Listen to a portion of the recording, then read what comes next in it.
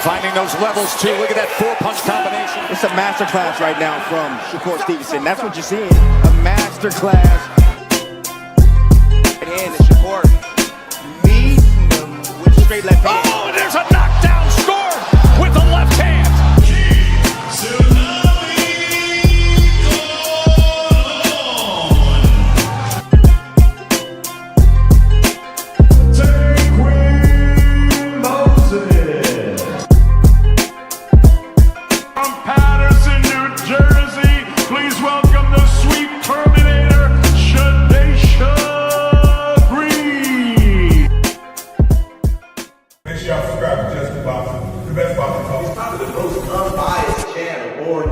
Right now, we're going to give him his just due. Shout out to my brother, Just Due.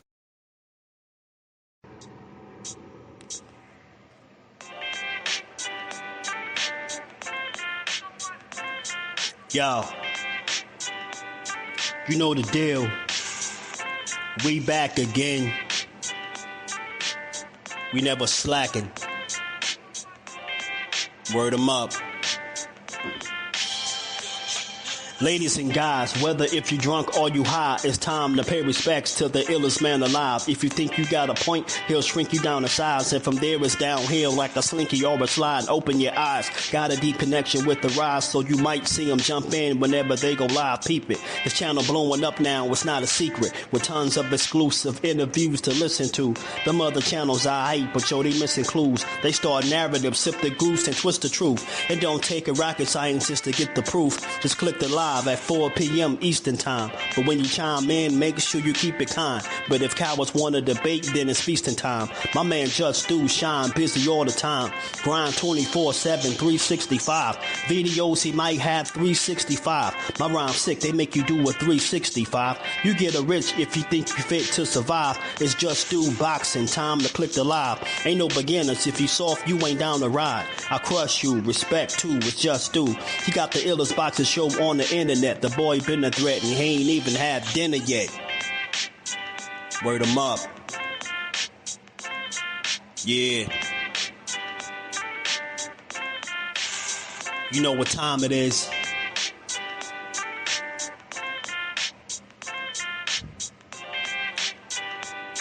$4 p.m. Eastern. Click the link.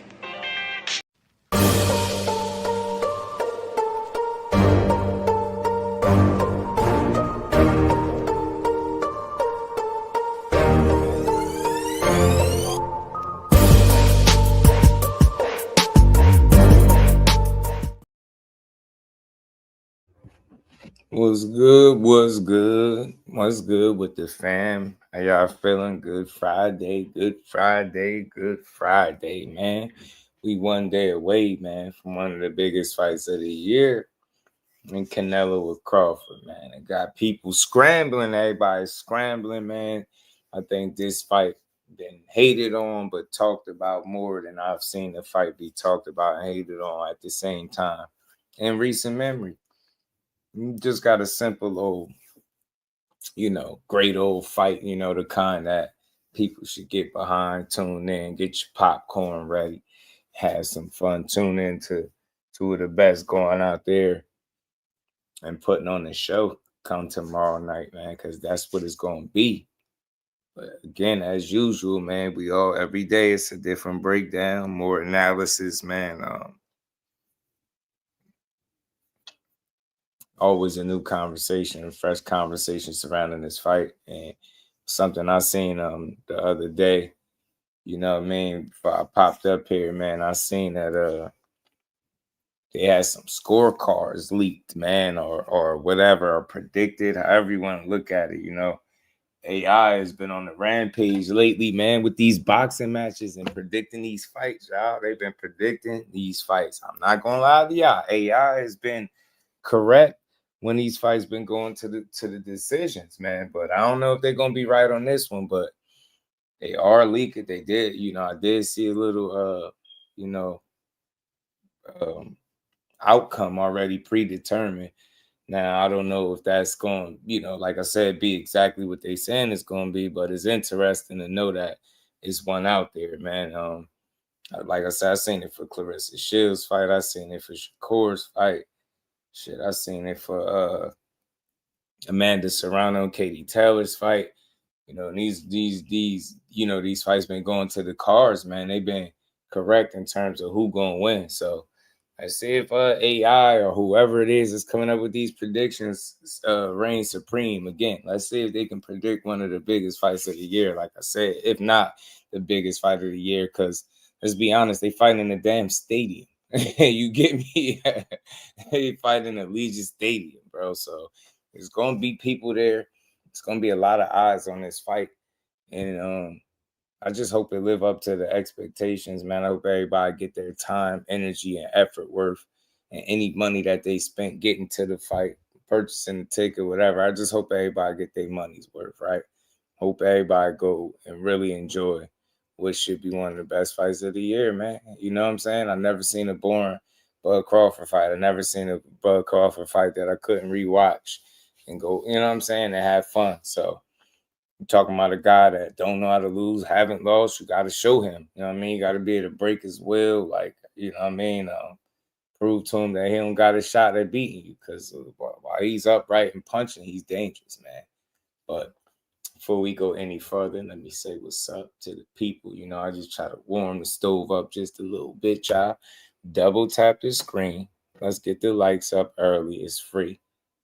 Smash that like button for your boy. Sub to the channel. Turn your notifications on. If you want to support the grind, feel free.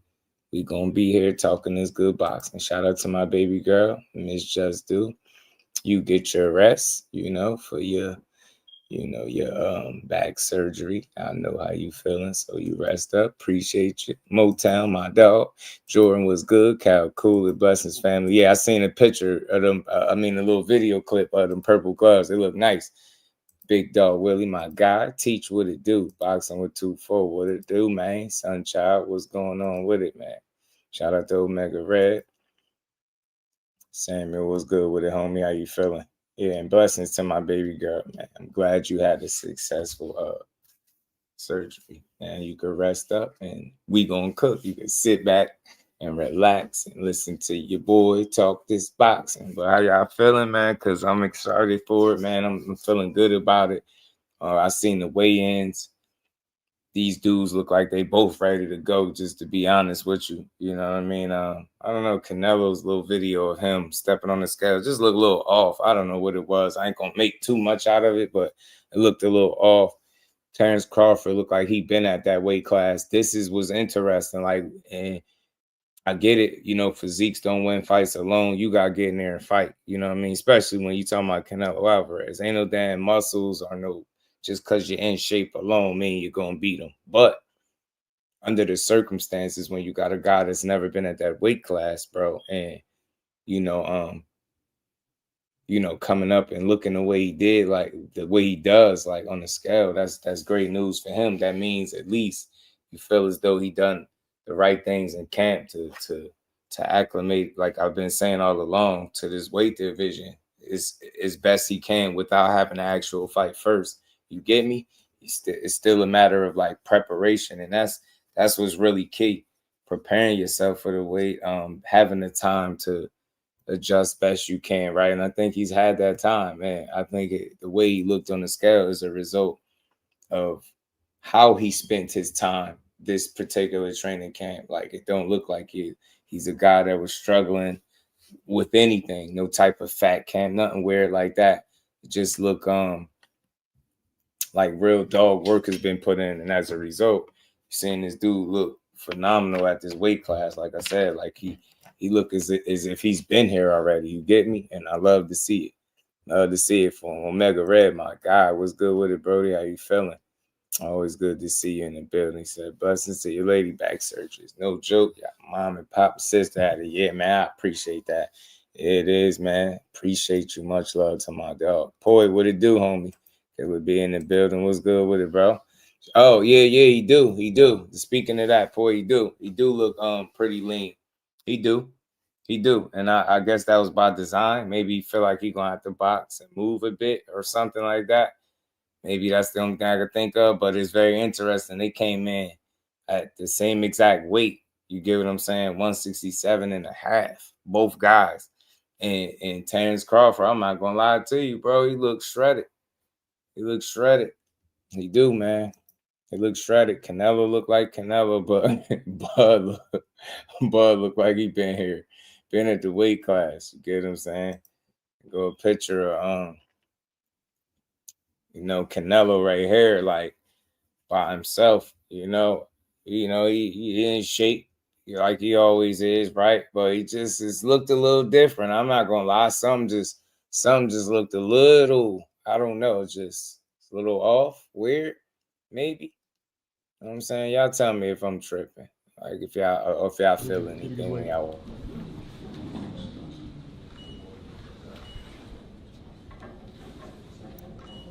That's Canelo.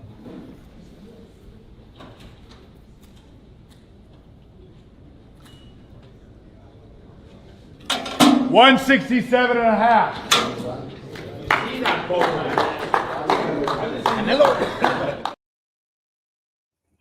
167.5. So I mean he definitely in shape and all that good stuff, right? But I don't know, he just looked a little lethargic stepping on the scale. I don't know. I mean, some people say he looked lean. Yeah, I get it. He looked about the same though, but he definitely looked ready to go too, So I expect this to be a great fight. But Crawford, on the other hand, he looked pretty damn chiseled, man. Pretty ripped up at this weight class. Like I said, it looked like he's been here before.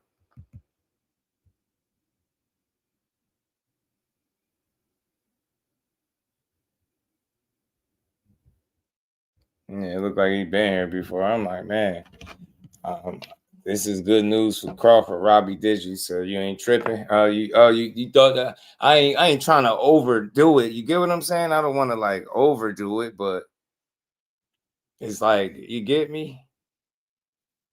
He just, something looked a little off to me. That's all. Like, you know what I'm saying? Looked a little off. Like he just a little lethargic stepping on the scale. And no, just no real urgency, obviously, and nothing. It's just a weigh in, but I don't know. You know what I mean? I don't think it's about to mean he about to go out there and lose and nothing like that. But something I know, he just stepped up really slow. You know what I mean? Really slow on the scale. And Crawford got a little short video too with him stepping on the scale. Where is it at? Because he weighed in too. These dudes, you could tell these guys put their work in, no, for sure. They damn sure put their work. I was supposed to get the rematch. That ain't what I'm looking for. Where is it at? Where is Bud Crawford? I go, which one? You know what I'm saying? Like that, and size, physiques and muscles and all that stuff, like I said, don't win fights alone. But it is a good sign to see him look like he's already been there. Whereas you seen Charlo look like he had a love handle. And remember, I've been saying this all along.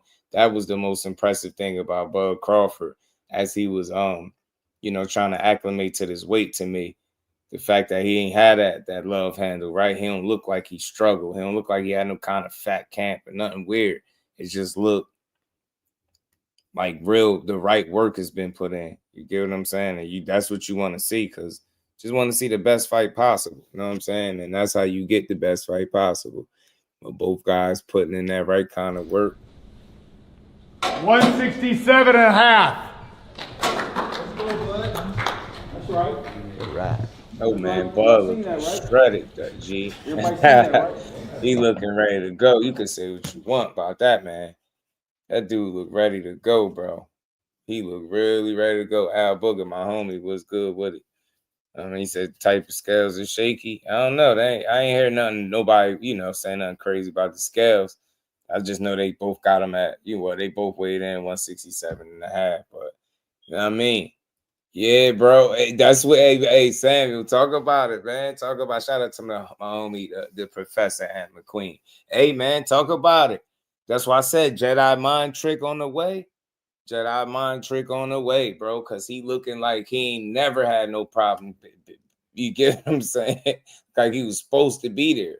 When Bo Mac said what he said, that's why I heard it the way I heard it, because that's what it looked like.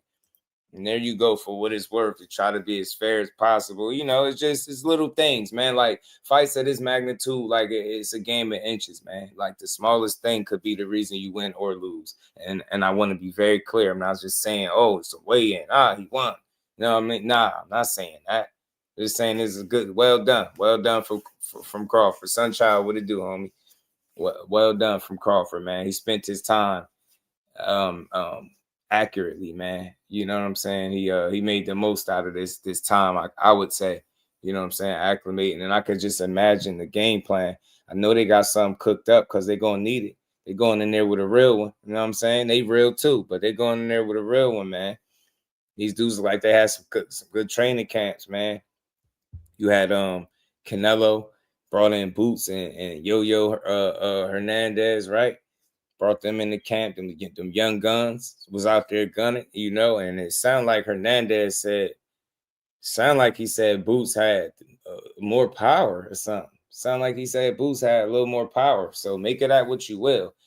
And look, I'll say this. Beforehand, Boots was leaning towards Canelo. Like he made a pick earlier. Then when asked about it again, like I ain't saying he switched his pick, but it sounded like he left room to, like, you get what I'm saying? Where, you know, before he was definitively Canelo. This time he was like, man, just may the best man win. That's all I'm gonna say. It sound like Boots was almost having a change of heart after sparring him. I don't know. I don't want to put nothing on him. I won't put no words in his mouth or nothing. But I'm just saying that. And then who was in here? Was y'all in here when I played the little like the clip with Boots and them when they was showing like their feet and stuff? They didn't actually show like the work, but you heard Boots, the grunts, and you could tell he was pressing forward. And the Hernandez kid spoke about some of the sparring. He said it was times where, you know, Canelo was getting it off and basically like an experience thing. You get what I'm saying? But in other instances, Boots was doing what he do. So I don't know, man. It's gonna be interesting, bro. This is what makes Bud Crawford, I think, different, bro. We seen Charlo do this shit. He did not look like this, ready to go out from the fight. And it's crazy. Like, I ain't into staring at nobody's physiques and nothing, but this boxing we talking, right? It's just like he had a phenomenal time in camp. Like, the picture almost don't do the justice because he was chiseled. And it's like, dude was in his way. He looked like 167.5. Bud is ready to go. You hear me? Favor G's my dog. Behind the Hands TV, my brother. What's good with it? I'm gonna go to sleep early like Christmas tomorrow. Sky Hot said both guys look good. Yeah, I feel like Crawford looks better, really. No, looking like he had to squeeze out more sweat. I don't know. You get Scott, man. I ain't trying to say nothing. He stepped up on the scale a little slow, like real quick. Get a good weight. Maybe I'm reaching, y'all. Maybe I'm reaching. The Bug got a 167.5. Look at him. Yeah, man. His shoulders, what shoulders? You know what I'm saying? But let's see how he carry it in the actual fight. Now that part is over with, right? Both fighters made weight. The speculation is over as to how heavy Bud was going to be. But this is the thing. He don't look super heavy. Y'all. He don't. And if he can carry this weight better than what people think and take a punt, oh, man. Let's go, Bud, man. Let's go. Let's go boxing, man. We win Saturday night. We get one of the best fights in the world. We all win. You get what I'm saying? We get to still talk shit. If you said Canelo was going to win and he do, feel free to stop by the channel and talk your shit. You get me? It's all good. But this is going to be fun, man. This is going to be fun, bro. This is going to be fun. This is what you wanted to see, bro. You know what I'm saying? I mean, Bud look like he ready to wrestle. You get me? Hey, Jordan, he look like he ready for some inside work, don't he? He look like he ready for the inside work if need be. They go to the inside. He look like he prepared. He like, yeah, man, ain't going to be no pushing me around. You get me? Everybody say Terence Crawford stronger than what they thought. You get me? A lot of people forgetting that I punch hard and I'm strong too. You know, a lot of people is overthinking this whole fight. Like, he's the bigger guy, he's the stronger guy since I'm moving up in weight. But we always have them same questions from Jeff Horn to Errol Spence to Talk about the Bud. Benavidez, all these big guys, you know, that's naturally bigger than me. You hear me? When they get in the ring with me, everybody say, wow, Terrence Crawford is stronger than we thought. You know, and I think here Saturday, people are going to be saying the same thing. And talk about it, Bud. Talk about it, because he ain't lying. That's another thing is he telling the truth about. When he get out the ring with people, that's something they be saying, yo, this dude was stronger than I thought. That's why I say you cannot deny him, man. You can't. Social introvert was good with it, man. He said, Crawford about to break him down. Talk to him. Motown Bug gonna get that body, snatch it. Fate, my dog, was good. Like Bug was leaning at the waist, said something, yo, Fate. I think he did it the right way. That's all I'm saying. Shelton was good with it, bro. How you feeling? You get me? Let's go, man. It's time to make history, Bud. 3 times on the way, man. AI out here predicting you to win, man. Hey, man, scorecards been leaked. Huh? They got some scorecards out there and they favor Bud unanimously. I ain't saying that he gonna win just because of that, but it is crazy. I just want to highlight that AI been right about a few things. You know what I'm saying? They've been right about a few fights. I don't know if they're gonna be right about this one, but it's very interesting that not only do they got Bud winning, they got him winning on all 3 scorecards, which is crazy. A UD on Canelo top is crazy for 3-time. 3-time undisputed with a UD is crazy. Get me? Who y'all think had the better training camp, man? Huh? Who had the better training camp, man? Because for Canelo, it's more miles. There's more miles for both guys. You know what I'm saying? It's more miles for both guys. But with every training camp, with every fight, Canelo get closer and closer to 70 joints, 70 full fights in the ring. That's a lot of miles. You get me? Where's Father Time going to be at this fight, bro? Is he going to be in the back? You know what I'm saying? Is he going to have a front row seat or what? What's going on? Where he going to be at come fight night? That's what I want to know. Is 3-time undisputed on the way and they know it? Like, is that why they out here predicting? Let me pull up the cards for y'all, man. Double tap the screen. Let's get to it, man. Let's hit the like button. Let's support the grind and sub to the channel. But is this what's going on? So what's really going on, G? I don't know, man. Like, where these judges coming from? Emmanuel, what's good, homie? How you feeling? My guy Fiverr G said 3-time undisputed. Hey, man, so where these cards coming from, bro? Where it's coming from, though? I don't know what's going on. Is they trying to play with the betting odds, yo? Because we got to think of everything, right? We can't just say any one thing, right? We don't know, but what's going on, man? I'm putting that Bud Crawford energy in the air. Bud got to stand on business. Bud, we rooting for you, G. You hear me?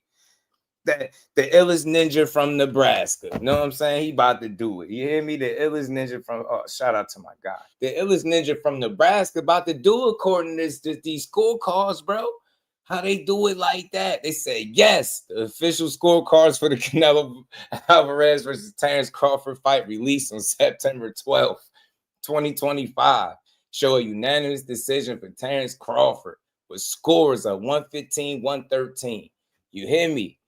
Man, 116, 112 twice from the 3 judges, making Crawford the first male undisputed champion in 3 weight classes under the 4-belt era. Here are the scorecards. Wow, man, what if they right? People gonna be super sick. They gonna be throwing up in their mouth if this happened, bro. They gonna be like, oh, they cheating. The fix is in. I can see it.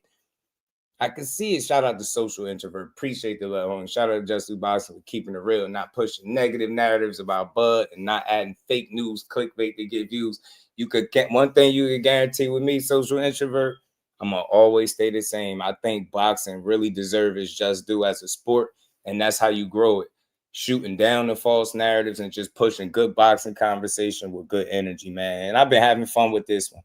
Got to get these guys they proper do, you know what I'm saying? And I appreciate that support. So we always gonna build over here for sure. And we ain't never got a box again. Well, right. well. I already been getting these bets, but now it's time for you to get your just due. And if you like to hear boxing get his just due, hit that like button for your boy. If you want to support like Social Introvert, feel free. Let's get to it. But we gonna have fun.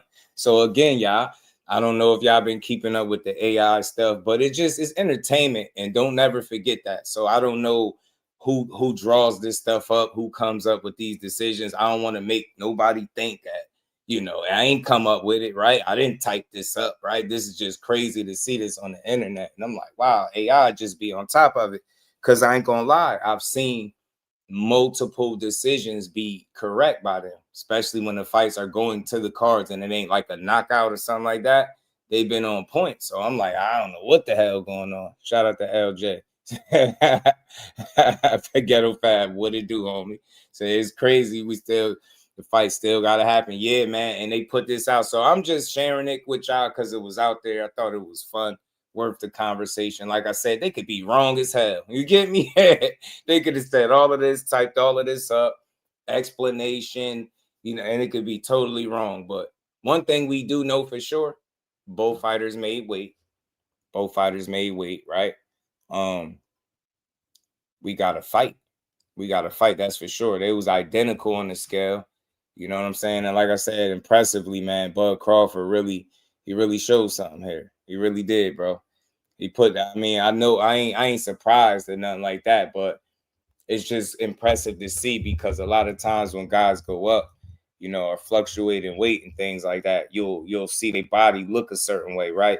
But he looks like he's been there his whole career. And that's impressive to me, because when we seen Charlo do it, not so much. Seen him get in the ring, he had a love handle. He looked soft around the midsection. Bud looked more chiseled, obviously, than Canelo. Now, Canelo ain't been the most super chiseled guy. If you know the career, you know him. You know he in shape too. You already know what's up. But it's gonna be interesting to see how now that we seen him make the weight. It's gonna be the next step is how you carry it and be able to perform with that weight.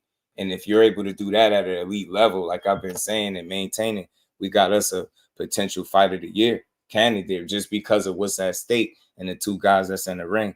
This is the best versus the best. Sometimes fights happen under these circumstances. Sometimes it's a guy jumping up a weight class or two to be great. And that's what Crawford doing. I don't have a problem with it. You get what I'm saying? Like I said before, man, just given his track record and his competitive nature, how this dude always showed up and showed out, find a way to win, figure it out. Get what I'm saying? Him always showing the consistency, the versatility through the years. If it's anybody that's going to take a challenge where some might deem it impossible, like I said, I seen a whole YouTube video deeming this, you know, the impossible for Bud. Some people think this is the impossible, what he doing. So I don't think so. I think it's very possible. I think it take the right guy and the right night with the right performance. Because Canelo is going to be fighting for his pride, for his, you know, the country behind him. You get what I'm saying? He got his people behind him, man. He ain't trying to go out like Willie Lump, y'all. You get me? He ain't trying to go out like Willie Lump. He want to win. You hear me? So whatever happened at Turkey's AI scoring that was trying out Saudi, I wonder. I know I paid attention to it one time in particular, and I didn't like it. It was weird to me, but I haven't heard much of it since that particular time. It's crazy. I don't know. I hated it. It's almost like that. If they're going to allow AI to make the final decision, that's tough, man. Hell no. Humans got to make the last decision. Humans fighting, that means we need a human eye on it. You know what I'm saying? Cards for Days said Crawford going to get that work. He's not going to be the same at this weight. I ain't mad at you, Cards for Days. You could be right, bro. You get what I'm saying? Over here, I'm not going to tell you wrong just because you see it differently. I'm going to tell you I understand where you're coming from, and that could very well be a possibility. That's why we see these fights. But, you know, far as what the naked eye could see, so far, so good. They've represented, man. These dudes did what they needed to do. They've sold the fight. It's been fun. Leading up to it, to me, I think Terrence Crawford has been very locked in and focused, and this is just what you wanted to see going into a fight of this magnitude. You know what I'm saying? You want to see based on your search activity, algo knows as well. Yeah, true. That's true too. But I think in this case, like I couldn't find it for nothing else. You get what I'm saying? Sonny Boy Boxing was good with it, homie. Felix was good, fan. People were saying, but pick was Photoshop. I guess not. Which one? This one, Felix? Shout out to Cut Creator in the building, my dog, man. He said, Ward said, Bug coming down 175 or 180. And that, think of a cut. Do that sound like that bad of a cut? From you could say on the high end, let's say 180. to 68. You get what I'm saying, Cut? Is it that bad? It ain't even that bad. You get what I'm trying to say? It ain't too bad, yo. It ain't. You get me? So, and I think the time that he's had some good time on his side, which makes it, worth the while. You get what I'm saying? It makes it worth the while. You know what I mean? He used the time the right way, and that's very important for a fight of this magnitude, right? It's not just because remember, a lot of the conversation was about, oh, he just bulked up, oh, he just packing on weight, oh, he's too big, oh, he gonna be slow, oh, he made a mistake. I ain't seen like he made no mistakes, not yet. Anyway, it's too early. So far, it looked like he crossed every T and dotted every I, bro. I can't see him doing anything any differently than what he just done it just now. So I love this shit, man. Hey, man, either I'm going to be right or wrong, and I don't care, y'all. Like I'm telling everybody in here that think Canelo's going to win, it's all good. Talk your shit. Have some fun with it. We going to be here. We're going to try to call these joints live because it seemed like I have to. This is a big fight. They ain't even charging us for it on pay-per-view. It deserves to be watched and supported. Why not? You get what I'm saying? A lot of times we ask for guys that dare to be great, and when they do it, you just got to support it. So I think that's where I'm at with it. You get me? I'm just going to support what I think is one of the best, or possibly one of the biggest and best fights of the year, for sure. Shout out to Johnny Hill. He said, Canelo wins. He got his money. Got your money, and I ain't mad at you, Johnny. Talk to me, man. How does Canelo win, man? We going to build, man. We going to talk. We going to get to that Sway in the Morning interview from Shakur. You know what I mean? Steven Espinoza was up there. That was a goodie. We going to get to that as well, but we just had to build on this, man. They done leaked some scorecards, and you know what I mean? UD for Bud is crazy. Damn, they ain't even got it close. They had 116, 112 twice. Let me find out. AI see a little boxing lesson for Bud Crawford, the dub. You know what I'm saying? It says so the Fabby photo was old then. Oh, absolutely. Rosia, hell yeah, that was old. Hell yeah, that was old. He said it. I mean, the MMA guy that posted it said it was old. He just confused the people. Because look, I'll show you this, man. This will let you know it was old. Your video, you ain't going. 167 and a half. Bro, look how he's been at 68. It's old for real. Ass, belt to ass, man. Everybody see that, right? Belt, it's time, man. Get the belt out. Only thing he missing is the belt, G. I'm telling you, he look like Bud look like he been at the weight class his whole life. Look like he ain't have to do nothing. He just let me get in shape. I hope he still got his speed, foot movement, all that stuff. I just want to see the best possible fight we could see, yo. And you see that with him being in tip-top maximum shape and being able to fight at an elite level with that weight on him, man, and take them punches, of course, because Canelo gonna be trying to leave him in the dirt. I ain't even gonna lie to you. You know how Canelo fight, especially early on, he'd be trying to whack you with one of them hooks, or if you in close, he'd try to split the guard with the uppercut or something like that.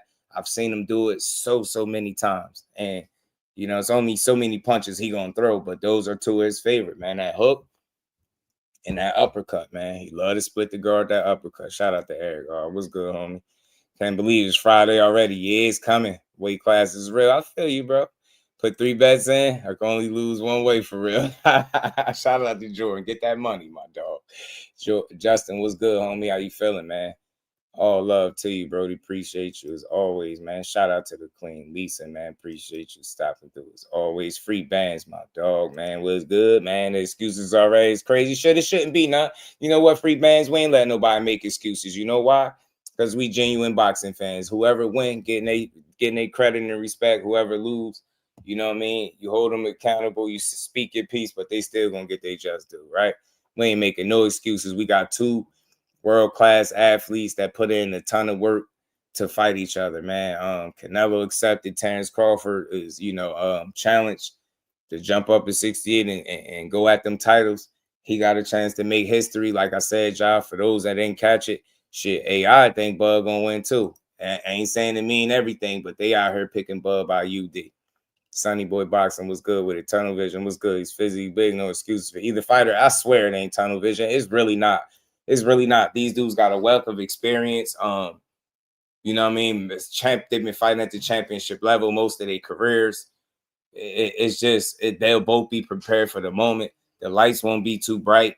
None of that will be the case come fight night. It'll just be the case of the best fighting the best. If Canelo Alvarez is too big, too powerful, then that's what we'll see. If that's not the case, and you got a Terrence Bud Crawford that's game as many expect him to be, game and ready to deal with whatever comes his way, then that's what we're gonna say. And I'm telling you, man, you talking about a guy that don't know how to lose, don't know nothing about losing, and ain't concerned with nobody's L. He trying to put belt to ass.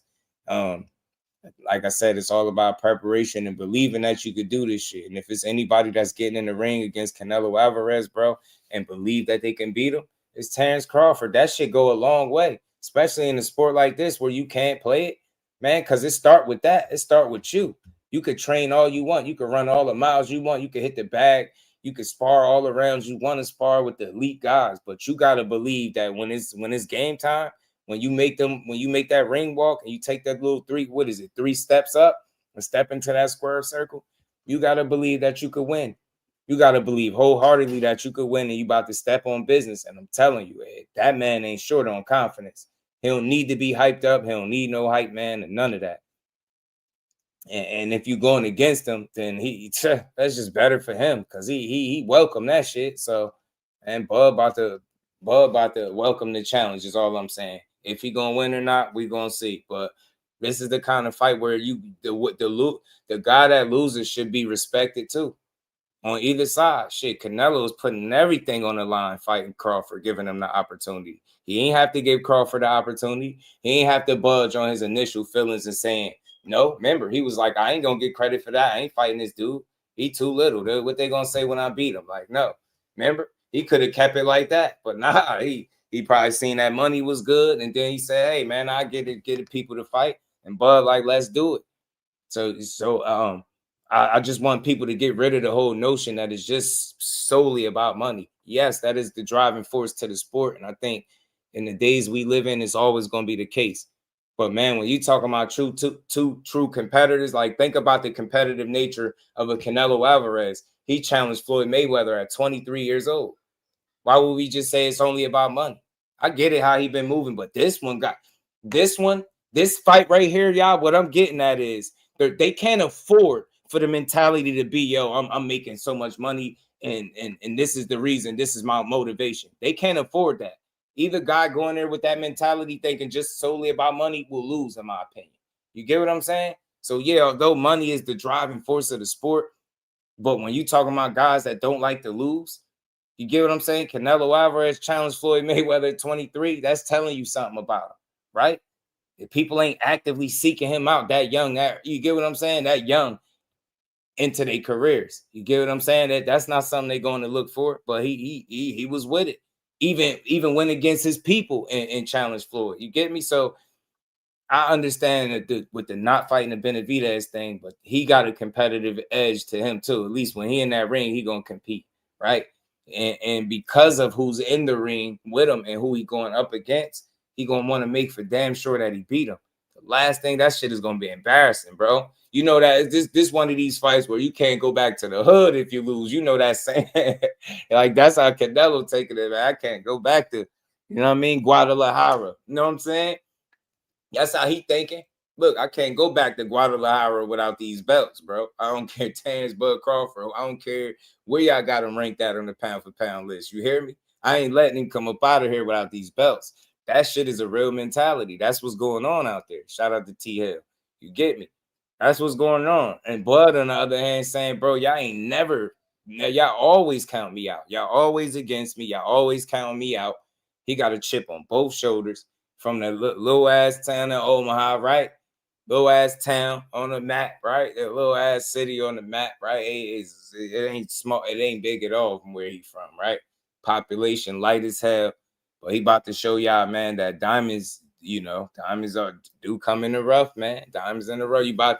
They keep about to shine, man. I think that's what's about to happen. I hope that's about to. I need that to happen. You get me? You get me? But that's what it is. So the only thing now we can beat him is horseback. Beat him in his horseback ride, right? But the fool, because you know he want to compete at everything. Super competitive. That's why I say, man, everything is on the line here, man. Everything, man. You hear me? Look at the greatness, man, that exudes from both guys, bro. This is greatness versus greatness here. You get me? Is Bud gonna walk away with all these belts? But what? What's gonna happen? You dig? Is he gonna walk away? You get me? Is Canelo gonna be too much, man? Is 68 a bite too much for my guy Bud Crawford? You hear me? It's happy a fight like this is happening. Yeah, Gray, I'm with you, bro. I'm with you. Love it. Love it. I like it. I support and I respect both guys on both ends. And I know that this is a fight that can go either way for sure.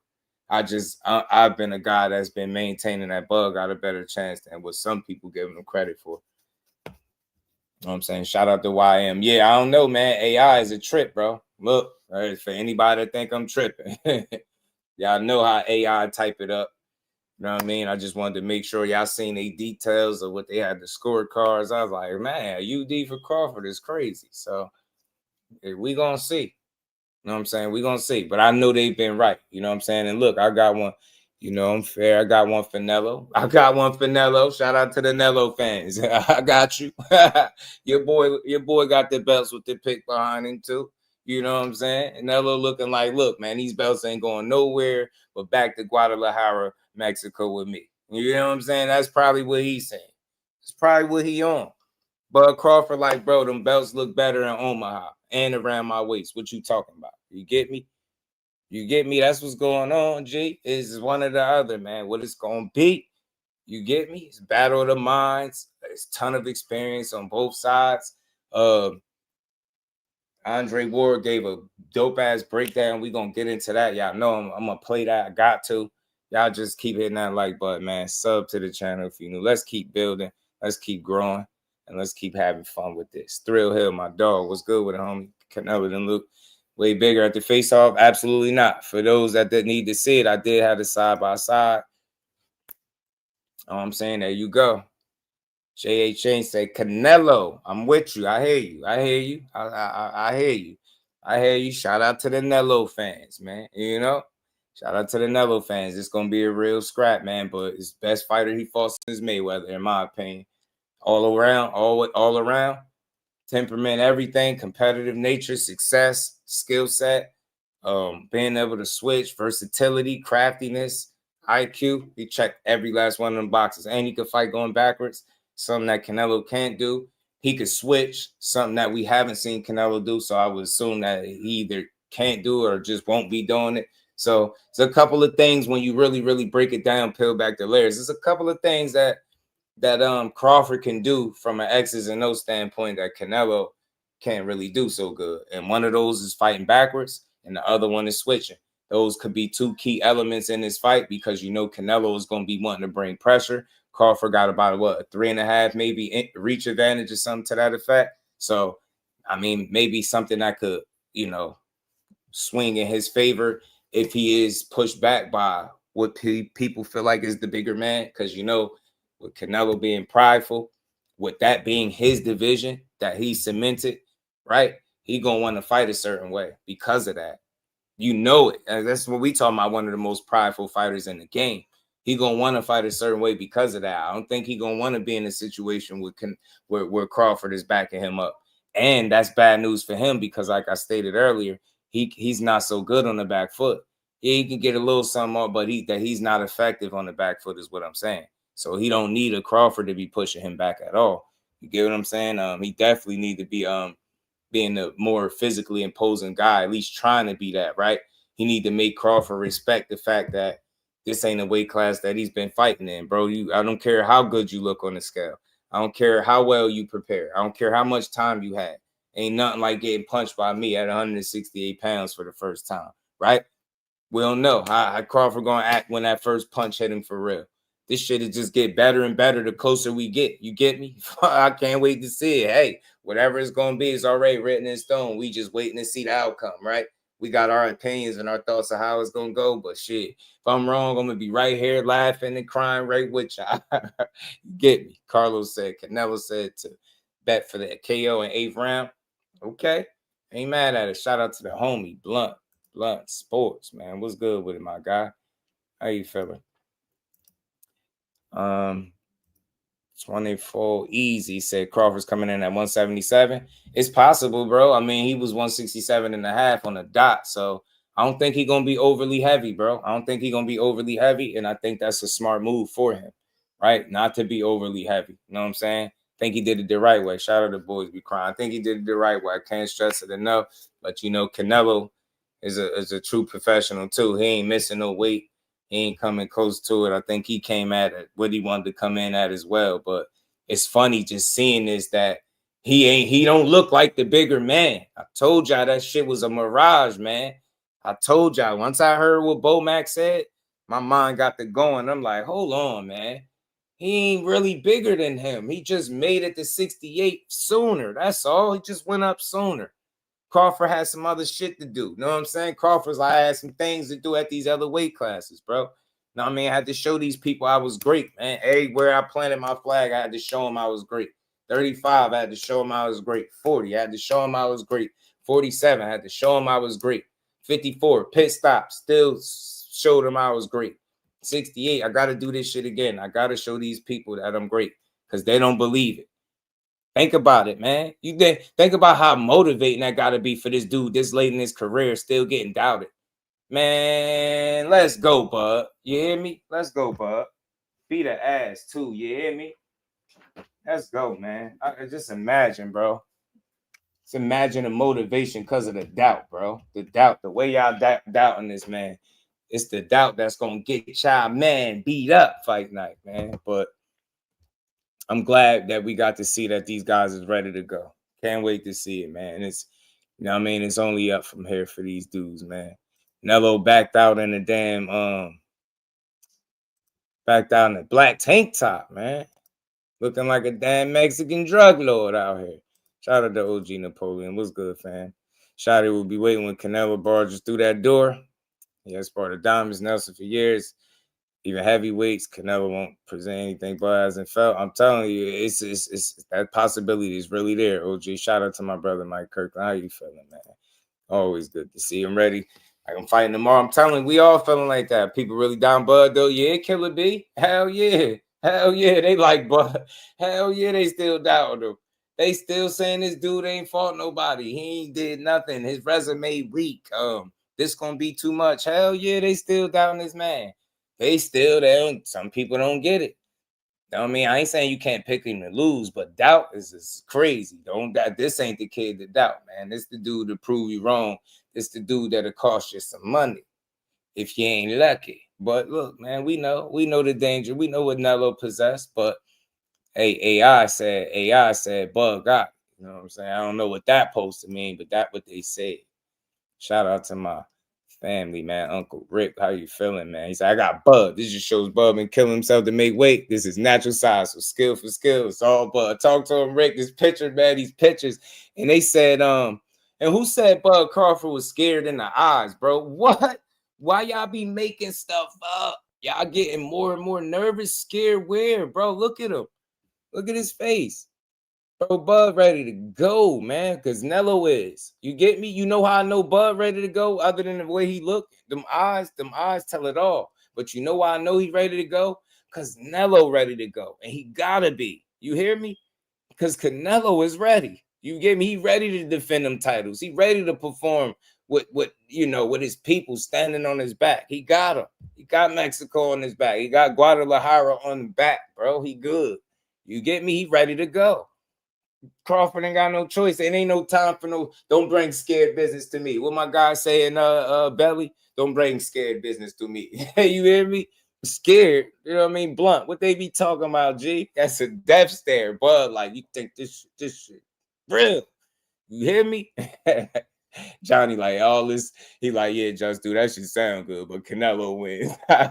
Shout out to you. But scared to me. Bud looks scared to you? Shit, man. I don't know what you see, bro. I don't know what you looking at. Bud, like, bro, I'm ready to punch. Look, what Bud say? He ready to run them punches upside his head, G. He ready to run them punches upside his head. Don't bring scared business to me. You hear me? Bud got that look like, man, look, you ready? You hear me? Because it's gonna be that. It's gonna be that, man. You hear me? You ready to go? Cause it's gonna be that out there looking like you've been at the weight forever.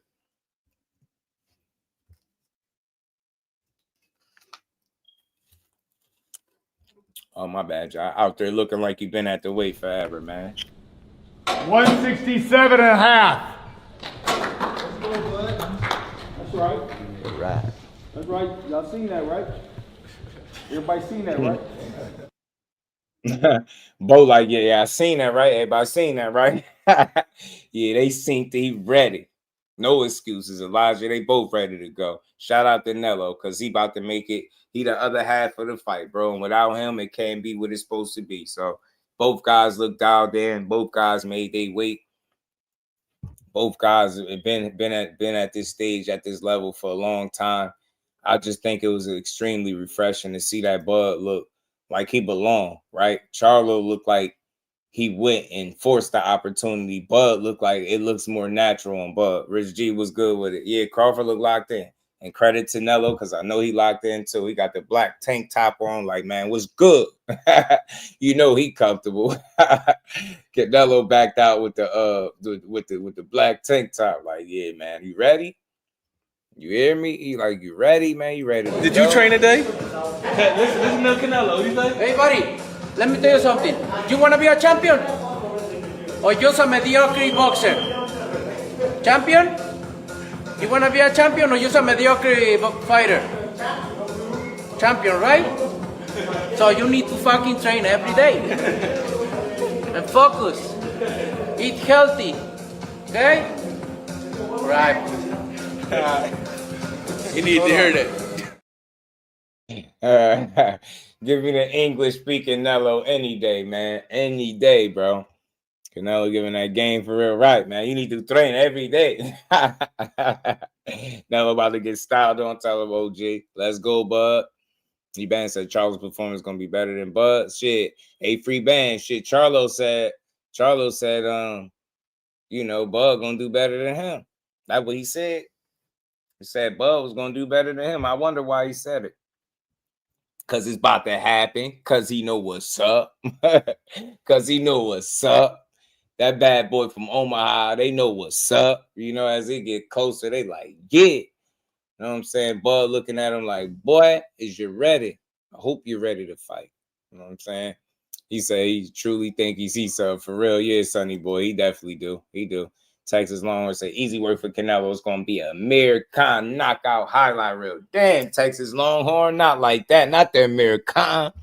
Hey, Texas Longhorn, you trying to see Bud have an out-of-body experience? Damn. Why you wishing that on my guy, Bud? Not the out-of-body experience, man. Not the American treatment, dog. Damn. He gotta get the American treatment, bro. He can't get the John Ryder business. He can't get the Edgar Berlanga, the Jaime McGee. Damn, bro. He gotta get the American treatment, though. Sheesh. He can't even get the Charlo treatment. He gotta get the American. Damn, that's rough, man. So this not gonna be no cakewalk, though. Yeah, on either side, yeah, they gonna push each other, bro. They are. Boots is Bud 2.0. I gotta go look for that. Be right back. Like we can never say about boxing is great. Yeah, man. Tom said Bud is really ready for what's coming. Yeah, man. Bud all day, man. Shout out to Corey. He said Bud all day. Talk to him, man. 24 easy. Said Bud is 38. Nah, man. You heard what Bud said.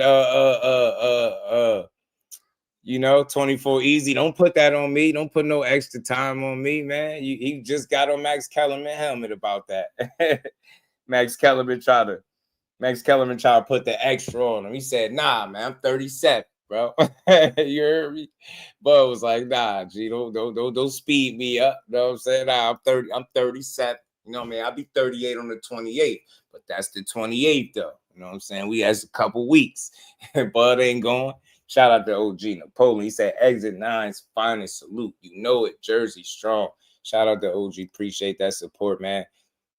If you in here, man, make sure you double tap that screen and subscribe to the channel. Let's build. Let's support. Let's keep growing, y'all. Shout out to OG.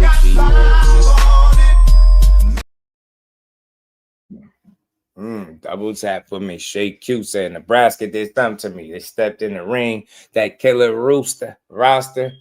And Andre, what is that? Andell Holmes. Who's Andell? Bud ain't playing no games. Absolutely not. Bud 30, but his body. Bud 38, but his body 30. You get me? He preserved. You feel me? Alicio Arenas. He said Crawford. Talk to him, bro. Eli, talk to him, fam. Talk to him. He said Crawford. He said hit that like button. You heard what the queen said, and don't make her say it again. Hit that like button. It's only a double tap away. I told you, all you gotta do is take this finger that you be picking them boogers with, and when nobody looking, yeah, take that finger. Hopefully, ain't got no bugs on it now, and just double tap your screen one time. That's all. One time for the one time. You know what I mean? Eli said Crawford for the win. Let's go. Talk to him, man. You get me? Got to put it in the air because they don't hear you, though, B. They don't be hearing you, though. You get me? They don't be hearing you, though.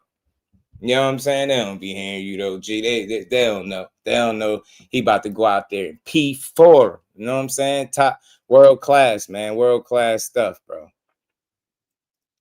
When you look at my career and you look at his career, he had the support since he's been an amateur. So he had money behind him since he was 15 years old. So he already had people that believe in him and put the money behind him and get him, you know, in the best camps, put him in the best situations. All he had to do was focus on boxing. I never had that.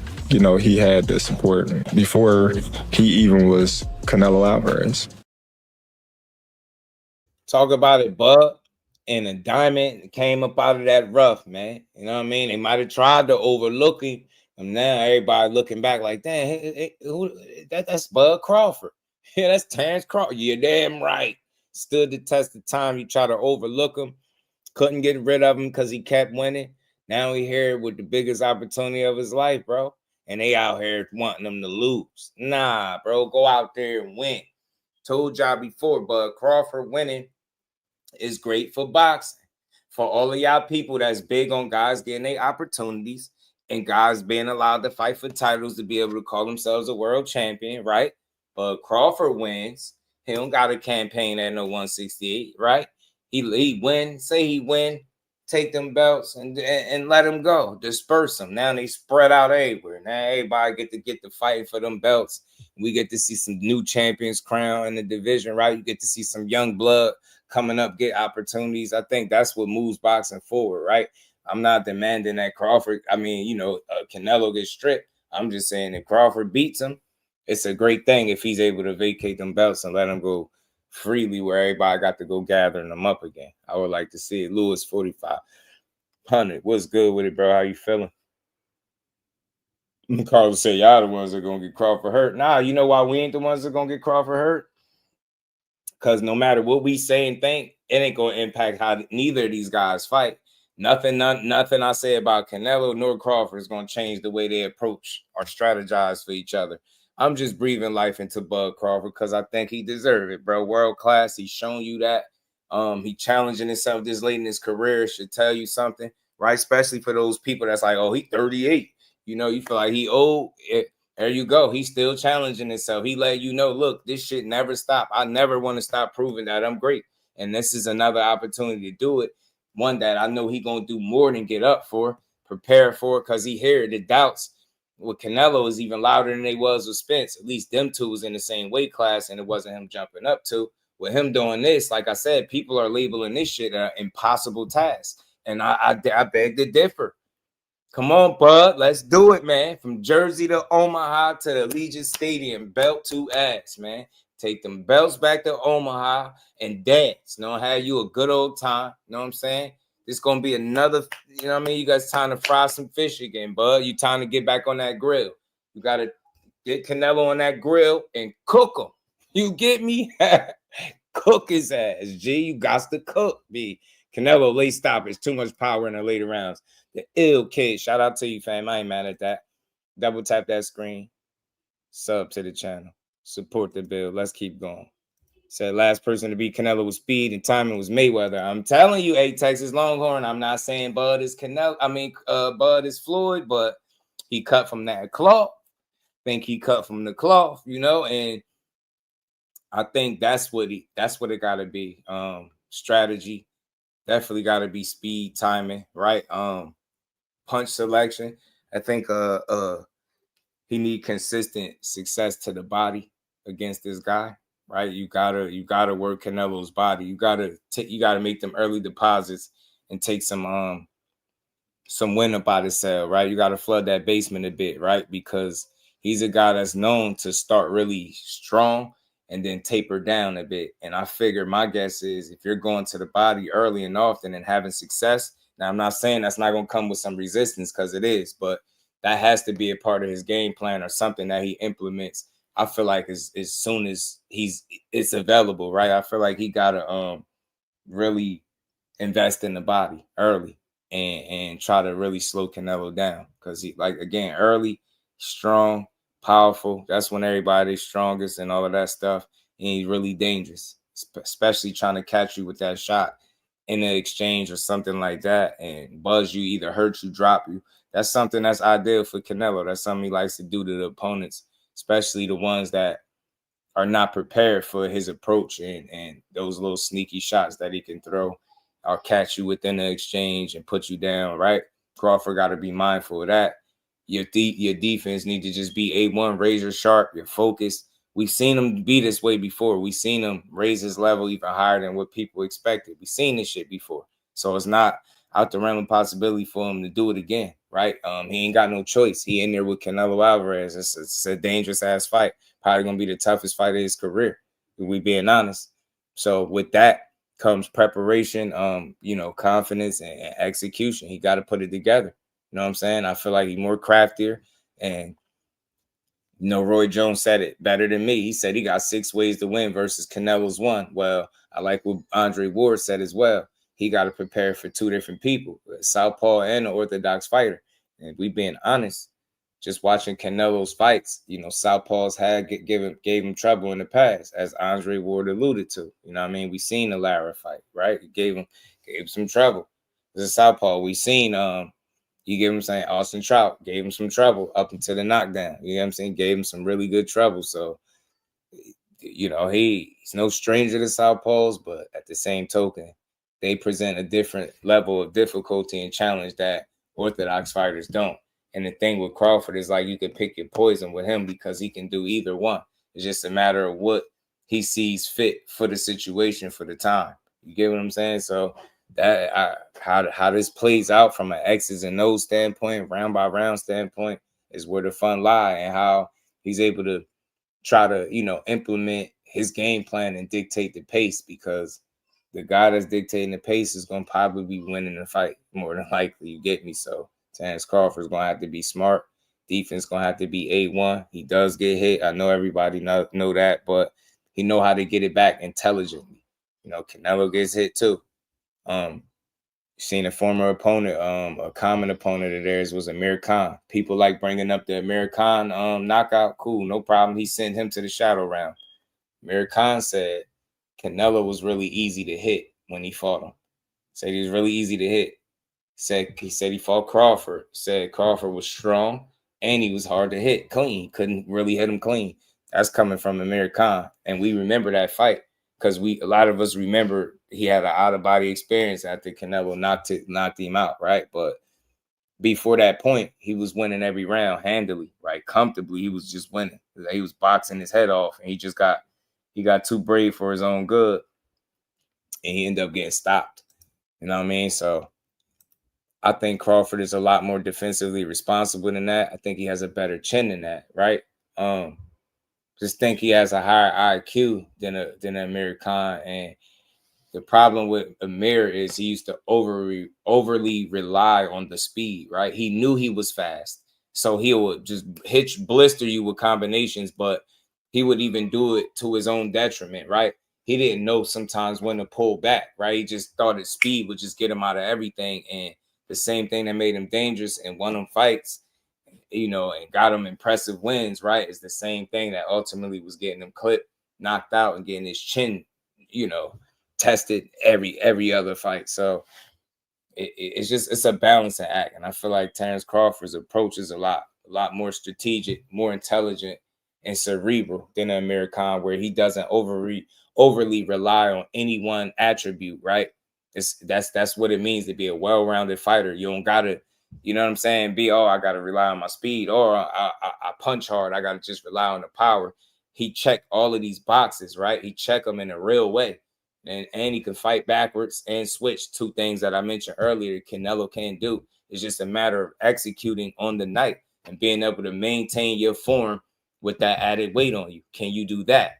Because I don't think the first time he get hit, he going to fall over or it's just going to be night-night. But I do think he got to be very smart and aware and cautious of those shots that Canelo catches guys with that they don't see when they try to exchange with him. Because y'all know Bud, like I feel like I know Bud from a fighter standpoint. He brave enough to do that shit, but I hope he's smart enough to pick his shots, really box him, move, create a headache, man. Be a headache for Canelo, frustrate him, go to his body, make him miss, make him pay, right? In and out movements, man, changing levels. There's a lot of things that Bud Crawford at this age, 37, still can do.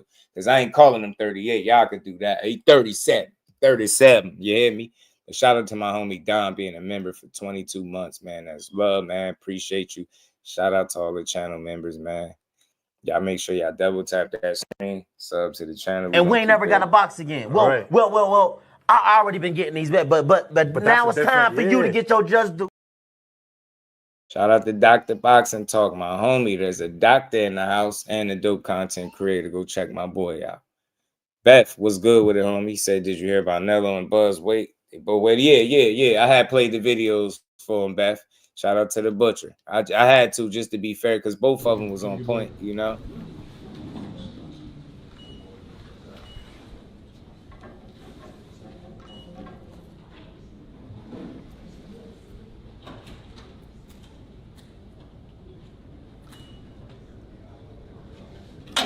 $167.5.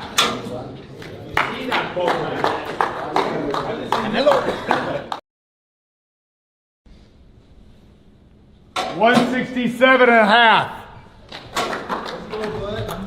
That's right. That's right. Y'all seen that, right? Everybody seen that, right? The butcher, my God, man. Shout out to my sis Melanie Queen. Appreciate you as always pulling up. The building gonna get arrested for manslaughter for guys like Crawford so hard. You think yeah, it's gonna be fireworks, Beth. It's gonna be fireworks, and I love it. I'm here for it. Both guys made weight, same exact weight, and Bud just looked like he in slightly better shape, man. I know looks can be deceiving, and they don't mean any and everything, right? But for what it's worth, when you had people posting pictures of him, you know, from older pictures when he wasn't in this type of shape, when you had people talking about he putting on too much muscle, then you wonder why, if anybody is wondering why I'm putting emphasis on what he looked like on the scale, for that reason alone, because people put an extreme amount of energy and effort into, like, oh, well, look, I told you that picture with him flexing, that was Photoshop. That wasn't really him. See, he fat. You get what I'm saying? Or if it wasn't that, then his butt looked too big. He putting on too much muscle. He going to be slow. He shouldn't have did it like that. But then when you see what he looked like on the scale, and he looked like he been at the weight just as long as Canelo, right? And all of that shit go by the wayside, and they continue to try to find these narratives, which I don't understand. You don't need no narratives when you got a great fight. Sell this shit for what it is. Both guys made the weight. Bud is so far so good. To me, he's checked every box that he could check so far. Now the rest is just the fight. Now it's getting to the fight. Now we got one more wake up, and here we got action. You get what I'm saying? We got action, y'all. So stadium fight, big ass opportunity, man. I'd like to see people get their just due, and with a win, he really gonna get his just due, because you're gonna have to. I'm gonna keep saying it, man. That crow gonna be crazy if he beats some people. I'm telling you, they're gonna have to really eat some crow, man. You get me? They're gonna really have to eat some crow. A lot of hate, a lot of hateful words. Notice, y'all, and I want to point something out, the difference between me and just like how average person would be talking about this. You will hear them probably dissing Canelo or going in on him or making it sound like, well, there ain't no chance in hell for him. But I ain't doing that, right? Alan was good with it, homie. You know, he got a real one in front of him, but that's why I'm trying to speak life into him, because this shit could go either way. It could go bad. it could get bad, man. You know, Canelo, a body snatcher. He a body snatcher, wealth of experience. He's been in there with the who's. Still got some pretty solid, good upper body and head movement. He know how to get out of the way of a shot. He got a hell of a poker face. Not to mention a granite chin. He ain't never been down in his career. You get me? So it's a lot that swings in his favor that make him or put him in the driver's seat to be able to win. It's above solid, bro. His chin, bro. The butcher, that don't even do him justice, bro. Bro got a granite chin for real. For real. Maybe them neck exercises that he be doing all the time with that weight, maybe that should pay off, and not to mention he's good at rolling with his shot, taking his sting off and different things like that. But that man got a beard, man. He got a hell of a beard. He could take a shot. So I think, anybody is susceptible to being hurt to the body. And I feel like that has to be one of the focuses, one of the main focuses for get his body, bro. Attack his body early and often, siphon that gas right up out of that tank, bro. Put flood the basement, as I like to call it, man. Put them early deposits, man. Flood the basement. Make the second half of the fight tough as hell for him. You get what I'm saying? Make it tough. And I think beating the body up will do exactly that. I think it'll make him second guess some things, right? Make him have to switch it up. Not being a stationary target. Telling you see Canelo get frustrated with people that know how to box and move successfully, effectively, right? Not just, trying to get away from him. I think that'll motivate him, right? To a degree, right? If he got you, if it's one of those fights, he gonna definitely feel like it's one he winning with. If you just in there trying to survive, like some people feel like Crawford gets hit, then he gets on his bike, he gets on a good foot and stay there. I don't necessarily see that, but I think he's gonna have to figure some things out in this fight, and it's not gonna be easy. But shit, I'm pretty sure he wouldn't have took it thinking it was easy, right? So this is where he get to show not only just how competitive he is, but how great he is. Like, again, I always speak about the competitive nature that these other fighters talk about when they speak on Bud, but never mind being competitive. He got an opportunity to prove greatness and prove people wrong. The motivation for that shit is endless. You get what I'm saying? The energy behind the motivation for something like that, I think, is endless. Really being able to put Omar on your back again, right? Think about how many people will be looking up to him with seeing him do this shit. And I think that's going to be the case even in a defeat. But a win, bro, just puts you in a different kind of conversation, and people got to shut all the way up. That's all, y'all. That's what because look, let's call it what it is.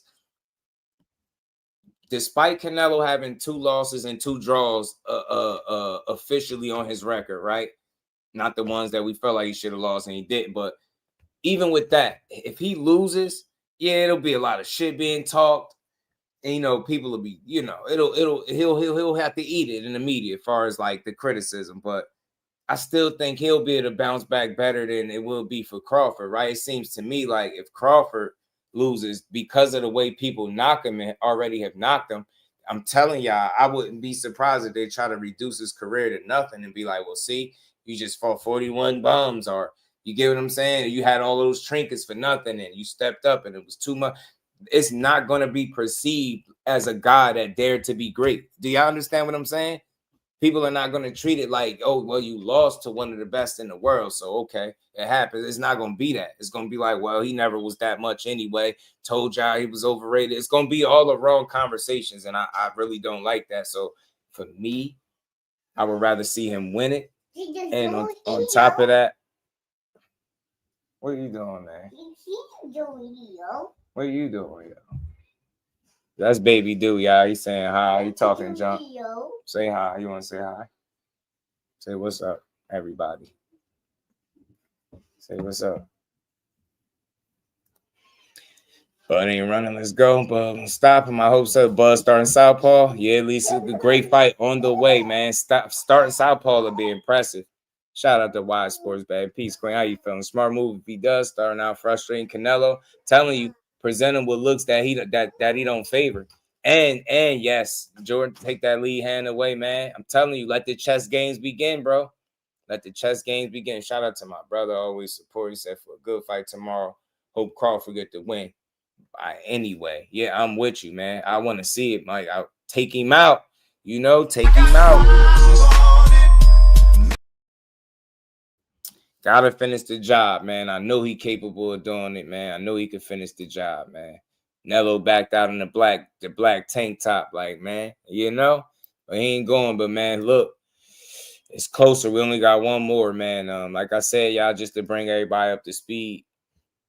This was AI's prediction. This is not Just Dude's prediction. I'm rocking with Crawford. I know this is going to be the toughest fight, in my opinion, the toughest fight of his career. But I think fighters like him that's cut from the cloth he cut from, you get up for opportunities like this. It's the reason he probably seek this fight out. Not only want to say probably, I think there's a reason he seek this fight out. It's a reason why he was so confident about this opportunity. And it's just a matter of him going out there and showing us all, not just me, but everybody, exactly why he wanted this opportunity and why he's been so confident the whole time. He's had like a sneaky, quiet confidence about him. And you can't ignore that shit. Like he's not an over talker, right? He don't overdo it with the talking. He gonna stand his ground. You're not gonna just, you know, walk over him, but he's not a guy that overly, you know, sells it to you. But he gonna let you know, look, I'm here. I'm different. I'm coming to win. This ain't gonna be one of these other guys that's in here scared and just here because you picked them or they know you come with a bag. Yeah, I know that shit too. And I know you dangerous. I know you done fought the who's. I know you done fought Floyd Mayweather. I know you learned since then, but I'm doing my homework. And I feel like I could beat you. I see some shit with you that I feel like I could exploit from an X's and O's standpoint. And I'm willing to put my money where my mouth is and put my career and legacy on the line. You get what I'm saying? Putting everything on it, everything. And I'm just going to show people, look, man, I'm better than you. Yeah, ain't nothing better than that. I'm telling you, that's why boxing is sweet, man. I'm telling you, ain't nothing like challenging somebody to say, look, and that when it comes to boxing and putting them things together, I do this better than you. And not just saying it, having the opportunity to prove it, but being willing to. You know what I mean? A lot of people said a lot of things over the years and not been about it. Bud Crawford, we could always say he's always been about it. So nothing changes. Belt to ass time, man. You get me? Belt to ass time. Yeah, they be thinking, wise sports betting. They be thinking Bud gonna run. They be talking that running stuff. As soon as he get hit, he gonna take off. You just gotta frustrate his ass. And the crooked promoters just best fighting the best for the love of the sport. I'm telling you, yeah, I just want to see both guys get their fair shot. She said he has a reach advantage, better footwork, and a higher IQ. Canelo has bad knees, gets frustrated easy with switch hitters, and has been punching less. I'm just saying, I agree with that. I had his bet, so I went either way. Riley Crawford, talk to him, Live Sports Bet, man. I go check her out, by the way, too, because she be doing her thing with the sports bet. So go check out the queen, man. But shout out to OG. Appreciate the love, homie. We gonna keep building. We ain't going nowhere because we got to get to we're gonna get to the Sway in the Morning interview with Shakur Stevenson. And I thought it was dope to have Steven Espinoza up there. So if y'all didn't see it, y'all gonna watch it with me. And if y'all did, just sit tight and we gonna break it down how we always do. You know, we gonna talk about it. Shout out to my cousin Ashley's Corner, man. This is the scorecard. You already know. Shout out to Wide Sport Bet. And we got to support the content creators, y'all. That's how we grow. So y'all do your boy solid. Double tap the screen. Subscribe to the content creators. Support the build. And we're going to keep going. But this is the scorecards that was leaked or dropped or predicted by AI in favor of Terrence Crawford. They said he was going to win a unanimous decision with the scorecards being 115, 113. Then they had 116, 112 twice. And they one judge, 1, 2, and 3. It's crazy that they had a clean sweep for him. Mercury Rising, what's good with it, fam? 119 to 109, Canelo. I ain't mad at you. It could very well be something to that effect, man. You never know. Jalil and the dude, the dog too. Talking about Hackett. Shout out to Jalil Hackett getting that win yesterday. Emotional, man. Emotional. And I felt that energy. Said Jalil got that KO. Hell yeah. Real quick, just because y'all brought it up. Quick pit stop because we rock with Team Hackett over here, man. I was supposed to get the rematch in March. I got injured. Bro, people talk bad about me after that shit, bro. They just wrote me off. So it's like, to get back here, even this, leading up to this, you know, they say you finally got 8-0, he gonna beat you. You gonna be working at Walmart after this fight. I was like, nah, bro, I ain't ever give up on myself. That's all, bro. Give it up, bro. Love it, man. I feel for people because look, he did. You would have thought he'd have lost multiple fights. You would have thought he got his ass whooped or embarrassed or any of that stuff. And he just lost a close fight where a lot of people thought he won. He should have won the fight. He lost it. People trashed him. You hear what they say? Oh, he's gonna be working at Walmart. Telling you, boxing fans are the worst when you lose. That's why these guys carefully pick out who they're gonna fight. That's why they move. That's why I think they're very particular when it comes to risking that when they have him. Guys like him, he's the opposite of what a lot of people complain about. Not willing, not you know, scared to risk the not, you know what I'm saying? So he willing to put it on the line, and then he lose, and they're like, oh, he should have beat that guy. He's not that good. He's just not it. It's like, damn, man, dudes can't lose in the sport of boxing. It's tough, bro. Really tough. Shout out, yeah, Motown. Yeah, I like that. I like that interview. I liked it. This just shows that AI ain't reliable. I don't know. AI been listen. This you don't got to take this. The fans are Walmart. I'm telling you this. Listen, you don't got to take this to the bank in terms of AI. It just makes for an interesting conversation for me. And why I brought it to y'all is because I seen these very same predictions. Me looking this up for certain fights. Like I seen it for Zepeda and Shakur. You get what I'm saying? UD, unanimous decision. Of course, they was right. You get what I'm saying? I seen Clarissa Shields, Amanda Serrano, Katie Taylor, right? And it's another one I can't think of right off the bat. But they was all decision victories, and they was right. That don't mean they're going to be right here, but it's just something interesting to talk about, right? Like get the people going. Like some people, man, AI bugging. Oh, it's fixed. A lot of people react differently from this. I don't want to say that nothing is fixed because they're doing this, but it is interesting that not only do they have him winning by a UD, they got 3 judges all going his favor and 116, 112 twice. It's like that's convincing. Like that's a competitive fight, but it's a convincing win, right? So that would be huge for Terrence Crawford if he's able to pull off the UD in this manner. I think, you know what I'm saying? I think that'd be huge for him. Reef was good with it. So yeah, look. AI, is it 100% accurate? No, I don't think nothing is, right? Oh, shit.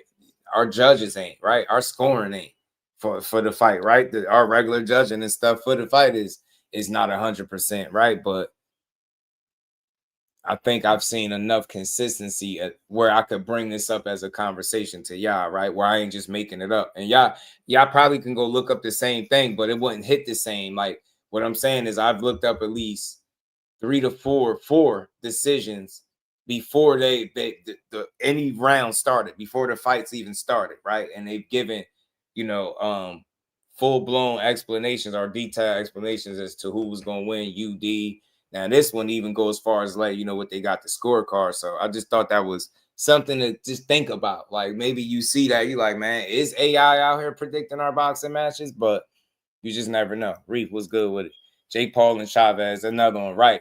That one, and they literally had a blow by blow. I believe it was for that. I think it was a blow by blow how the whole entire fight was gonna go. So it's like I would never come here and tell you that this is exactly what's gonna happen, and they always right, and AI always got it right. Nah, but I'm gonna show you. I'm gonna tell you or speak on the times that I've seen it be accurate as hell, and it's a little crazy. And this is, I wonder, could they get it right with a fight this big? Right? Or is this just going to be some fluff or some drawn up, you know, somebody just thinking, you know, oh, this is what's going to happen, right? Because it hit different, obviously, if it don't come to fruition. Say this is for Canelo, the opposite way for Canelo, right? Or Canelo by knockout or something. Then you look at this like, man, AI ain't reliable. They just be putting stuff out. But if it does, then you look at it and you add it to the list of the times that they called it right. So it's kind of crazy. You just never know. You never know. AI be on some AI be on some stuff sometimes, man. Shout out to JB, man. He said Mauricio Suleiman won 6 judges or AI a year ago. Yeah, it's tough, man. I think after seeing, like, I don't know if y'all remember when they had forget what fight it was, but they were showing you like the referees, not the referees, the judges, like vantage point, and it was trying to show you like all the different vantage points of the the judges. And I noticed that these dudes all got kind of different vantage points, but for this, they watching the same fight, but they see it from like different angles, and it's really tough. I just felt like one of the ways to address that, obviously, you got to have people that care and is paying attention to the fight. Because I've seen a picture taken where none of the judges was looking at the fight. They always like looking down or at their phones or something like that. It was nasty work. But give them a vantage point where they have access to be able to see fully or see better what's going on. It got to be a way for that. Has to be. Got to be some kind of way for that where you can yield better results than what we be getting a lot of times. You know what I'm saying? Because just adding a bunch of judges just probably make things even more difficult. I feel like the more just you adding chances, I think, for human error or mistakes, right? Then you throw AI into the mix, and it's like, damn, what's the point of all of these damn judges? And then you still possibly throw AI in the mix. This is like, bro, just get a judges really good vantage points where they can call the fight fair. You know what I'm saying? Because they vantage point from what they showed, and I think it was a top rank card. It had to be, I think, where they were showing the angles of the the judges, and they all suck. Their angles was tough. Like we spoiled what TV shows us, right? We get to see everything on TV. They'll show you everything, right? You get to see all the different angles, different punches and stuff like that.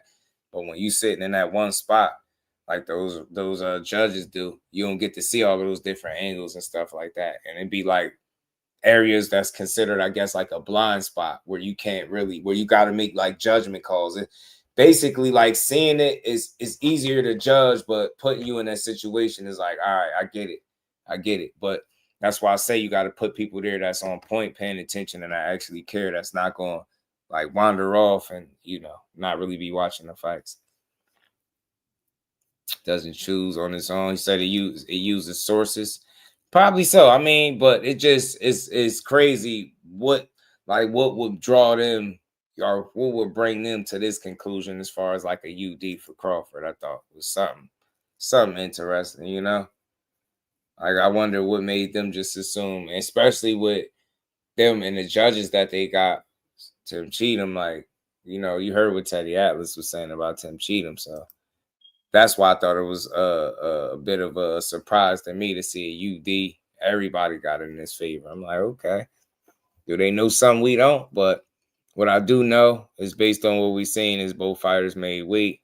Crawford ready to go. I think you couldn't have asked him to do anything better in training camp. I think he did what he needed to do, and this is the results. Now, the rest is rehydrating and getting to the fight and performing at a high level and beating this guy, dethroning him. You know what I'm saying? So it's either going to be Canelo Alvarez with them belts. You know what I mean? With the ton of belts by his side. You're going to take him back to Guadalajara. Guadalajara, Mexico. Guadalajara. Or this going to be the illest ninja in Nebraska. And them belts going back to Omaha with him. I don't know. You know what I mean? We here now, though. We got one more wake up, and it's here. So I'm ready for it, man. I want to see Crawford be 3-time undisputed like this AI suggested.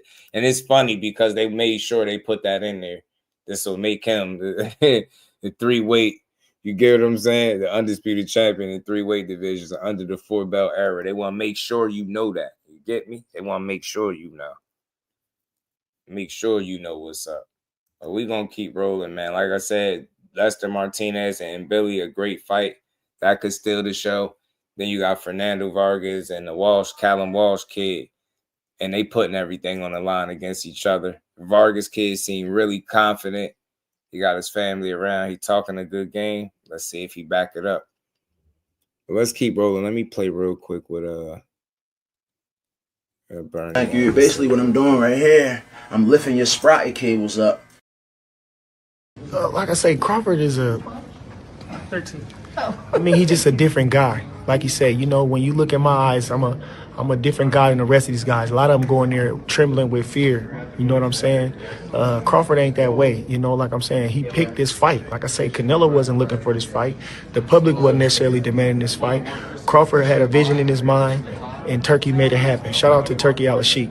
You know, and that's just it. So Crawford he's a guy that means what he say and say what he means. So, you know what I'm saying? He said if a mosquito can pull a plow, don't ask how, hitch him up.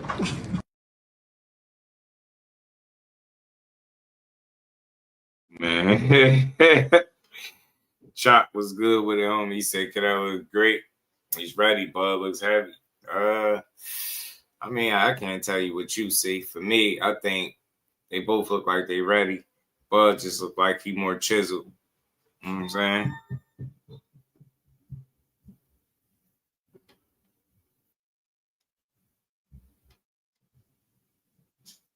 You know what I'm saying? Yeah, I thought, that's what I seen. I just seen one guy look like he been there forever. The other guy, you know, natural. That's regular Canelo. I think that's on par with what he typically looked like. But some people felt like he looked a bit lean. Canelo did. I think he stepped up on the scale a little slow, but that's just probably me just seeing shit, right? I don't think too much of it. Both of them 167.5. They ready to go. That's the best news, you know what I'm saying? That they all ready to go. They all ready to go. He said, just put my slips in for the fight. Okay, Reed, get that money on, man. Get that money on. Shout out to Chop. We're going to keep going, though. Double tap the screen. Hit that like button. So like I said, man, let's see if AI be right, or let's see if the Canelo fans of the world be right, or the people that pick Canelo. You know, we ain't got too much longer, man. Both guys made the weight, and we got us a fight. And it looked like it's going to be a battle of the minds. I ain't going to lie. Canelo might be in for a tough one. A toughie. Let's get to it, though, man. Let's get to this interview that Core did on Sway. And I thought it was dope to have Steven Espinoza up there as well.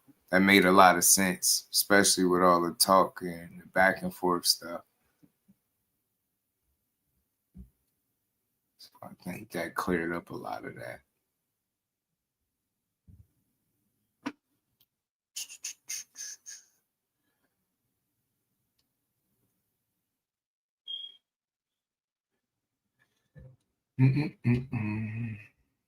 All right, y'all. Give me a second. Let's get to this.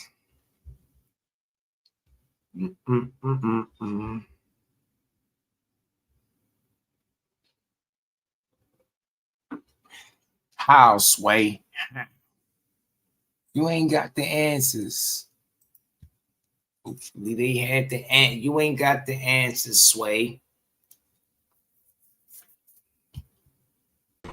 I'm very emotional right now. Just seeing you reminds me of the good old HBO days when there would be an amazing fight before us, a roaring crowd, and not that.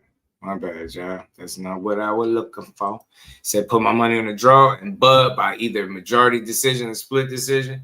It's crazy. AI out here predicting Bud by UD. They see AI see something, y'all. They see something. We don't know what they see just yet, but it's something, bro. It's something, dog. They see something, man.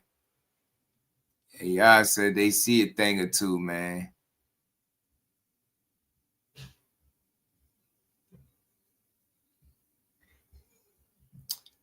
I don't know what it is, but we're going to find out. We sure going to find out. You ain't got long. Said Kobe, sir, you putting down this fight going for Crawford or Canelo? I don't know, man. It's a tough fight to bet on. I could see why somebody would bet on the draw. Like this would be one of them fights where I'd be willing to. You gotta bet more than one way. a fight like this, I think you might have to bet more than one way. Is this the one I'm looking for, man? I got to start renaming my files, man. That'd be Speedy. Give this man a standing ovation right. Let's get to it. I'm gonna put this join up. I'll do this like this. Now, we got the champion here, 3-division champion here. I say stand up because he is the integrity. He's saving the integrity in boxing, ladies and gentlemen. He's the one who ain't bent. He's the one who stands by his skill set. It don't matter how he promotes himself on his Instagram and TikTok. When you get in the ring, he promotes himself with his hands. They don't want to fight him, have to Talk to him, Sway. Talk to him. They'll do whatever they can not to face off with him in the ring. He goes by the name of Shakur Stevenson, and he's here today, man. Where you from, Sway? Where you from? Jersey, stand up.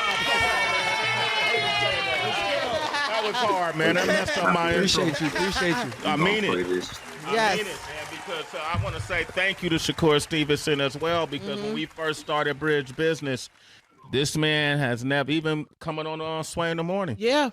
He's never hesitated. Anytime we ask, hey, man, can you come do the platform? Can you come do the show? He's never hesitated. You may not even realize this because there's so many podcasts that are out there now, but you were very instrumental in us launching this Bridge Business podcast to talk about boxing.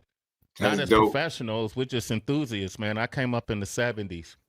I watched TV when Sugar Ray Leonard was fighting Hagler. I watched Tommy Hearns and Sugar Ray Leonard. Man, I seen Muhammad Ali fight on TV, bro, as a kid. So that shit people will never forget, bro. Being able to see people that you really rock with fight. I love boxing priceless like that. Experiences, and man. so when you start coming on, certain people, Terrence came on as well. Yes. Right, certain people start coming on the show. It really kind of helped us launch this platform. But what you stand for is what we stand for. And what you stand for is great for boxing, especially right now where everything else seems to matter to people except for what happens in the ring. People question this man about his brandability. To me, they don't understand the science of what he does for the sport of boxing, what he does in his skill set. If you really know how to watch boxing, those who would say, I watched this fight, I don't know, man, he's great, but I didn't get that excited. You might not be aware of what you're watching. Because talk to him, Sway. They don't want to hear watch that. this man in the ring is like watching poetry. Nice. In motion. So I want to say salute to you. I watched you come up from amateur ranks, Olympics to now. Man, you're amazing, man. Thank you for keeping your integrity and all this. You're a true champion, man. Shakur Stevenson. That's all I really want to say to him. He could go back to Joe. Canelo's a real one, man. It's gonna be a tough fight for my guy. I want to tell you I appreciate you too, because you know when I was coming up, y'all gave me the platform to speak my and tell everybody what I want to tell everybody. So I appreciate y'all for putting me out there. Thank you. We here now, and we here now. Keep it going. Yeah, man, you didn't even have change when we were talking to you at first, man. Told you, man, he be pulling up on them platforms. That's why them folk be rocking with him. Thought Espinoza was part of the radio crew at first. I was like, damn, say the five I got that whole time. Line him up. Line a lot has changed since then, man. You're your father now? Yeah, I'm a father, yeah. I thought it was cool. That's amazing. We met him before he was a father. I know. Yeah, so many new chapters. So many new chapters, and here you are, bro. That's one thing that people never question about you is your integrity. Why is that? I mean, at a time when people are just really cashing in on integrity, why is it so important to you to maintain that? You don't have to. Because you know, life is bigger than just like money, cars, and like the fame and everything that come with it. I feel like life is bigger than that. I feel like just blessing young kids and being around like my daughter, my little brothers, my little cousin, like that means more to me than just buying the biggest car or all that kind of stuff. So for me, keeping my integrity intact was like very important as I kind of rose up, because it's kind of hard to with the game that we in right now, right? Yeah. What is it? You know, I don't like to talk down on things.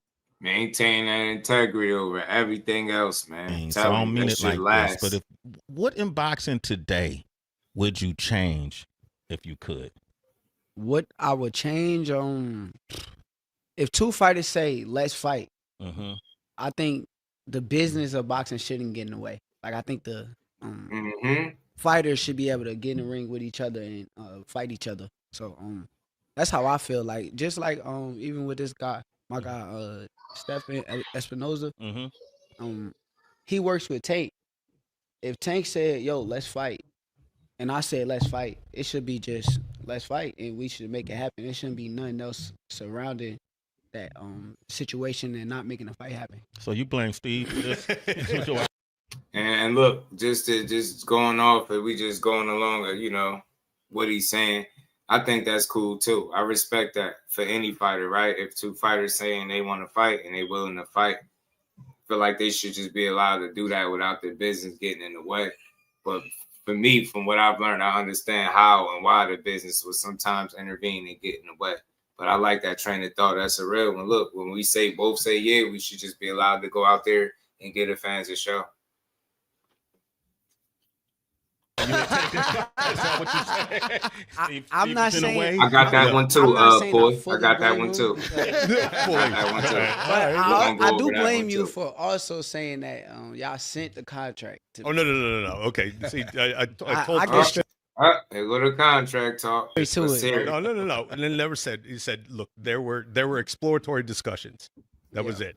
Like nobody sent a contract. But everybody kind of took that. It said, as you know how it is. You say 10%, it becomes 10. And I appreciate you for clearing it up because you and I have gone back a little bit on social media now and then. And I want to go back to your point about the business.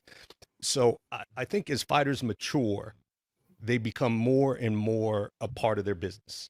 Yeah. Like in the early stage of your career, you're just fighting. Yeah. And then at a certain point, you transition to be like, no, I want to have a say. I want to, and ultimately, you see guys like Floyd or like Crawford or Canelo, they're fully in charge of everything. Yeah. Like, where are you in that process, and how do you transition from being like a guy who goes in the ring to a guy who isn't working for a promoter, who has a promoter working for him? I'm actually my manager, which is Jay Prince. We actually like very tight. Like that's damn near my family to me. So any conversations that's going on 9 times out of 10, I'm knowing about it or knowing exactly what's going on. So as you saying, like as I got older, I kind of got involved into everything that's going on with my career, and I'm ahead of it, bro. That's good because that's a transition. Some players.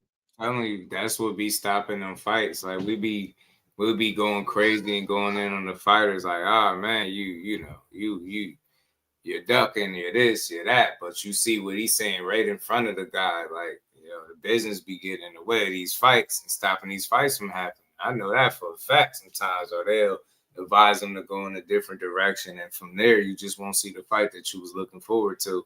And then the fighter on the opposite side or the other will get framed to duck. It's just the unfortunate part about boxing. Don't make until too late. Yeah.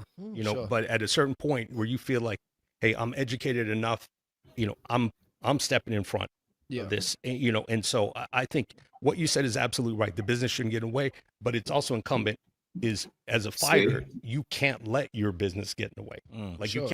See, he acknowledged that Corey is right. Business do get in the way, but the flip side of it, he's saying people shouldn't let your business guy, get in the way. your promoter's beefs stop you from getting the fight that you want. Do you feel like that happened on his? Was it any interjection from his representation? No, like I got nothing. I've never really dealt with Jay. I know, Bob Arum has very strong feelings about who he'll do business with and who he won't sometimes. Yeah. So sometimes that's been a challenge, but I as far as I'm concerned, I've never heard Shakur personally say, I'm not fighting this guy or I don't want to fight that guy. But there have been, people who at stages were influencing his business, which might have made it a little bit harder to get that stuff. I got a question. Hold on. Because we got to make sure, like. Y'all do me a solid. If you're rocking with your boy, double tap that screen, subscribe to the channel, and let's keep building. He said the right way. The build, y'all. You reached out to Top Rank before for a fight with me and Tank. For a fight with you and Tank, yeah. And when did this happen? Years ago. Okay. Years ago. Are you sure? Is that what you're saying? Yeah. I mean, it was years ago. It didn't go very far at all because So if Bob Aaron was to get into the conversation, he's going to agree with this. I don't know what he's going to say. Okay. See, that's the thing That's with what- boxing, though, bro. Yeah. That's where the gray area happens. Right? Yeah. It's like that's what I'm trying to say. Like the fighters want to fight each other, but if we want to fight each other, it's all types of miscommunications and promoters having beef with each other. Where it's like we don't know about it, but it's like, come on now, bro. I mean, so you and Tank have verbally. I don't know. I think I would have heard it. I think he would have said it more plainly if it was Bob shutting it down. You get what I'm saying? I think that's I ain't hear that. I didn't hear him say Bob shut it down. To each other, let's fight.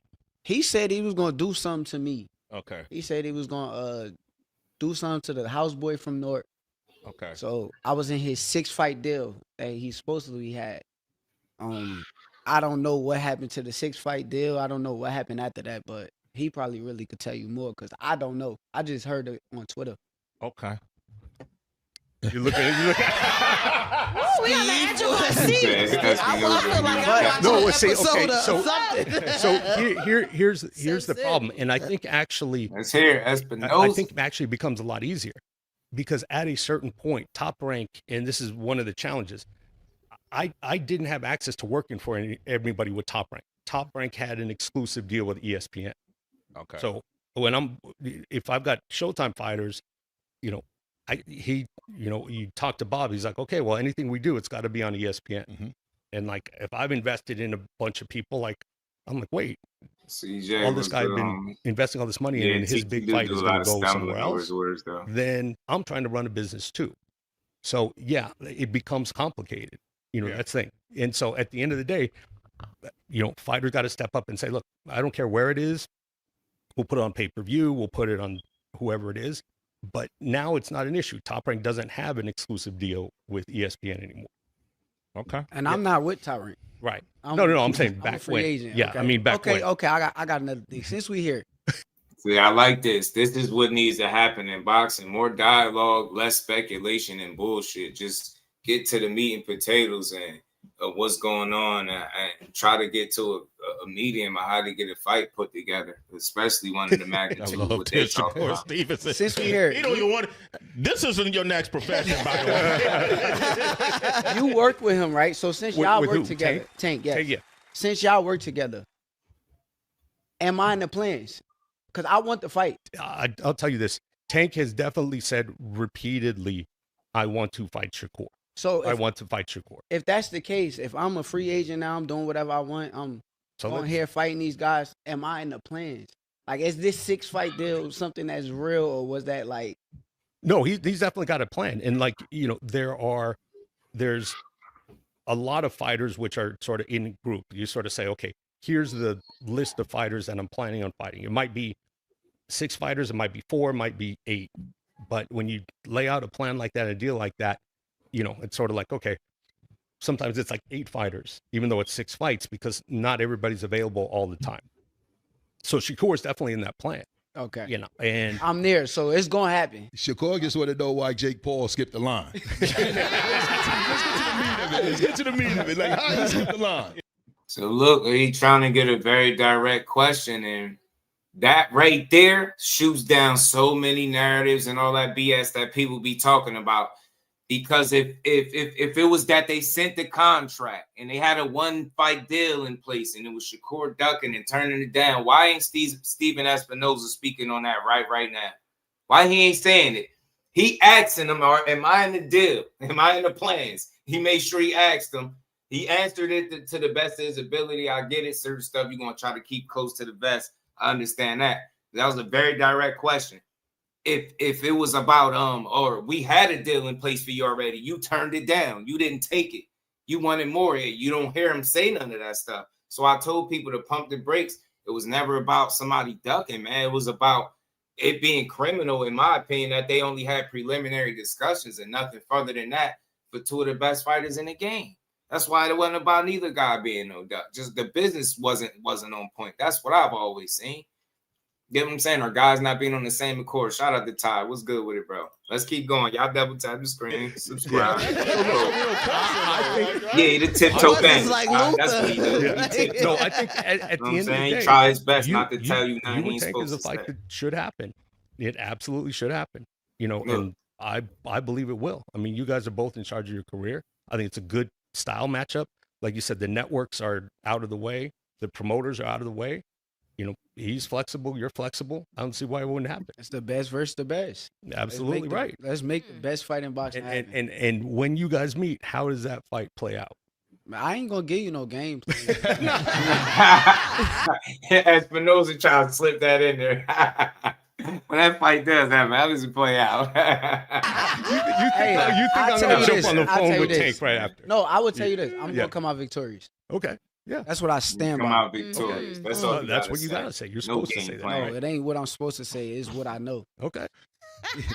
But you know, and this is the boxing business. You get fighters, they go back and forth on Twitter, and they be like, let's fight.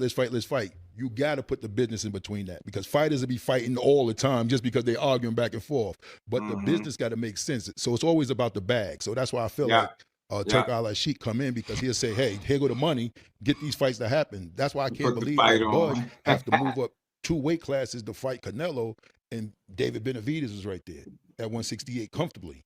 That's why the business of boxing took over. But I respect Shakur for actually saying he want the fight. Where is he at in the 6 fight deal? And where is he at in the 6 fight deal? Is his 3rd fight or something like that with Tank? It's a good question. It's early. It might be 2 or 3 fights in. Espinoza like, it's early. It might be 2 or 3 fights in. He don't even want to say shit. Man, how many fights is it? Stephen?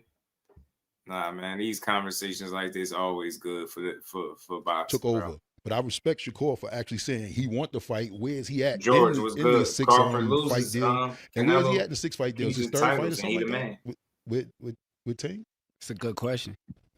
It's early. It might be 2 or 3 fights in. You sure you're not freestyling? I think you're freestyling. Look, shout out to Cord for calling it out, because I ain't gonna lie, it sound like some freestyling to me up there too. Maybe 2 or 3 fights in. It's early. It's early. So you don't really know. I didn't pull contracts. I didn't pull contracts before I walked into this. Freestyling. Exactly. He's freestyling. Definitely Quick question, Sway. For like boxing fan newbies, can you both like give us maybe the list, the order of operations to make a fight happen, like the task and the people that have to A-OK so that 2 folks end up in the ring?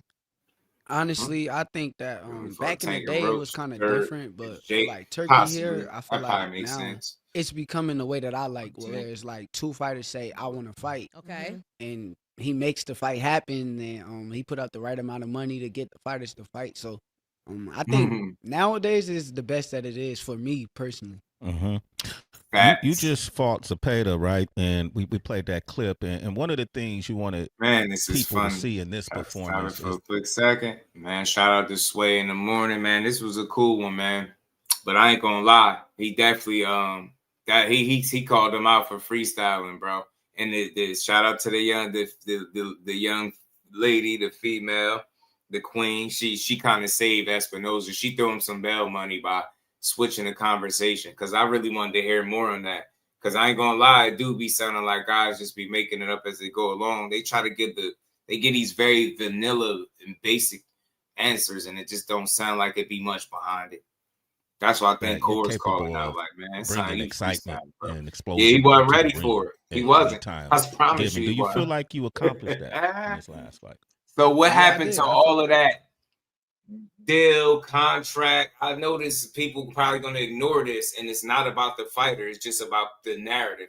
This has had nothing to do with Tank Davis, but it has something to do with how people were pushing that narrative. Do you see how he's sitting directly in front of this guy, and not one time did he open his mouth and say, yo, we had a deal for you, but you didn't take it. You only wanted 1 fight.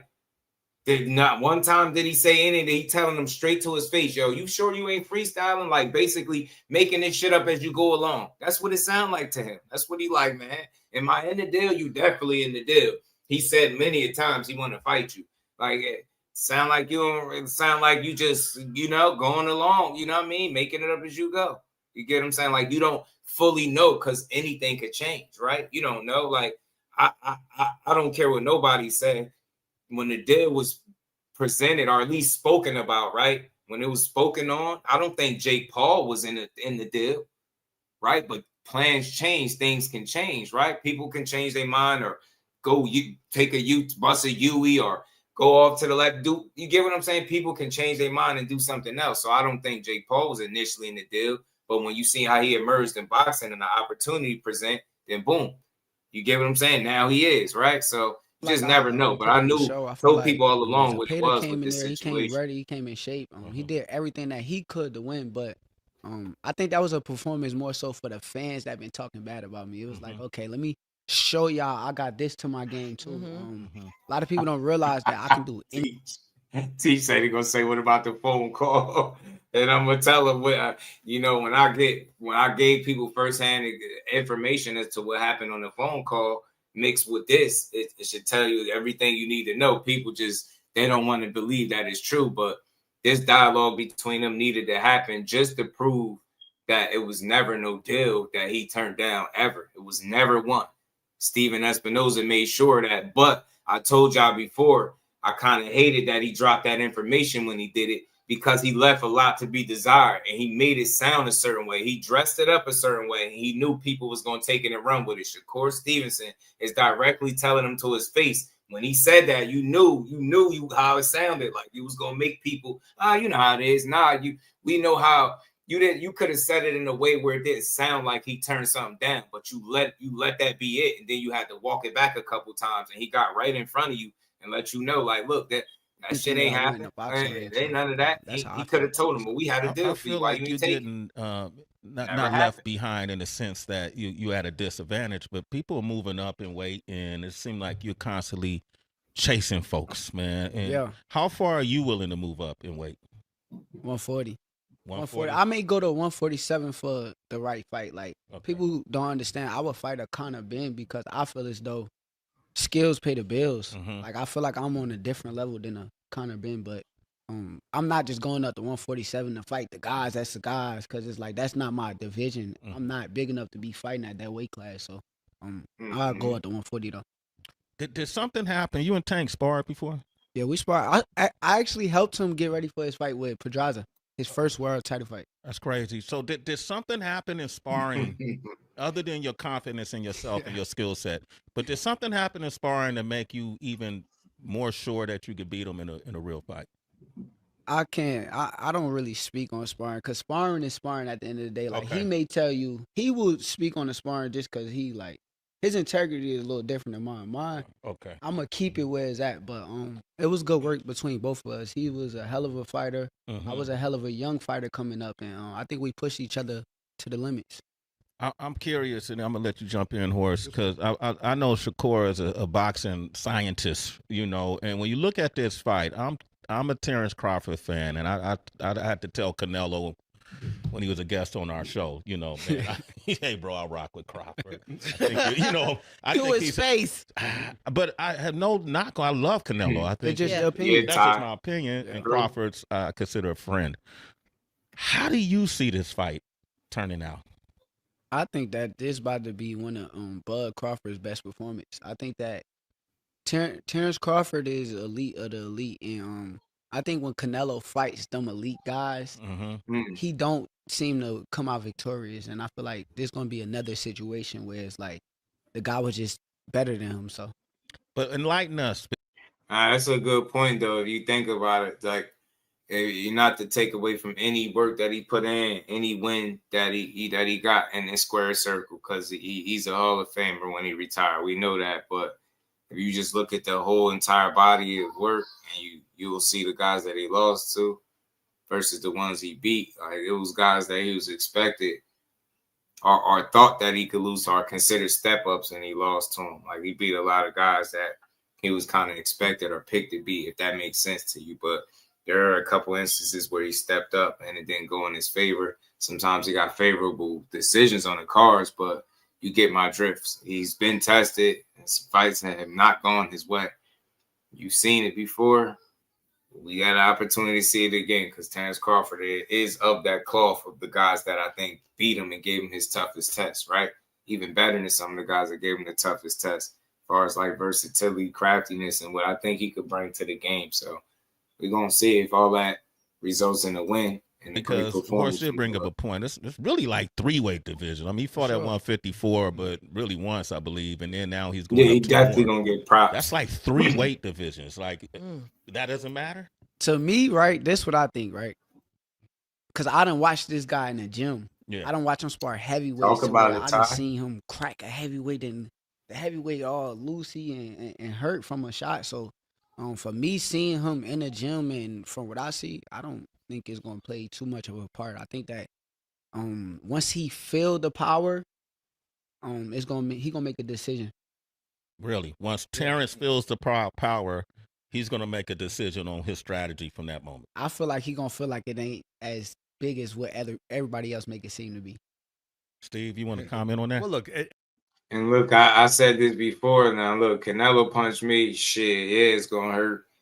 And all of that, but I think his power has been a little overstated at certain points. And in this particular instance, because of the weight disparity, I understand it.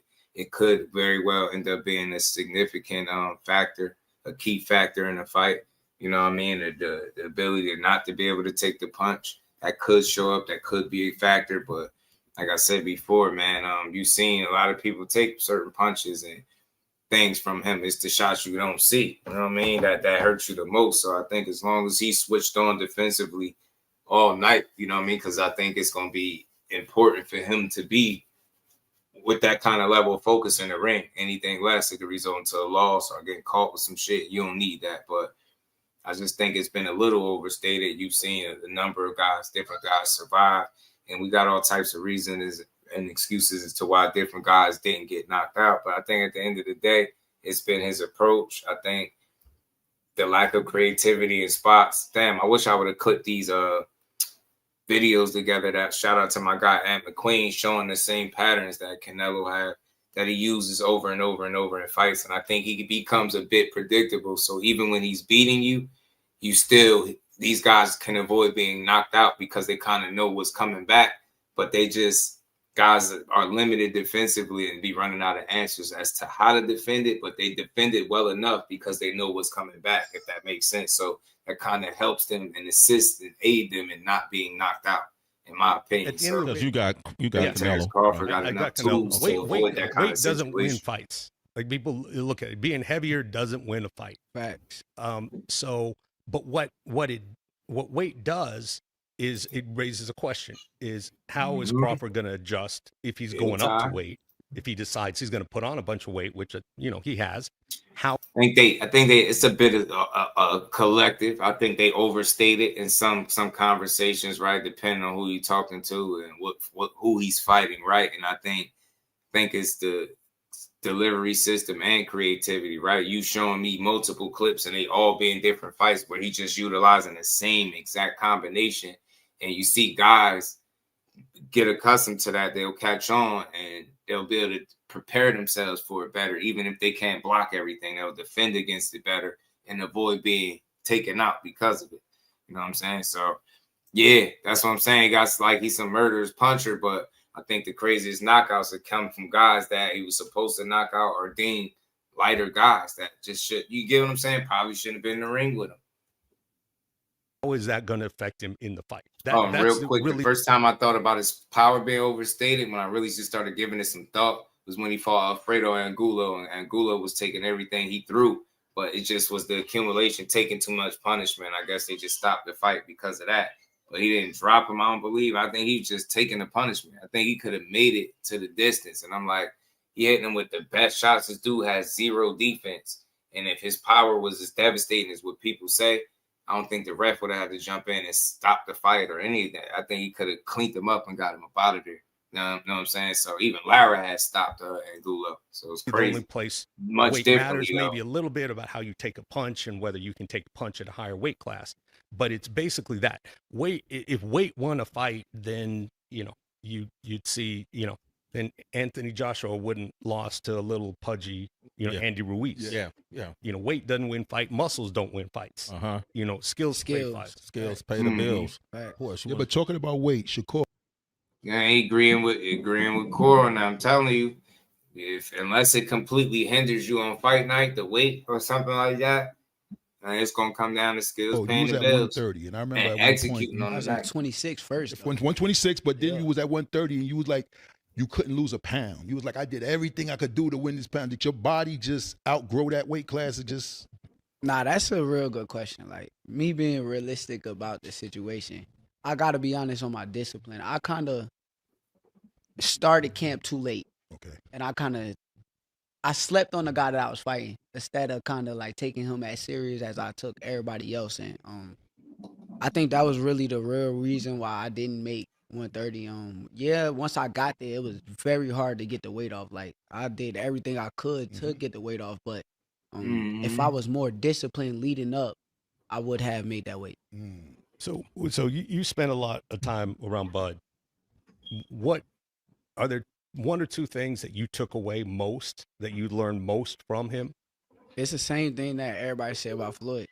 No drinking and no smoking. I think that's like one of the biggest things that I kind of took in from them guys, and especially Bud Crawford. Like, he's like one of the most disciplined athletes that I done seen, and the hardest work I have ever seen in my life. So he hates to lose. I hear you say. You see that again, speaking to the competitive nature and the work ethic of Bud Crawford. This is a gym rat. You done heard all of the stories. You done heard the stories. Like, this dude don't do nothing, eat, sleep, and boxing, right? So saying that Bud Crawford is the hardest worker he's ever seen in his life. And that's why he's where he's at. That's why he's in position to challenge the Canelo Alvarez and have an opportunity to dethrone the king of 168, because he's been doing this shit the right way since 2008. That all the time. Like, you beat him in ping pong once, or? Yeah, I beat him in ping. We played ping pong in training camp. I beat him one game, but he beat me like 5 to 6 games after that. Like, Bud is a beast at everything he do. Bud got a problem though. Hey, you don't like to lose. You know, the relationship with him and Bud is it goes deep, because it's like I was at Sean Porter fight when Bud fought Sean, right? And when I went home and watched the fight, Bud is sitting in the corner round 10. And he's looking at Shakur. He hearing everybody in his ear. He's looking at Shakur, and Shakur's going, "You down." Shakur's telling him, "No, you down." Bud was like, "I'm down," and I'm dead serious. That round, he finished the fight. So that relationship y'all got, because you look at Bud all the time, and you know where he's at in the crowd when you're fighting, right? Yeah, for sure. So it's like a second coach or a third coach. If y'all watched my last fight, he was the guy that was like, "Get off the rope!" Like, he was screaming it the entire time. But truthfully, bro, like, Bud is the my bad, y'all. Let me get this back. Give me 2 seconds. Double tap that screen, man. Subscribe to the channel. Support the grind, man. We're going to keep building. This is a good interview, man. A good sit down with Corey. I like the fact that Espinoza was on there. Like I said, man, I know a lot of people they're going to hear this a number of different ways, but I think this was long overdue. And it's kind of clears up the air for anybody that was confused about any deal or fight being in place that he just turned down and didn't want. Told you, man. I said this before, and this was coming from a place of like something I knew. It wasn't me guessing. I told people when he spoke about the multiple fight deal situation, he was only speaking on shit that was already public knowledge. He didn't tell us nothing we didn't already know. So it's the way he said it. It set it up like, yeah, because he wanted this, it didn't happen. Right? Because he wanted X, and we had, Y for him or Z. You know what I'm saying? That just wasn't the case. So, like I said, I'm glad that like these guys be able to clear up their own situations or speak. You get what I'm saying? Get an opportunity to speak and kind of clear any potential error, if anything. You get what I'm saying? So it's just good. But it's always good to get the right information out there when it's a lot of the wrong information you get. So that an ovation right now.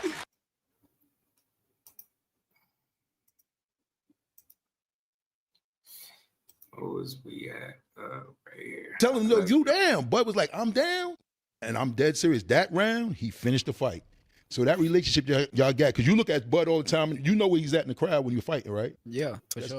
His fight was the Peta, got released on YouTube. It's over 1 million views. I would say plenty of people care about him. You just probably not a real boxing fan, so you'll just come in with the negativity. So it's like a second coach or third coach. If y'all watched my last fight, he was the guy that was like, he lame. I would suggest like, don't watch him, screaming it the entire time. But truthfully, bro, like Bud is the reason like I am who I am. I feel like I done been around this dude since I was 126 pounds, a youngster.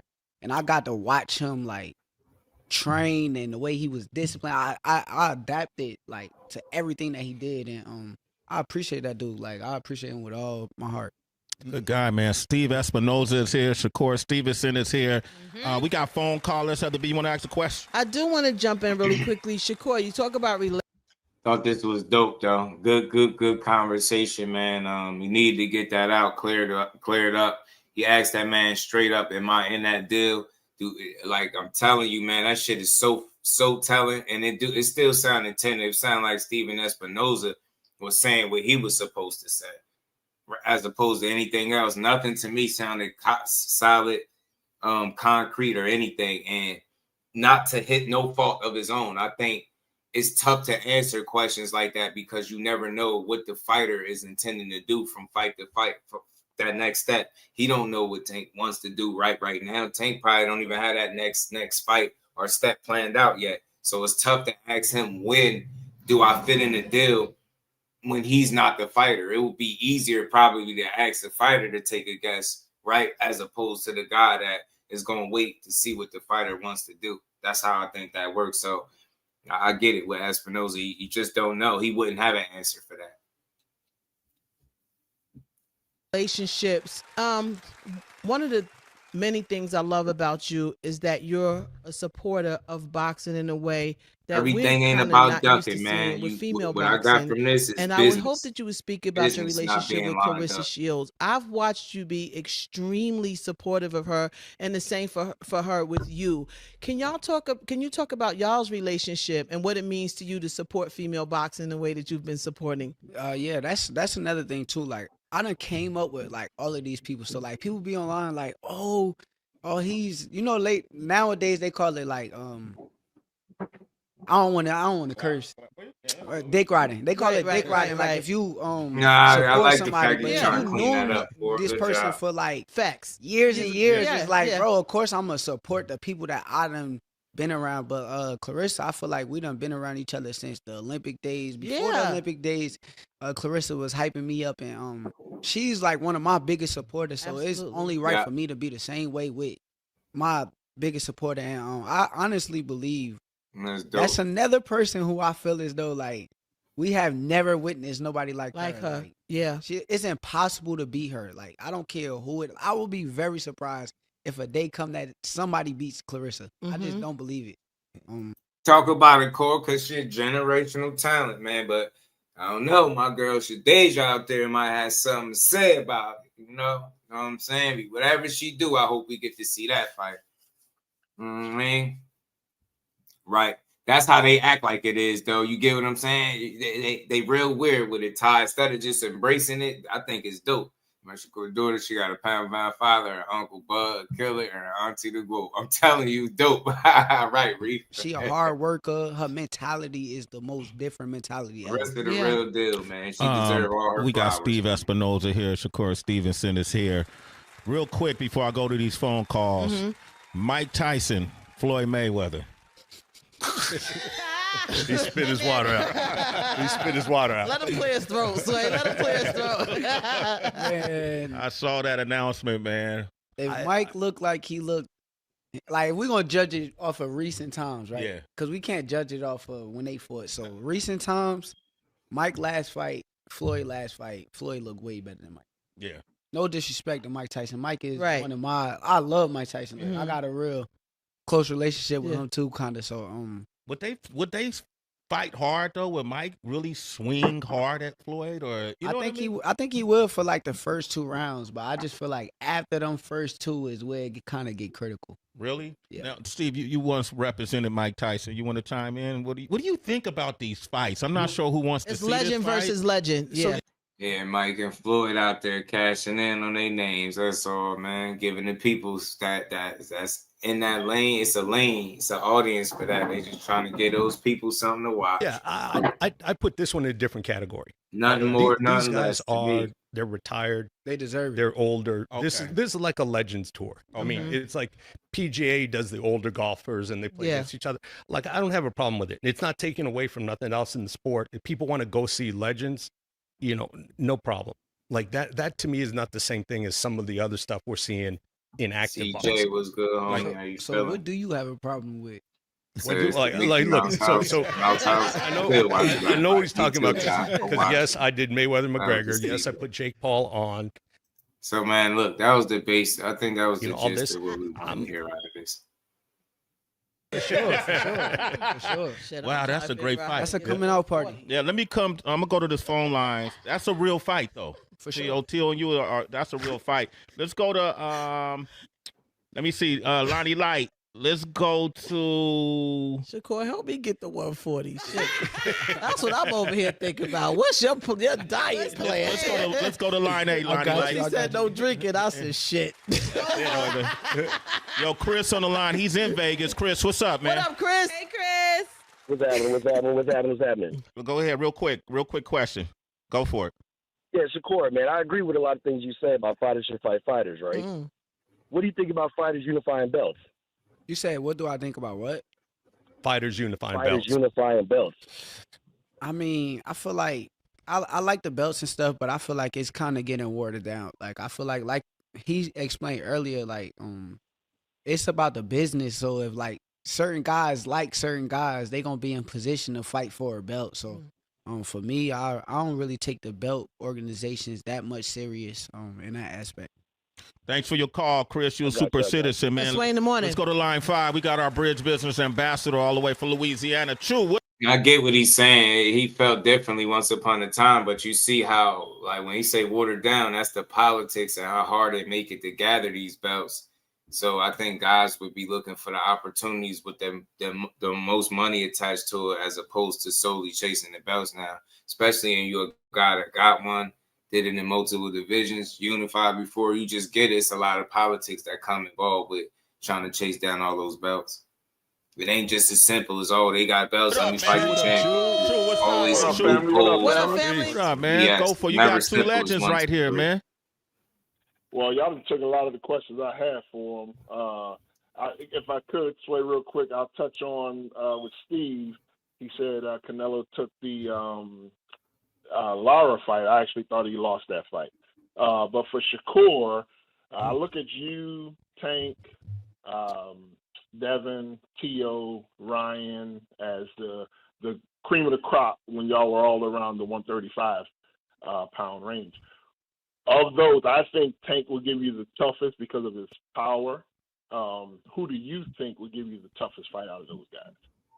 You never know until you get in the ring with them. So it's hard to really tell you. I think that Tank and Teo will be like top of the line for me because I know that they both on point come fight night. So I think both of them will be kind of top of the line. See, I like that. That's what I like about him. No matter how much he feel like he can beat guys or beat Teo, he know world-class fighters. And when you're a world-class fighter, he give you the credit as being one. He just still going to feel like he can beat you. And I think that's fair to say, man. Those are the top of the top. It's a pick 'em, man. Teo is proven to be a top fighter, whether you like him or not. He got the one loss, but he's bounced back multiple times over since then, right? Still a top guy with a good resume, accomplished. Same thing with Tank, one of the biggest names in the sport. It's obvious, man. So they are the top of the top. Both guys. All right. Okay, man, I appreciate you, Chew. All right. Thank you for the shout out to Sway in the morning, man. This was a good build, man. It needed to happen. The conversation needed to take place. The truth needed to be out there to clear out any misconfusion, or misunderstanding of deals being offered that just wasn't offered to him. You know what I'm saying? Just what it is. I like that shit. Shoot that down, man. Don't let these narratives stand the test of time. If something ain't right and it's out there, just get the right information out there to the people. I think that's what's important. They get away from the bad information and get the right stuff. You know what I'm saying? That's all. That's it. That's all. Let's keep rolling, y'all. We're going to keep building. We ain't done just yet. Shout out to everybody rocking out on this Good Friday, man. Double tap the screen. Subscribe to the channel. Hit that like button, y'all. Turn y'all notifications on. All that good stuff.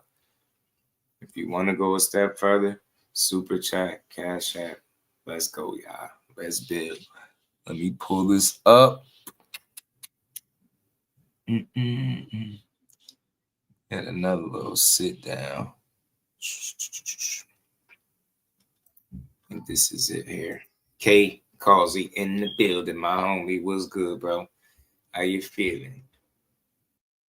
Very easy for Terence Crawford. So this was his other interview. One of the family asked me about it. Did I see it? So I told you I was gonna play it. Yeah, So boxing with you. If you watch Canelo his last fight, he kind of threw the same combinations over and over and over. A great fighter is going to. Hey, and McQueen, remember you pointed that out. That same sequence, the same combination. He does. It'd be a lack of creativity in how he delivered, which I think leads to him not getting these knockouts. Charlotte Daly of Male Sport Boxing, joined by Shakur Stevenson. How are you? I'm good. Good, I'm glad. Look, we were just saying last time we caught up was in Las Vegas. Not bad having big fight nights coming back to Las Vegas, is it? Nah, it's definitely a great atmosphere. I'm just glad to be a part of it, and I'm enjoying every moment. Look, you're friends with Terence Crawford. Have you seen him yet on Fight Week? Have you had a conversation with him yet? I'm with Terence every day. What can you tell us about his mentality? How is he in the build-up to this fight? He's the GOAT. The GOAT is ready. The GOAT is the GOAT, and come Saturday night, we're going to see some GOAT shit. Does he lock in yet, or is it like weigh in, then he's locked in? Is he chilled out now, or can you see that fierce look that we all know that Terence Crawford has? Just be ready come Saturday night. You're going to see the best version of Terence Crawford. He's coming here to shut everybody up, as he always do, and nothing's going to be different. How did your relationship? Yeah, man, I believe so, too. I think he coming with a point to prove, man. He always do. And like I said, no tougher task than the Canelo at 68, right? The king of the division. Mo Fire. Said what happened? What happened with what? Relationship with Terence first start? It started when I was younger. He came to one of the amateur tournaments. And when he came to the amateur tournaments, I walked up to him, popping my shit, told him that I beat him up. And actually, I also told him, watch me fight the next day. And he showed up when I fought, watched me fight. And it was a great moment. Did he offer you any words of advice kind of in those early days that you've Nah, he said he me up, but he knew I was the truth. Like, you know when you go to them tournaments, it's standout people in them tournaments. You get to see who is the best, and I was one of them guys, so he knew told it me was. to F him You up. picked probably one of the most competitive Damn right. people to be friends with. I've heard when he's playing card games, if he loses, he has to play again, or things like that. What's your experience with his He's the most side? competitive person I ever met in my life. Actually, it kind of rubbed off on me, and that's one attribute that I appreciate him for, because it allowed me to chase my dreams and want to get better and better, and that's what he is. Where do you think that competitive? See that when you influential in that way, where you impacting careers, that's gonna be here even when you retired. Is dope, man. That's why I say, man. I think one of the brightest spots of his career, or both of theirs, is them meeting each other. I think his benefit is true benefit for both guys. You know what I mean? Obviously, if you're a younger guy coming up, you get to see Bud Crawford win and be successful at that level. That's pure motivation, and the experience you get is priceless. If you're Bud Crawford, an older guy, you see the sharper guys. I mean, the younger guys keeping you young, keeping you sharp. You know what I mean? And helping you stay on top of your game. So it's like a one hand wash the other, both wash the face kind of deal. And I think it really served a positive impact for both guys' careers. Edge for him first started. What do you think the root of it all is for That's him? the thing. Like, I've been trying to figure it out. It got to be something with like his family or like his upbringing. I didn't know him as he was younger. I probably wasn't even born. So, what he like 10 years older than me? So, truthfully, for me, I just feel like it had to be something early on. But I think, and people want to say like I'm dick riding. They always gonna say this. But like I feel You gotta like stop God put saying him that. in No, my you're not. life for that reason, like to rub off on me. Like it was moments where I felt like I could have drifted off, but Terrence always kind of kept me on that same course. Like, bro, you tripping? This not what you need to be doing. When I got caught up in Miami with that situation, he was the first one on my phone. Like, bro, come on, Shakur, this, that, and the third, bro. You did this wrong. You did this, and I appreciate him for that. So I'm just here to support him. Yeah, help. See, that's real. That's why I say, man, nah, nothing you said is no D-riding, man. You know the man. Y'all know each other. It's a mutual respect, understanding, and support there. Like, that's a mutual bond that they share. And you got that big brother mentality. Nah, that's not jock riding and none of that. That's real. You being genuine as to how he impacted your career on a positive note. And that is nobody can ever critique you in a negative manner for highlighting how positive somebody's positioning in your life has been for you, right? How he, has impacted you for the better. That's probably why we seeing a hell of a fighter that we see with Shakur Stevenson for those that watch him and rock with him. So you outside of the ring as well as technically inside, because you guys have sparred. You shared rounds before. Yeah, I double tap that screen, man. Let's keep First time he me up, but I vowed to myself like I'm gonna keep sparring him. Like I gotta keep working with him to get better. And as I kept going through the years, I kind of closed that gap in sparring to where it's like he not just beating my ass. So once again, he's the GOAT to me. Before this fight, this is the GOAT for me. So. Yeah, I'll talk to him. With him, you say he's the GOAT and that he beat you up early in sparring. What is it about him, from someone's perspective that's actually shared the ring with him? Because obviously all these pundits, everyone has their opinion on what makes him great, but somebody that's actually gone toe-to-toe with him, what is it that makes him brilliant? What makes him that great is I've never seen nobody with a work ethic like him. He's the hardest working boxer that I have ever been around in my life. And I think that carries him over in these fights. When you talk about the hardest working boxer, what sort of stuff is it that you're seeing with him in camp that you wouldn't necessarily see with another boxer? See, I can't give the details out because that's like me giving out the secrets. So I can't tell y'all the secrets, but I will tell you I have never seen a fighter work harder than Terence Crawford. Mm-hmm. People are making a lot of the weight, the fact that he's coming up 2 divisions. What do you make of it? How do you think he's carrying the weight, and how do you think that will affect the way that he fights? I think it's going to be very interesting. I think that his punching power is not just a 147-pound punching power. I think when he turns it on, it don't matter who's in front of him, you're going to feel that shit. We've seen before he has that ability to kind of flip the switch and end a fight when he's smelling blood. Do you think we could see that against someone like Canelo Alvarez? I'm picking decision just because I know that Canelo has great defense. He's not just an easy target to hit. He keeps his hands up at all times. And I think that's the most underrated thing about Canelo. And Canelo actually used to be... Shaq said something similar, put it on court. First session, but court double back. That type of stubbornness is conducive to improvement. Facts. Yeah, I remember that. They say Court couldn't sleep, man. I mean, Shaq done put them hands, them fist cups on my boy. Facts, man. But a lot of people, they hear that, they clown it, but they don't know. That's how you get better. You know what I mean? That's part of the way you get better by, getting back in there, getting tested by somebody, having somebody that can actually put you in a situation where they putting hands on you. It's always is a plus, especially if you got the mental makeup and you built for it. You'll do exactly what Core did and keep going back. Really? Truthfully, but he fighting against Bud. Let's get 100 likes in the building, y'all. So you think IQ is probably the more important factor going into Saturday night? If he's like his IQ just on point and everything sharp, I think he's gonna be very easy. Very easy for Terence Crawford? Yeah. Really? Talk to me my more opinion. about that. I just feel like if he's the way that I expect him to be with his thinking level, I think it just goes so far to where as the rounds go, he adapt. So if you watch Canelo his last fight, I'm going to be real with you. I'm going to speak boxing with you. If you watch Canelo his last fight, he kind of threw the same combinations over and over and over. And it's like a great fighter is going to pick up once you keep doing something repetitively. So I think in this fight, if Canelo goes out there and keeps doing the same thing over and over, Bud is going to pick up on it. Talking of Canelo's last fight, you know, he's always been very good at cutting off the ring, but he wasn't against. That's the thing, predictability. You know what I mean? Our delivery system, creativity, or lack thereof. That's some things that I picked up on in seeing Canelo's last fight.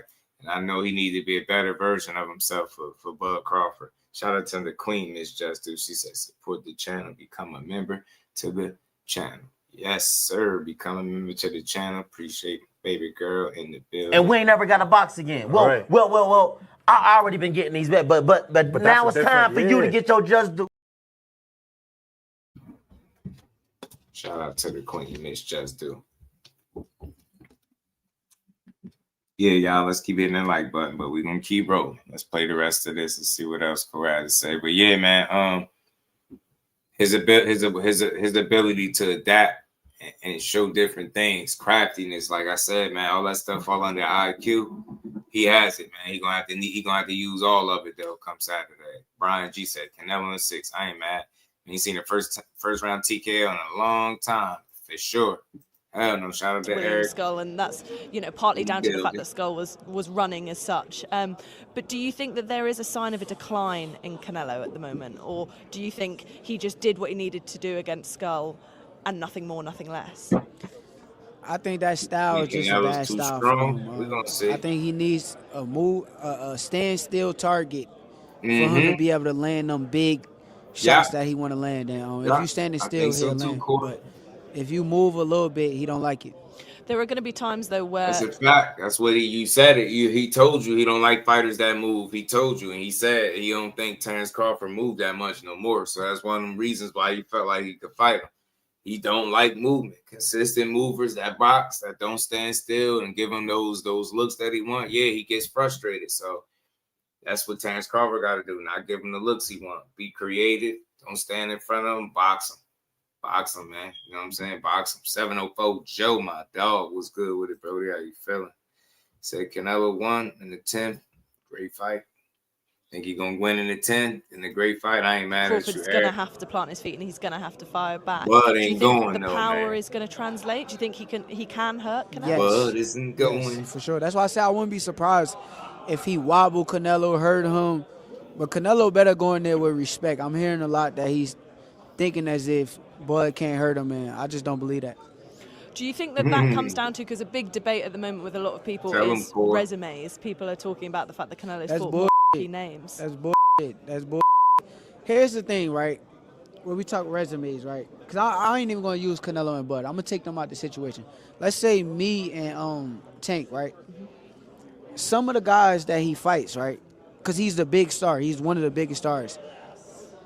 People don't know the guy until after he fights them. So after he fights them, this guy got this big marquee name, and he becomes this big kind of name in the sport of boxing because he fought him. Don't mean he was that before he fought him. So I think, and then when I fight a guy, I'm not that big of a star. So, well, I'm a star, but I'm not as big of a superstar as he is. So if I fight somebody, them guys ain't going to automatically just jump up and be the biggest of superstars. So I just feel like it's just different. Like if you become a bigger star and you fight, let's say Pitbull, for example, and you fight against a Pitbull, nobody know Isaac Cruz I don't even know what he meant by after he fights me, and then now he's just this big superstar. It's like, okay. But then I go fight a guy like Artem or some shit. Nobody knows him, but then after he fight me, he's just a regular guy. Tell you what, T.O. take that fight with him, and they fight the first part of next year, you're going to see just how special he is, man. I'll leave it there. Trust me. You're going to see again just how special he is. Why do you think then that Terrence Crawford isn't getting that recognition? Because he's moved up weight. Because he wasn't the biggest of stars. If you're not the biggest of stars, you might need to go out and come back that y'all would have wanted to see Bud fight would have been a Pacquiao. That would have been like somebody that everybody knows, Marquina. But he fight anybody in or around his division, it's like, y'all don't give him the credit for it. Oh, he fought Sean Porter. When he fought Sean Porter, what they say? Yeah. He was on the way, y'all. He was this. He wasn't the same guy. No, he was the same Sean Porter that he been every other fight. but y'all just not gonna give the credit to Bud because Bud wasn't the biggest of superstars. Yeah. Okay, so if you're saying that Bud isn't being the biggest of superstars, I probably was one why of do them you people think at the Canelo time saying he would fought take this fight? No, Bud podcast Marquis Porter. now after he beat Spence. He He's fought a become guy I a was big thinking about superstar in the sport of retiring, boxing. but I'm not saying right Strong now. is good. Yeah, but still, for Canelo to take this fight, if he loses to the smaller Superman, guys, my that's God. a real blemish on his record, sure. and people are going to hang on that for a long For sure. time. So what do you think the real motivation for Canelo is? Because we know what the motivation for Crawford is. It's history-making. It's iconic if he pulls this off. I think the money. Think about it like this. For me, I've been honest on these interviews. I'm so honest. This like people like, oh, you say this one day, you say that. I'm just being honest in a moment of time. For me, I'm thinking as a business, like if you got a guy that you can make this much money with, and then you got a guy like Benavidez that you could make probably the same amount of money with, he probably gonna choose the smaller guy because he feel as though he can beat this guy maybe in his brain. That's how he's feeling. And with Benavidez, he probably don't feel as confident in fighting Benavidez. So I think it just come down to the confidence and the money. Do you think? Yeah, I agree. Shout out to Superman. Sonny Boy says, sorry, chat, he riding Tank's coattail. Oh, goodness, bro. Sonny Boy, what you talking about, fam? Yo, y'all gotta, look, I'm gonna say this too. I don't know what more fire, bro. You got a problem with me talking? You might want to exit stage left. Sonny Boy, you just sat there and heard the man talk to Steven Espinoza. Where did you hear him say that he could have fought him years ago? Where at? Y'all just be saying anything, man. I got a news flash for y'all, bro. Shakur's career don't revolve around Tank Davis. Get what I'm saying? At all. It don't. It really don't. And he told him straight to his face, and he let him know that he freestyling, that they never had no one fight deal. He pressed him about you saying something about sending the contract, and that never happened. All this time the dude was telling the truth. Yeah, but your opinion is baseless though, because like, can you give an explanation? We could talk about it. Give me an example of how you riding his coattail, right? You just said his coattail, right? All right, I got you, more fire. Let me take care of it. Let me help you out, more fire. Let me help you out, fam. Let me help you. Give me a second. There you go. Peace out. You know what I'm saying? There you go. Now you don't gotta hear me talk. You get me? Let's keep going, man. Sonny Boy, talk to me though. You know what I mean? Talk to me. You said he riding his coattail. How? I've heard people like based on what? Watch this. Watch this. Every time I do this, watch this. Can you give me one example of how he riding his coattail?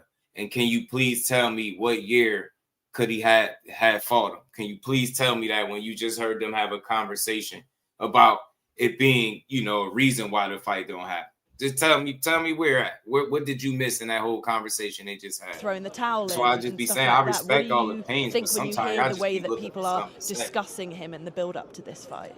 I think it's good for him. I think it's good because if you got a fighter going in there that's believing a lot of the things that the public is saying, once you get in there on fight night and see that that they saying is just not true. Right. No matter of fact, none of his opponents came to the PBC if they wasn't on it. Nobody signed over to the PBC for a fight. Eric, they in the same weight class, bro. They in the same weight class. Why wouldn't he mention them? They done lied, dragged his name, said he ducked the fight, turned down a contract. Why wouldn't he mention them? He mentioned them within the context of fighting them. That's what boxing is. He's looked at as one of the faces of boxing, the other top guy in the division. Why wouldn't he mention his name?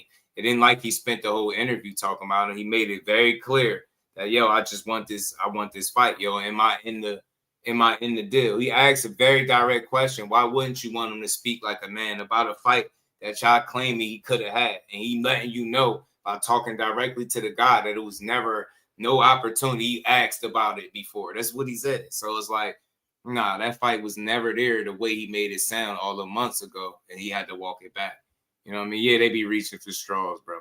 They really do. I think it creates a surprise factor on Canelo's part.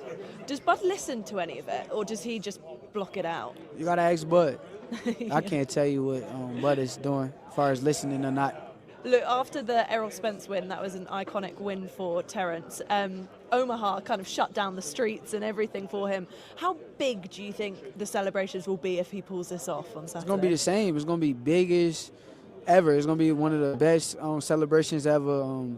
I'm just lucky to be a part of it. That's why I say I appreciate Bud for allowing me to be a part of greatness and witness greatness. So I appreciate him. You call him your GOAT. If he wins on Saturday, where do you put him in the all-time greats? Best ever. Best ever. Floyd is my best ever. Much love, family. I love Floyd. But we moving up 3 weight classes, I feel as though is one of the all the pains hardest things that you can do as a boxer. I just be trying to understand where some of the thoughts be coming from sometimes. Like when people speak about fights being made and how they could have been made and why they didn't happen. I just be trying to understand, because I don't be seeing it. And from the sound of it, shit, it don't seem like Espinoza seeing it either. You know what I mean? Ready to do 25, like, we got it, me right. Shakur Stevenson, the special one. They come in with it. And for him to go up 3 divisions.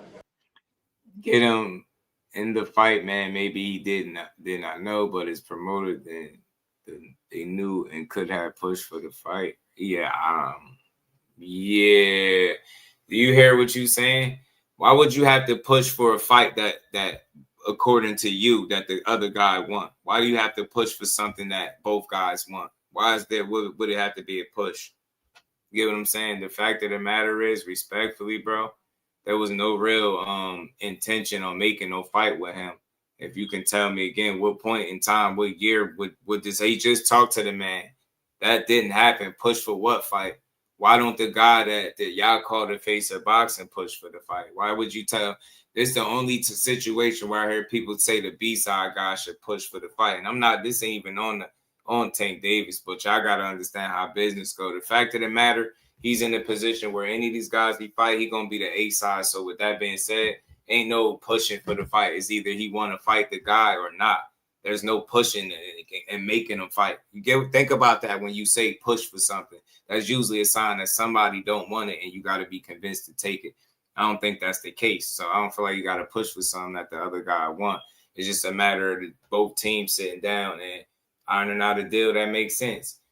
Preliminary talks tells you that it's not enough intent behind that fight to be made, right? Because you get what I'm saying? They said it all the time. You don't make Tank Davis offers. You don't send him nothing. You know what I mean? Yeah, you just got to wait your turn or all of the different things that they said. So it's crazy. Yeah, he's just talking now. Yeah, let me finish this out. Shout out to everybody rocking out, man. Y'all double tap the screen. Appreciate everybody. Another good build, man. This was another good interview from Core, man. I see him back making his rounds again, which is cool. See, look like them hands is rested up and good, man. Man, y'all really do. Y'all believe the stuff that y'all say? Shakur could have pushed for the fight to his promoters. Who is promoters? Bob Arum, the one that wasn't going to make the fight? Y'all be just saying anything, man. And again, Sonny Boy Boxing, why would you push for a fight that the other guy wants? You don't think he pushed for the fight? He sat there and asked, he had Steven Espinoza stumbling over his words, bro. He legit just had that man stumbling over his words. Like he had him admit to something that everybody said happened. And he had to say how it never happened. Like, you get what I'm saying? He said, yeah, you're still part of the deal. That dude don't know what's going on for real. You know what I'm saying? Like, you got to stop, bro. You got to stop, man. The man had a whole phone call with their team. And they were supposed to call them back, man. That's something that ain't even bring that up in that interview. And he could have if he wanted to. He could have brought that up if he wanted to. And that would have been 100% truth. That shit crazy, man. I'd be expecting fighters to do stuff that nobody else has to do to make a fight, man. Like when guys want to fight, you don't got to go to your promoters and convince them and convince this one and that one. No. Guys want to fight, they fight. You get what I'm saying? Ain't no, that shit sound good. Oh yeah, go to your promoters and tell them yeah to push for the fight. Why do you gotta push for something that the guy on the other side want? Get what I'm saying? Make it make sense. It should be as simple as you sign that contract when they come across your desk and shut up and take the fight, right? It shouldn't be no push for the fight. Tell your promoters to do this. Put the full court press on them. You get what I'm saying? Nah, it don't work like that. Fighters want fights, they get made. Simple. They never say go to Turkey. Yeah, they did, because he don't like Turkey. Turkey is bad business. His money is fake. Most times, what's good, homie? How you feeling? The money makes sense. Shout out to Eric, man. Yeah, but fighters gotta want fights. The promotion works for you. Yeah, but you ain't gotta push for fights that guys want, is what I'm saying. When you say the word push, that tells me that you gotta convince somebody to try to make a fight. When all parties are invested, that doesn't have to take place, is what I'm saying. So, and there ain't no pushing for a Tank fight. Like, it's either they say yes or no. You push and do what? Like, you get what I'm saying? You're not going to force his hand. You know what I'm saying? You're not going to force his hand. There's nothing more, I think, in my opinion, there's nothing more he should have did to try to get that fight. Just keep doing what you're doing. Keep winning. Keep being impressive. And the Tank fighter present itself if he's still boxing. That's what I believe. I don't think he got to do nothing else, nothing special. It's just a matter of them two getting on the same page, their teams getting on the same page and making a fight. As I always said, there ain't no ducking this, scared that. I think dudes got plans and intentions, but, look, Steven Espinoza, once again, he said it. Yeah, you're in there. You're in the deal. You're in the deal. He made that shit sound good, but then if he don't fight him, then what? Get what I'm saying? So, I don't know. I don't be tripping no way, man. I just know guys they're going to do what makes sense at the time, man. And Tank is doing him, and people just got to respect it. Devin's issuing terms of sending an offer as a punt fake. We call Tank team calling with no real intention, making fight with no terms of issue, nothing but what we call. Yeah, man, they be on my helmet about that. Tank made all the other fights, no problem. Tank just don't want no part of Shakur. Just don't think that's in the plans. I hope I'm wrong, but it just don't sound like it's something that people feel like that should happen. The fighter said it himself. It don't sound like that's somebody that he should even want to fight. Said he ain't never did nothing. So I don't know. It's just you never know what these dudes want. But you ain't gonna get me to dissing them. You're not gonna get me to say he's scared or ducking. I'm not gonna do none of that. I just say he just might not want to fight. Don't get me to answer why. I can't read nobody's mind, but only time will tell. And hopefully when it's all said and done, with them being as talented as they are in their respective same division, that they get a chance to run it with each other. Because I think they deserved it. I think they deserve it. I think Tank Davis has put in enough work to definitively be able to call himself the best fighter in the 135 division. I think Shakur Stevenson has put in enough work to have the opportunity to fight the other top guy in the division to see who's the best out of them too, right? I don't think nothing's wrong with that. I think that's real. You get me? Why wouldn't they have those? Why wouldn't you want to see those guys with those kind of opportunities? Get what I'm saying? Both of them. I support them both. Want to see them get the most out of their careers. I want to see them get what they earned. And I feel like they earned the right to fight each other. Get me? How we get there, I don't know. But both of them are dogs. Both of them world class. Both of them elite level. And I think it'll be a banger of a fight. One of the best fights we can get. You know what I'm saying? If it's made. That's what I truly believe. Credit to both teams, both fighters. They as real as it come to me in the sport of boxing, man. Them some legit guys, man. And hopefully, the sport of boxing and the powers that be deliver us that fight, win, lose, or draw, right? I want to see those two dudes lock in and make a fight. You hear what Shakur said, it gotta happen. You heard him press Espinoza. Look, am I in the deal? Am I in the deal? Are you sure? You sure in what you're saying? He being very direct with that, man, and I appreciate it. He ain't gonna get enough credit for it because people didn't hear what they wanted to hear, but that just lets you know that he ain't avoided no opportunity to fight Tank Davis. It just never ironed out. You can't make a fight of that magnitude with no preliminary conversation. I think it'll take a lot more than just one conversation or phone call to make a fight with them two. That's just me. to iron out details and different things like that. So the more communication that they have on both sides collectively, the more I think traction that they can make and gain in making a fight. Other than that, if the fighters are not going to be on the same accord, if the teams are not going to be on the same accord, how do we think we're supposed to see the fight? Get what I'm saying? So I'm all about communication. Them dudes working it out. The hell with the bravado, the back and forth, the one up, the posturing, none of that stuff. You heard what Core spoke about. He just want to make sure the communication is on the same page. And I guarantee you can get some lead, you know what I mean? You can make some progress that way. But without the communication, with nobody being on the same page and same accord, it just can't happen. It just won't happen. Oh man, so backflips on Shakur, he could. I mean, shit is possible. Why ain't Shakur in the WBA rankings? Is he a champion? Champions don't go in the rankings, the special one. He a champion. They ain't gonna be ranked as a champion. You know what I'm saying? But yeah, I just be wanting to be clear on what I'm saying. Rock with your opinion. I respect them all, but I just be talking some real stuff. Like the reason why some of these fights don't be being made, because it don't be no real effort behind the scenes to make them. And if I'm lying, then Steven Espinoza would be saying more than just a short conversation or preliminary talks. Like that's not enough for that fight to get ironed out to me. So intent has to be put behind putting that fight together, meaning everybody has to really want that on that side and as well as the other side. You got to be available. You got to accept, contract if it's made or terms or whatever the case, right? Be ready, be available. So I don't know how we get there to that fight, but hopefully it does happen. You know what I mean? Steven Espinoza try to breathe some life into it, but I'm not going to lie. That shit just sound like he was freestyling and saying the stuff that you're supposed to say, the politically correct answers. Yeah, you're in the deal. You're in there. Like, yeah, it just don't sound, it don't sound too convincing. And like I said, nobody can speak for the fighter. They don't know exactly what he want to do because he probably don't know what he want to do. So until that is the case, asking him about fighting all these other guys is going to be a bit premature, especially if you got a damn Jake Paul in front of him that, regardless of what people think about the fight, it's a risk involved in that. So you got to make sure you take care of that.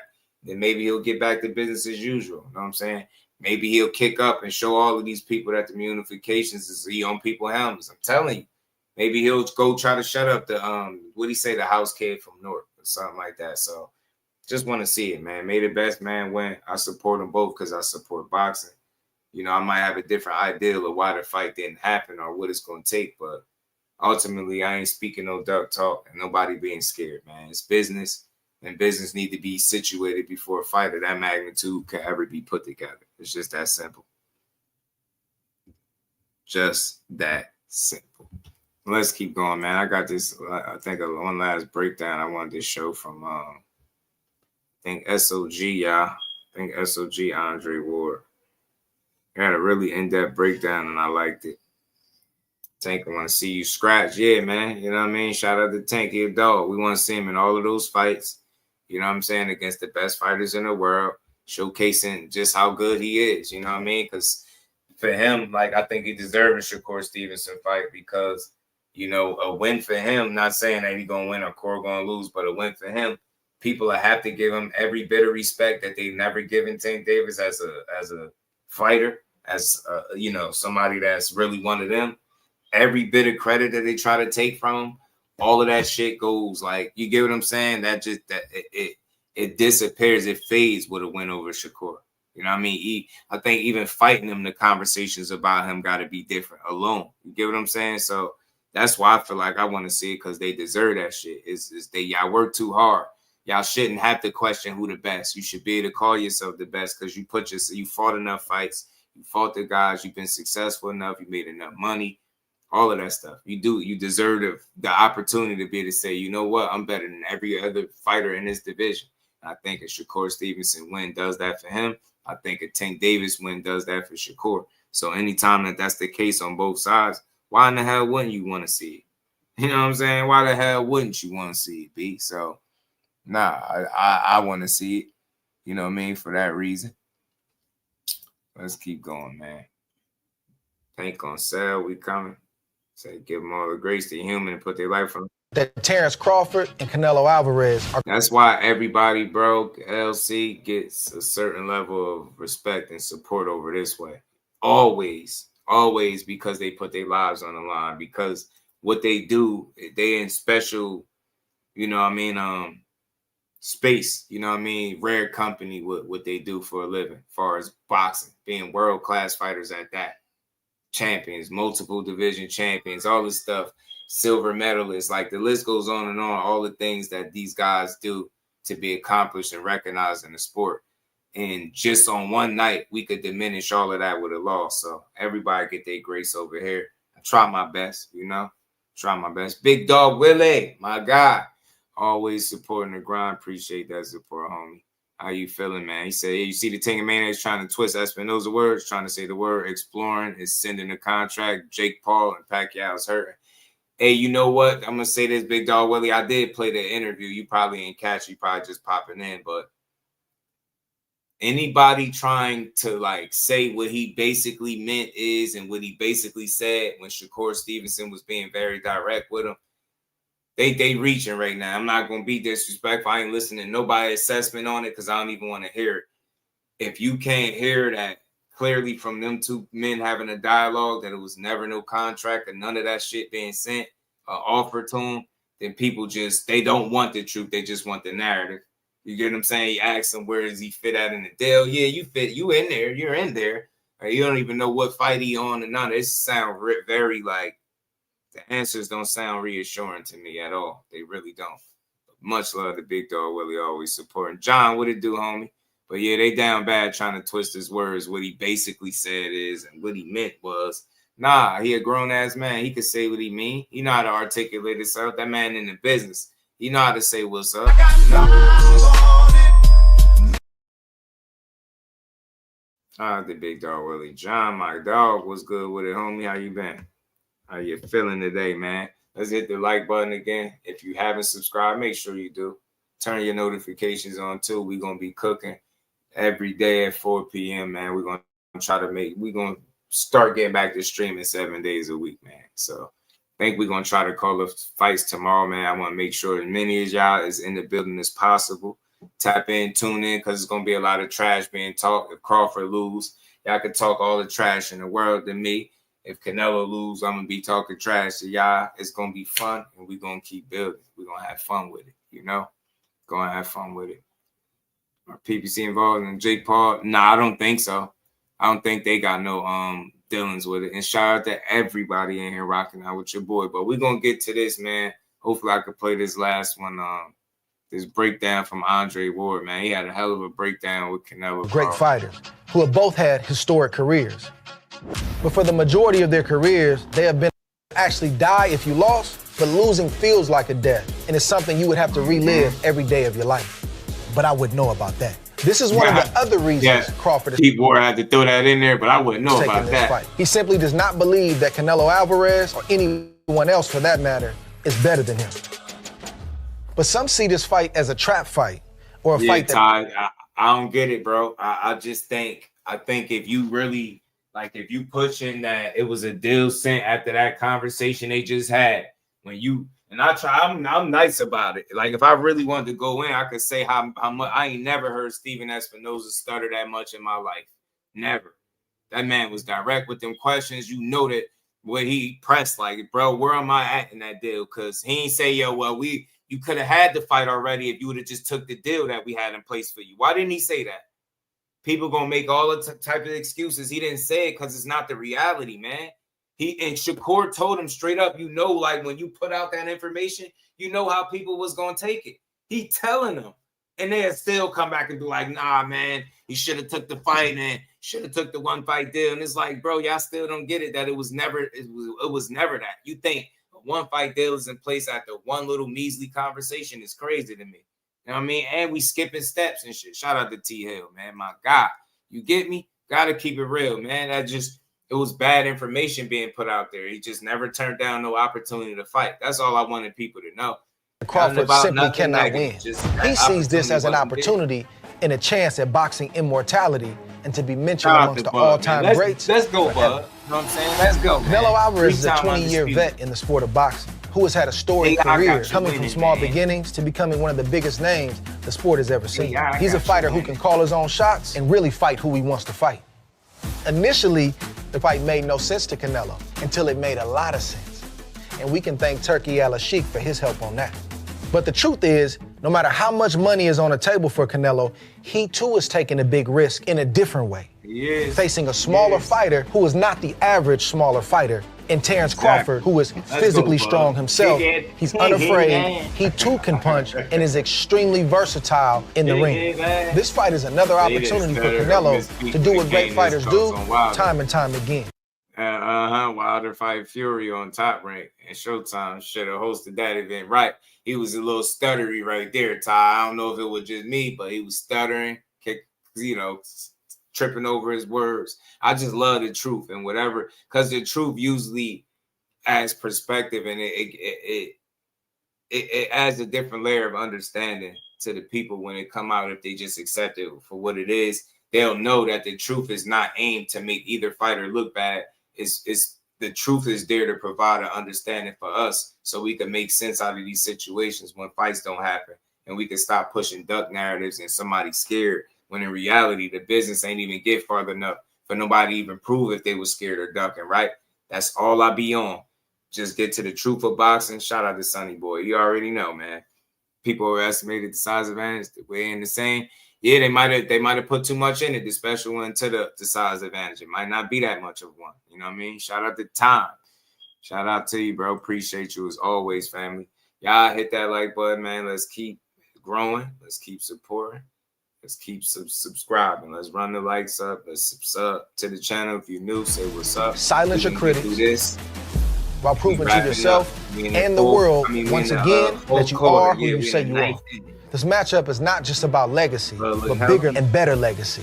Let's go into the war room to see how they get it done. Yeah, Sonny Boy, you can talk all the trash you want, man. If your guy pulls it off Saturday, it's all good. One of the biggest questions going into this fight is which stance is Terence Crawford gonna trust the most? I believe Terence Crawford fights equally well from both stances, both right-handed and left-handed. He's naturally right-handed. Ward be cooking some of the best boxing breakdowns ever. But in most of his big moments, in his biggest fights, he seems to trust the left-handed stance the most. Southpaws have given Canelo trouble throughout the course of his career. Erislandy Lara comes to mind, and even Austin Trout before Trout got dropped. It's a different look for the right-hander Canelo. He has to project and throw his punches in a different way, and the movements are different. One of the biggest things about this fight that I don't hear anybody talking about is that Canelo Alvarez has to prepare for two different styles, while Crawford, he's just got to prepare for one. Canelo doesn't know if Crawford is going to be right-handed or left-handed, or if he's going to switch midway through the fight.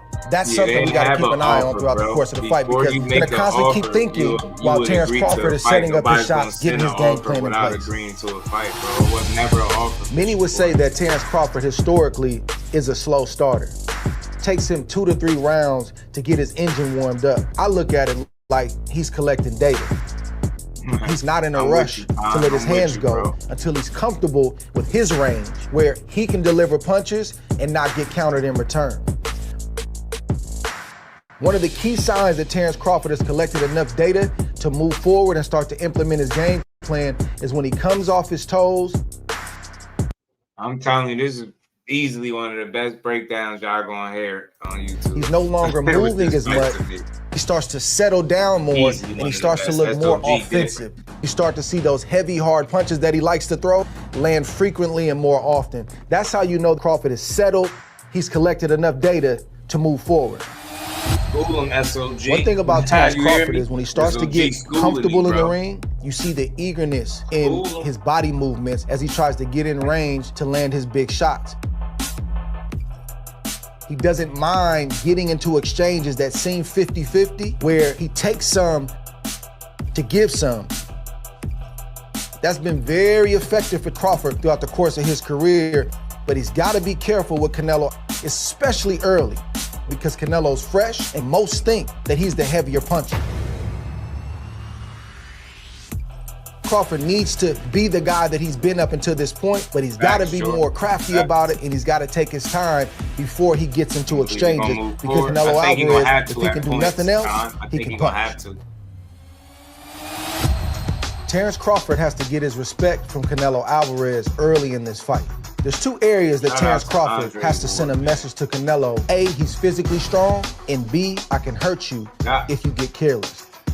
That, bro, if no terms are agreed upon, they're not going to send no contract. It's not going to be no offer. It's not going to be none of that. And you could tell with preliminary talks they didn't get far, which I hate that for boxing. I can't stress that enough because it's going to be tough to make a fight like that if guys are not talking. That's all I've been maintaining the same thing. You would never hear me call neither of those two guys a duck because I know the reason that they fight didn't happen ain't as simple as calling somebody a duck or saying they scared.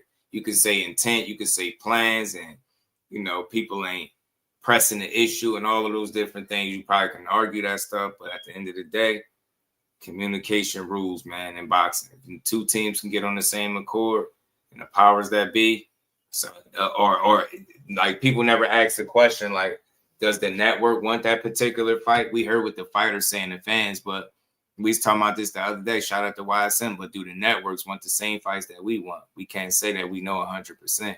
Shout out to Ty. Jesus said the problem is, I think he's gonna want to take Canelo's punches to give some. Think he's gonna want to? Oh nah, I don't think so. I think he gotta be a little smarter with that one. You know what I mean? Crawford can stand in bed with Canelo. Crawford winning the fight. I think he got to be able to mix it up with him. You know what I mean? Full call isn't an official inquiry out of a potential fight unless it's put into right, and that's a fact. In mind, bro, I just don't want war for that Upton boxing gym, huh? And this is mine, bro. I don't want. Yeah, look, opinions is all good. We all got them, bro. Sonny boy. Look, I just want to see the best fighting the best, man. And I know Tank and Shakur is the best of the best. But let's get through this, man. Double tap that screen. Is where Crawford lets Canelo know that I'm just as strong, if not stronger than you.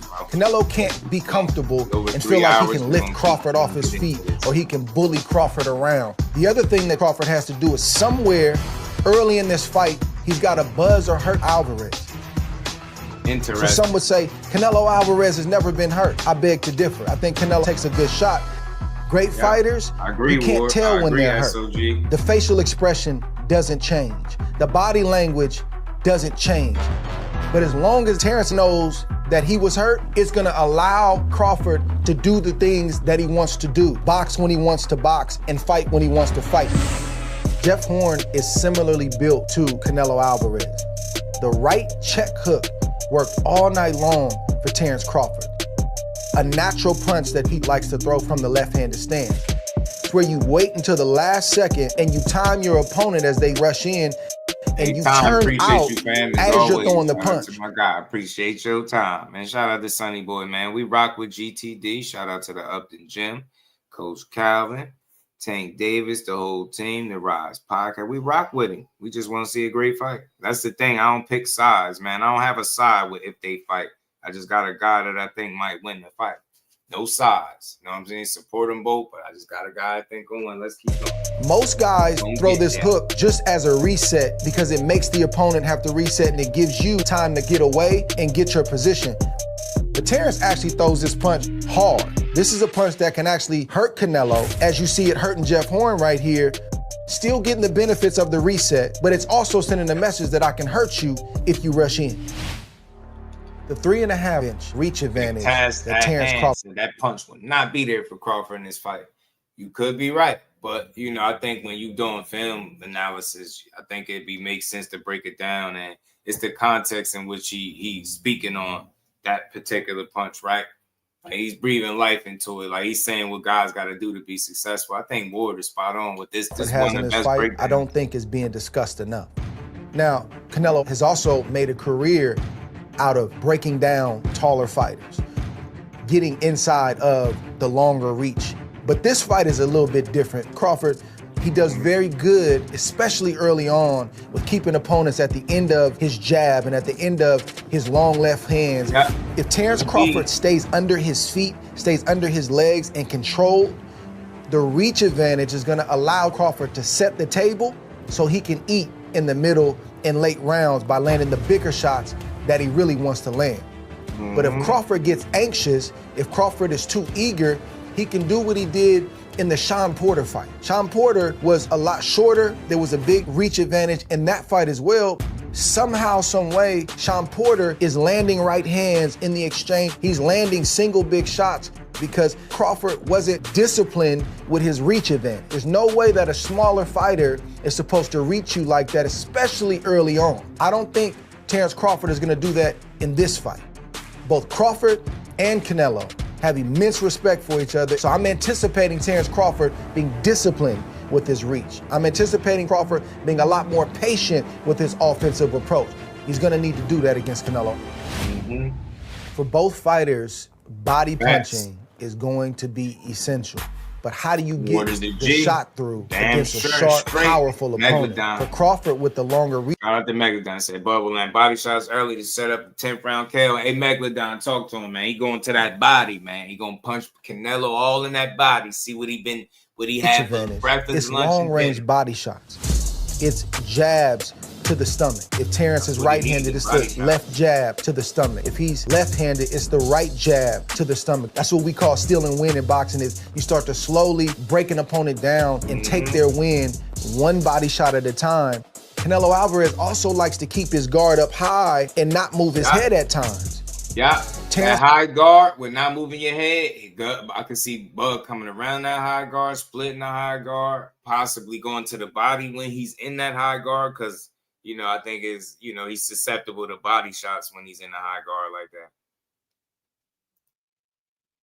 Has to be mindful to not just headhunt, but to be disciplined with jabs to the stomach early on, and also sneaking the small body shots in the clinch. You may hear a little grunt from your opponent. That's money in the bank for up the road. Body punching is something that Crawford cannot neglect. Body punching is something that he's going to need in this fight. Crawford all day. Shout out to Dez, man. For some reason, everybody seems to think that it's only one puncher. Talk to me, because I'm rocking with Team Crawford for this one in a very tough fight. I rock with Nello. Nello gonna be the toughest fight I think he had, like I said, but we rocking with Budry. We think he got it. He can pull it out. He said, I'm good. I'm not with Upton. I'm a fan. Nah, you ain't gotta be with Upton. Shout out to Upton. You know what I'm saying? Shout out to Upton. We all supporters, man. We supporters of the Upton gym. Shout out to them. And be more.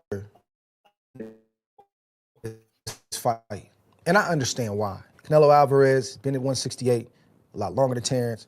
Crawford has been a career 35-pounder. Then he moved up to 40. Then he moved up to 47. And he just recently moved up to 154 pounds against Israel Madrimov. A lot of people didn't like that performance from Crawford, and it was his first decision victory since 2017 against Felix Diaz. Is this foreshadowing that Crawford's power is not moving up in weight along with him? Prior to Madrimov, he was on an 11-fight knockout streak. Will the power follow Crawford to 168 pounds, and can Crawford take the power of a full-fledged super middleweight? Regardless of Canelo being perceived as the bigger puncher, it's not the only puncher in this fight. That being said, it's going to be the accuracy and punch placement from Crawford that's going to put him in position to land the shot against Canelo that he doesn't see. If Crawford is able to hurt Canelo, he's going to be merciless with the finish, as Crawford is one of the greatest finishers of this era, and I believe one of the greatest finishers of all time. That's what Crawford has to do to get the job done September 13th. What's going on, my people? It's your boy Ak, and you know we have an incredible fight coming your way. We had to team up with the best squad in the game, DraftKings. We're talking Canelo Crawford. Let me get into keys to victory really quick. As far as Canelo, in order to be on the action all night long, weight champion holding. Canelo employs early in this fight, he's ultimately going to settle to being his normal self, which is slowly applying pressure with his hands up high, looking to land big shots. And I don't know, free bands. It's boxing. Everybody gets hurt. If you pay attention to Madrimov, his other fights, you will see that he did feel some of them punches in there. Yeah, he did get hurt. He got hurt to the body. He just got a good poker face. Was he visibly staggered and hurt all over the place? No, but people get hurt. Fighters get hurt all the time, man. So it's like saying, okay, just because Canelo hasn't had a knockout since Caleb Plant doesn't mean he can't knock out Crawford. So just because you didn't see Crawford visibly have Madrimov hurt doesn't mean he couldn't hurt Canelo. The likelihood of it is low, right? But the possibility is always there. He's human. It's the punches you don't see that hurt you. So if either of these guys get hit with the right shot, they can be hurt. You know what I'm saying? But some people are picking them by knockout. Some of these people are world-class Hall of Fame fighters. You get what I'm saying? Some of these people are, individuals that participated in this sport at the highest level. They picking Bud to win. It's just what it is. Some people see what they see. Makes any mistakes. Canelo likes to have maybe 2 or 3 big moments around where he throws 4 or 5 big shots. And because the punches land so heavy, even when they're blocked, this allows him to rest. This allows him to regroup. If Crawford is wise, he'll make Canelo fight when he wants to rest. He'll make Canelo fight when he needs a breather. Canelo's gonna have to come out of his normal punch count and punch more if he's gonna win some of these rounds, because Crawford, once he gets comfortable, is going to be active offensively in this fight. Body punching is just as important for Canelo Alvarez as it is for Terrence. It's a little bit different delivery system. Man, y'all, I be trying so hard, man, with y'all dudes, man. But y'all don't know how to have a conversation, period. Outside of what you think, if a person not repeating everything you say and tell you speaking facts, y'all always come with a stupid ass insult, like something is dumb. Nah, you dumb. You dumb for not knowing how to have a conversation and thinking we gotta think like you. You get what I'm saying? Like you so everything in boxing, you get everything in boxing right. Every pick, every fight, you can accurately predict 100% who gonna win. Shut that weak ass shit up, man.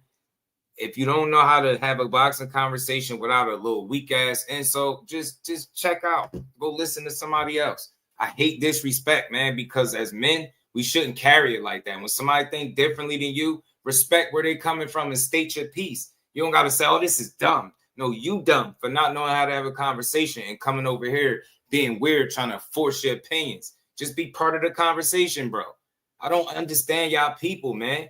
Shut your ass up. Boxing ain't about being right or wrong. That's what's wrong with most of y'all. Y'all want to argue and everything is a debate. And nah, you think this. If you think this, you're dumb. If you think you asshole, you got world-class Hall of Fame fighters picking buzz. So they dumb too? They don't know boxing?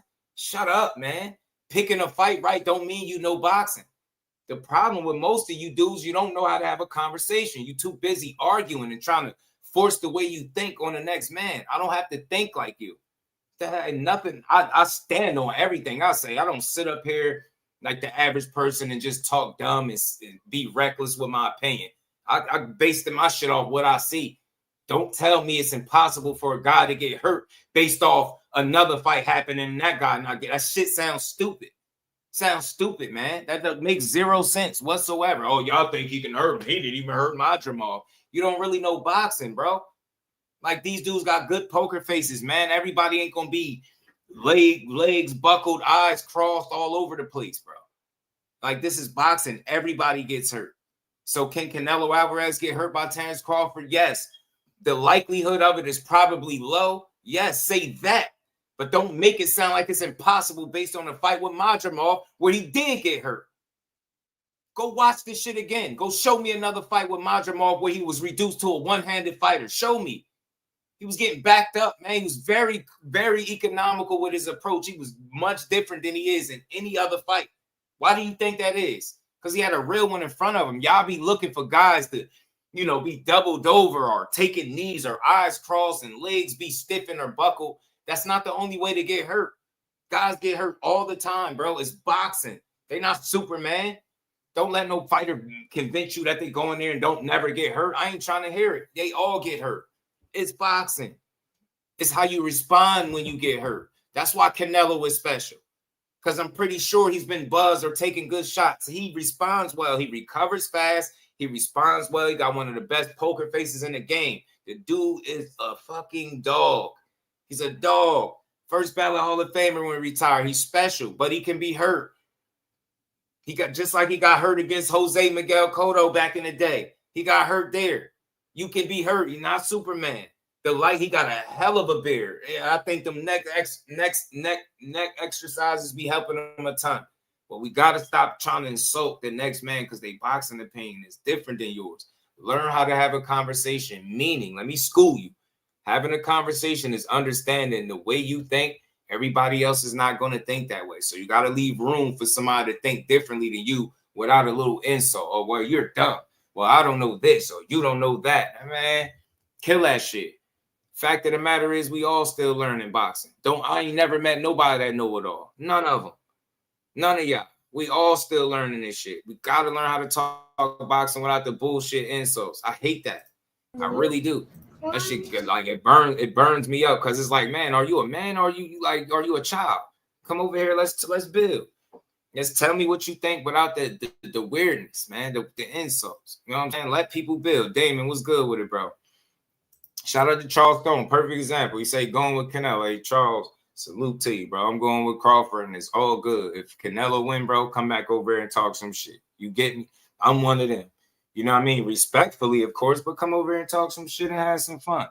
This ain't that. Boxing is not me versus you. That's what's wrong with y'all. Y'all taught to argue everything. You can't, newsflash, you cannot argue an opinion with another opinion.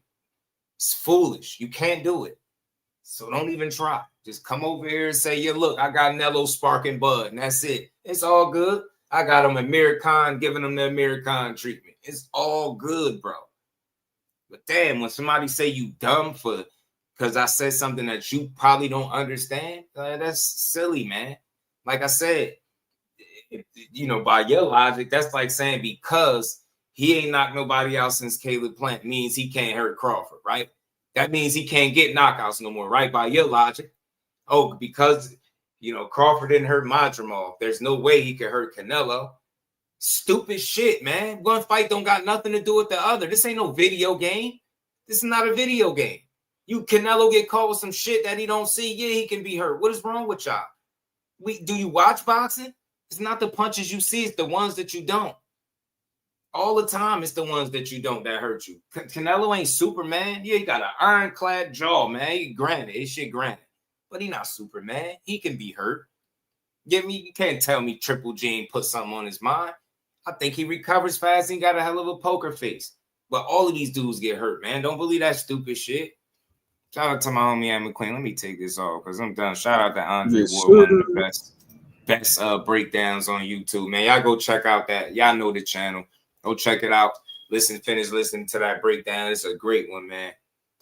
And we'll be quick to disagree with a damn Hall of Fame fighter that did it. Nah, man, what is he talking about? This is a Crawford video. It's like, bro, listen.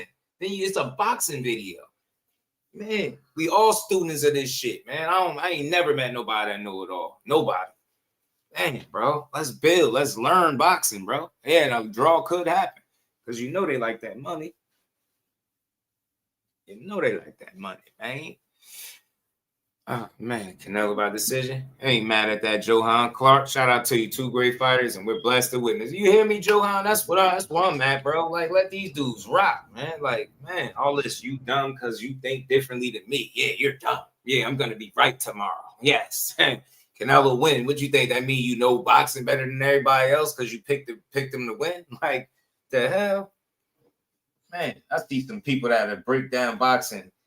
Like, you get what I'm saying? Get a pick wrong here or there, but that breaks the film down like no other, bro. You know what I'm saying? Tossing a 50 on the draw. I feel you, John. Talk to him. Get that Mulian. You know what I'm saying? Get the Mulian. You know what I mean? Get that money. It's going to be fun, though, man. Yeah, that man Canelo done felt power before, man. Mm-hmm. I know we build up these fighters and we say things about them, about their respective attributes, mm-hmm. to the point where it almost becomes mythical. Yeah. As a matter of fact, hold on, I got a clip right here. You know what I'm saying? You the clip king, so I gotta follow your lead. I got a clip right here with Canelo talking about power. I got you. Shout out to GK Cinco. Just listen to what Canelo says right here. Does it sound like a man who's just walking through shit just to walk through it? I think the most I feel was James Kirkland. He hit me in the arms and right here, and I feel so hard. And I say, no, if he hit me in the head, he's gonna fucking. I need to go early. He's a great fighter, and plus, he said I need to go early. The fight night, he bringing 25 pounds more than me. Well, that's about Dave Benavidez. You hear what he said about James Kirkland and the power. He said he felt the shots on the arms and was like, nah, if he hits me in the head. That shit was funny, bro. It was like, man, I had to do this early. He's like, other words, dude punch me my shit like that, man. It might be over. I gotta get him out of here.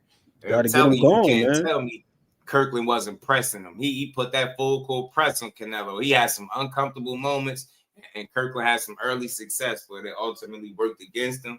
Canelo stayed poised, calm, picked his shots, and man, he obliterated Kirkland. Obliterated. My boy Nello was hurt to the body early on in that fight. Another one. Hurt to the body early on in that fight.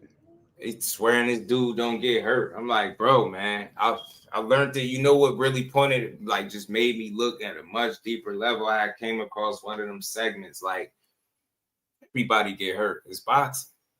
And I just started, I never, since then, I ain't gonna lie to you, like, it really is, bro. Like, think about putting yourself in a boxing match just because you've been hurt and been able to fight through something. Like, you got hurt in a sport before. Like, you know what it means to be hurt physically. Like, you get what I'm saying? Like, that shit happens, bro, but you can fight through it. And that's what these fighters do. They train, put their bodies through all types of shit to be able to deal with this shit. Yeah, they be hurt, but they can deal with it. They can fight through it, man.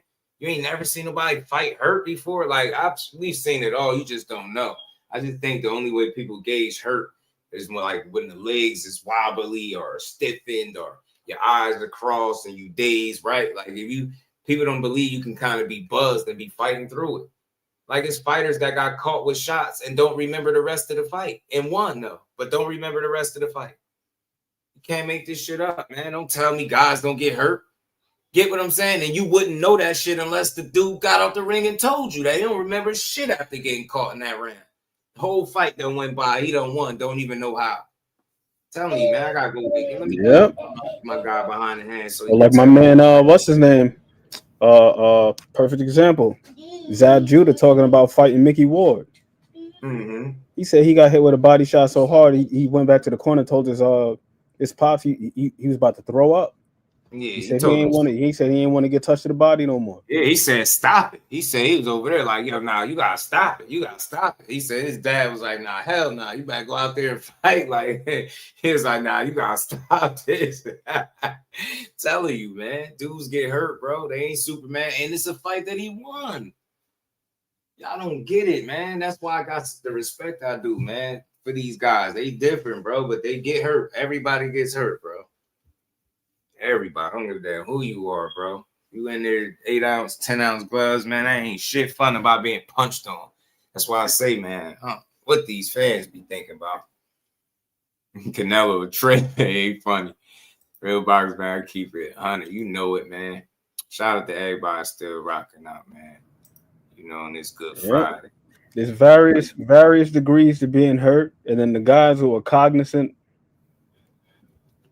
of when they're hurt, knowing they don't want to tip their hand to the opponent. Right. They learn to bite down and hold that shit down. Like, hell no, I can't let this dude know I'm hurt. Tim Layton, what it do? Tell him how you feeling, Brody. Telling you that shit real, man. It's just boxing. You just gotta reconsider that and start watching fights over, man. I'm telling you, yo, it's like they like movies after a while. Like, they like movies for real. Like, I know when you watch the same movie more than once, you pick up on shit that you didn't see the last time or the first time or whatever any other time you watched it. It's the same thing for boxing. If you really go watch it like that, and the more, what I've learned, the more I watch, the more you're able to see shit without having to watch so much back. But you'll still do it because it's going to always be something that you didn't catch in live time for one reason or another. Shit is just like watching movies, I swear. You'll be like, dang. Like, you know what I mean? You just notice little shit. Muggs, what's good with it, fam? Yep. And that's how you can notice moments where guys got hurt that get glossed over. Because like you said, you be thinking about it being just like this catastrophic event. Guy get hit with a shot, eyes all over the place, legs all loose and all this other shit. But sometimes it could just be, just look at the change in the approach. Look at the change in the approach. A perfect example of that is Canelo versus Austin Trout. You know, I was having this conversation with somebody the other day. It was like, Trout ain't hurt Canelo. I was like, go rewatch this moment in the fight and just look at the way that Canelo was coming prior to he got hit to the body. Somebody else just pointed out that fight too, that he was hurt in that fight. Forgot who it was. Somebody else just pointed that out. It was to the body though. What's name slipped. It was around the 143 mark in the 6th round. You know, I'd be taking my little notes and my clips. Every time I see something, I'm like, oh, let me clip that. Let me write a little something down. Because I really want to see, like, is it like that? You know, like another guy who had like a hell of a chin, but you seen him get touched to the body and shit look kind of shaky at times was on Triple G. And Triple G had a hell of a chin, but there were a couple of fights where I noticed when he took a couple body shots, he wasn't stepping with the same ferocity. Like that fight that he had with Derevianchenko and that other one with the Japanese cat. He ended up stopping him. Right.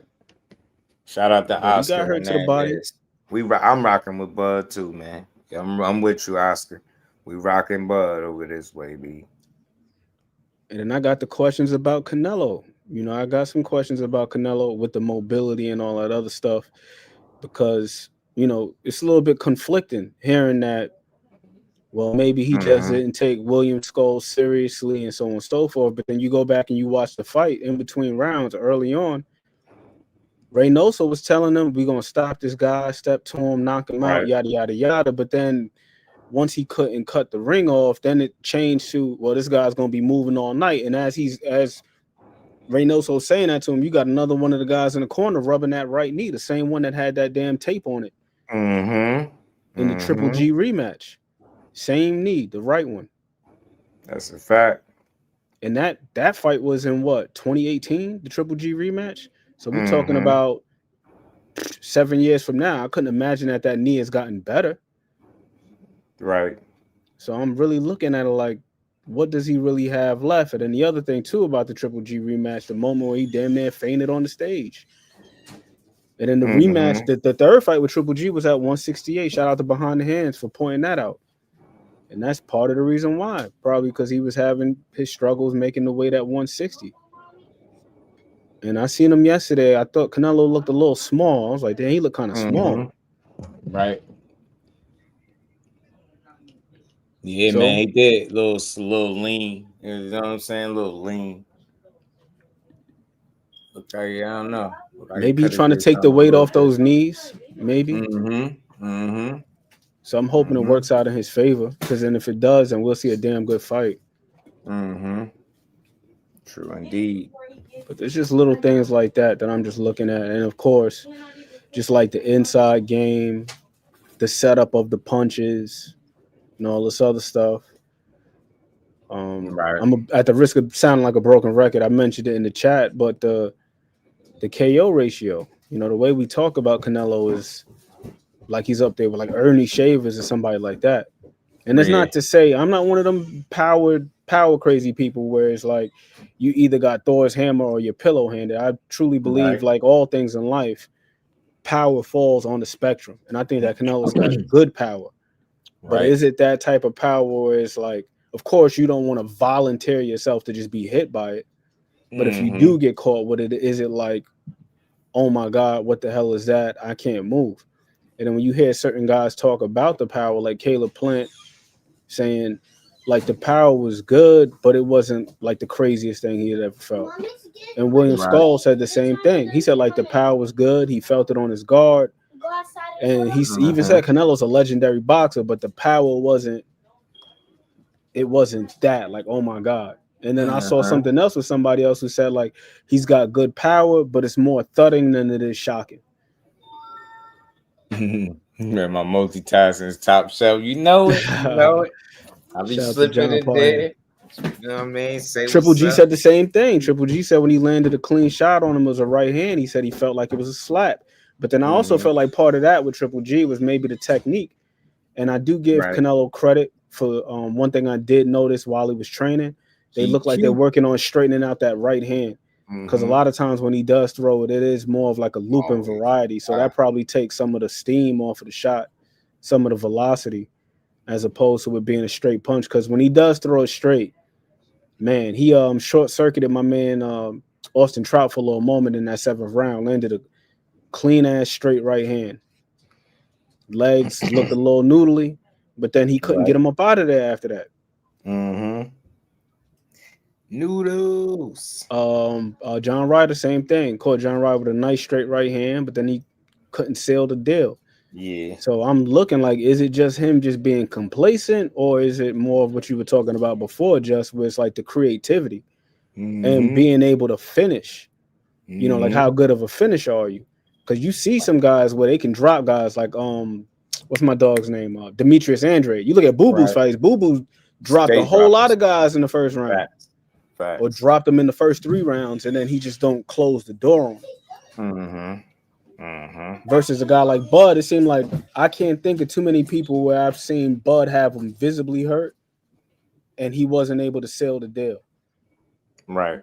To go back to the Sean Porter fight, I know some people criticize that fight, and they say, "Oh, Sean had 1 foot in, 1 foot out," and look, his daddy threw the towel in, and wooty woo woo. It wasn't a real stoppage. Yeah, his father threw the towel in because he saw where that shit was going. It got dark real fast. Right. It went from it being a competitive fight to this dude being dropped two times within the span of like 2 minutes.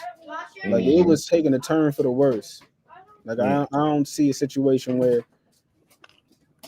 Sean doesn't. Canelo be loading up a bit too. Load up a bit, it seemed like on his shots. I think he got power, but again, it's just when you right there in front of him and not taking the sting off for years, he's really powerful. When you getting punched in your body and don't know how to defend against it, I'm pretty sure he's really damn powerful. But you just, you got to know how to handle yourself in there. Be accurate on where you land. He got good punch placement, I believe. Canelo does, for sure. He does. But that's why I was careful to say, John. It's not that Canelo doesn't have power. I'm asking, like, is it? And just because it's overstated, it doesn't mean that it's non-existent. Just to be clear on that. I'm not saying like, oh, because he doesn't knock everybody out, the guy don't got power, or because his KO ratio is 61%, it means he don't got power. No, that's good power, especially at the championship level. Because generally what happens is knockouts taper off as guys rise up in competition. We see that all the time. At the beginning of their career, when they lined up with guys that they're supposed to blow away, they generally handle them as such. They treat fodder like what it is. You know what I mean? A stepping stone. Matchmaking reigns supreme. But knockouts generally taper off. Right? But the guys who continue to get knockouts, they're generally KO artists. And to be a KO artist, it doesn't mean that you just got power, just got brute strength. What does an artist do? An artist paints. Right. Shout out to 2 Able Cents. to set shit up. He said, let him hit you. Let him hit you. Nah, I ain't gonna let him hit me. Hell no. Hell nah. Be waking me up, man. Y'all seen Just? He ain't been on about 2-3 weeks. Yeah, you heard Canelo heard that shit he was talking on the channel. The whole dog stole punch just doing this shit. Heard last time I heard he was drinking his food through his show. Somebody better check on him. Next time we see you on here, he be 65 pounds from drinking Campbell's soup for like 2 weeks and shit. Yeah, fucking with that low. Nah, ain't nobody mess around with Cinnamon. But that's what I'm saying. It's like, yeah, he could punch. You know what I'm saying? He could punch, but I'm just like, is it like that? That. Like, you know what I mean? Like Julian Jackson was like that. Like that's a different type of puncher. The way people talk about Ernie Shavers, like that's a different type of puncher. Like David Tua. Right. He said, you heard the jokes. You feed me with a spoon, I'll be looking like Manny and Jenkins. Or blind, I'll be up on the live. Not being able to read no comments, just talking. Hell no. It, nah, we ain't gonna have that. Listen, man, if I'm in the corner, yo, give me the one I mixed. I'm on my Panama Lewis shit. They can be like, damn, how the hell Jess take a left hook from Canelo? Yeah, he had the one I mixed, the drink I mixed. Right. You know what I'm saying? With the super serum from my man Victor Conti. Super cut with the tea that my man what's the name was drinking. Then we're gonna have them eggs Benedict from my man. Yeah, get some of that Connor. super serum, G. You know what I'm saying? Super serum it is. Telling you, build the super soldier out this joint. Well, man, this has been a fun week, man. I ain't gonna lie, good week, yo. It's gonna be topped off by a really good fight tomorrow that I hope Bud Crawford pull off. Hope he got all them belts. I hope this is the final image, man, that be in people's head right here with him with them belts. Canelo somewhere trying to put back the pieces while they telling him, "You're a champion, pick your head up." That's why I want to hear them. You're a champion, pick your head up. I hear say man. I need that. Listen, yo, I gotta say this, yo. How in the fuck do you think, Johan, that you could speak for 95% of the black community, bro? That shit is so fucking ignorant, man. Just say people are picking. Ain't nobody blindly picking them. Everybody I heard pick Crawford has been able to state reasons as to why. Do you know that there's people that feel like he's a better fighter? And that if it wasn't for the weight, say for instance, they was just undeniably sitting in the same weight class, they had Crawford 100%. But because they're acknowledging the weight disparity, you get what I'm saying? They picking Crawford, but understanding that Canelo could win. I hate when people think they can speak for the black community. No, the fuck you can't. You don't know 95% of the black community to even make an ignorant ass statement like that. Damn, why y'all do this every time? Did you notice?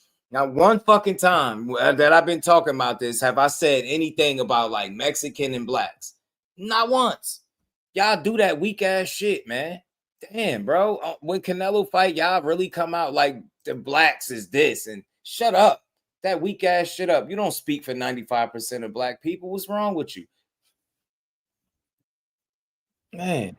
Sometimes you gotta just lean into it. Hell yeah, we gonna pick him because he's black. The same reason why they was booing his ass yesterday, because he's black. And all the Mexicans was cheering every time Canelo. What would be the problem if we doing that? But they saying blindly like this dude ain't a fucking division champion. Two division undisputed. What the hell do you mean? We got so many fucking real reasons. They ain't blind. Y'all blind for not being able to see that Canelo could really get his ass beat. Come on, man. That we gotta build, man. Build these fighters up, bro. We be doing weird shit. The blacks, and I hate that. What is the blacks? That's a color. And it's offensive, bro. We got a black man right here, light skin, Jesse Rodriguez. Blacks, bro. We not. That's a color, bro. We not the blacks. If I turn this fucking camera on, ain't nothing about me black, bro. But the t-shirt I got on. Shout out to Dez22, man. Appreciate you, man. We're gonna keep it. We're always gonna be fair over here, man. But what you pulling this up? No. I'm saying because we got a light skinned black man, brother. You know, he's a brother right here by the name of Jesse Ben Rodriguez. He's picking Bud. Canelo or Crawford? You got Crawford? Why?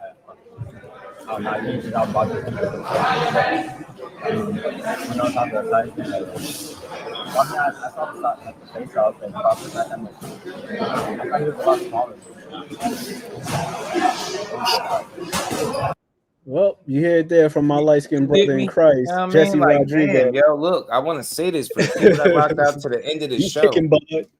Right, we not gonna feel bad about supporting our own. We're not gonna be guilt tripped or none of that. But I'm telling y'all, I know how boxing work. Like when they be in the ring, they be like, the Mexican this, or the Ukrainian that, or the African this, or I get that. But for me, y'all, when I really watch boxing, I promise you, I don't care what ends of the earth you are from. If you got hands, bro, I'm watching and supporting. I don't give a damn. You don't even gotta speak my language, and I'm supporting. You know what I'm saying? I don't care. I don't watch it like, this Mexican, and I acknowledge, I know what people are, but come on, man, I don't be watching.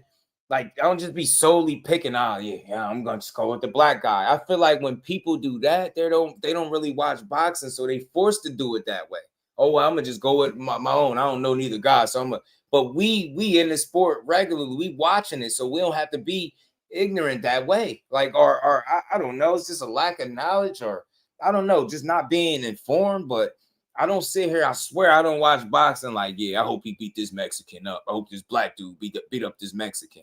Like, I don't watch that. I don't watch it that way. Not one fucking time has I thought about Bud Crawford beating Canelo that way because he Mexican.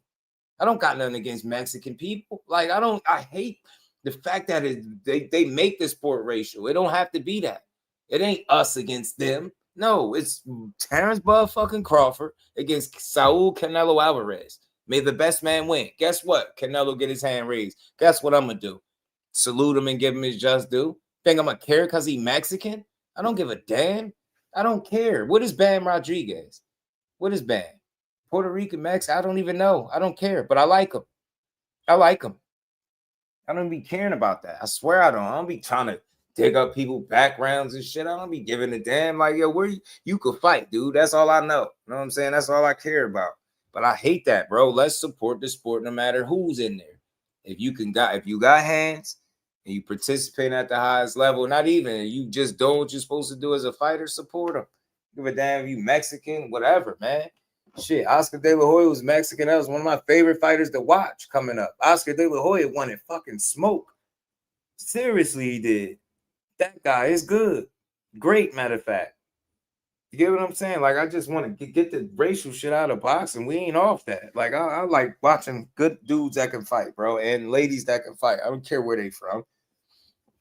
I don't care where they from. The closer they are to me, the doper it is. Like, for instance, I'm in Jersey. Shakur Stevenson, a Jersey guy fighting out there in Houston. You know what I mean? Representing Houston. That's dope to me. Like, I'm going to definitely rock with him. But I don't care where you from, bro. I swear I don't. I don't give a damn where you at. You can be at the edge of the earth somewhere. You know what I'm saying? Antarctica, bro. I'm rocking with you. Flossie, what it do, homie? No skilled Mexican ever than me. He's very skilled, bro. Very, very skilled. Very polished. Most skilled? It's hard to say. Mexico got some. War, though. The only people going to war are Bud and Canelo. Fans be hyping themselves up, and the ones that be talking that shit be ones that don't really deal with face-to-face confrontation well. That's why we be in chats just saying anything. Nah, the only war is them, man. I ain't warring with no fans over this shit. You think I'm getting $1 from Bud Crawford punching on Canelo or vice versa? Why would I go to war with y'all over some shit I ain't getting paid for?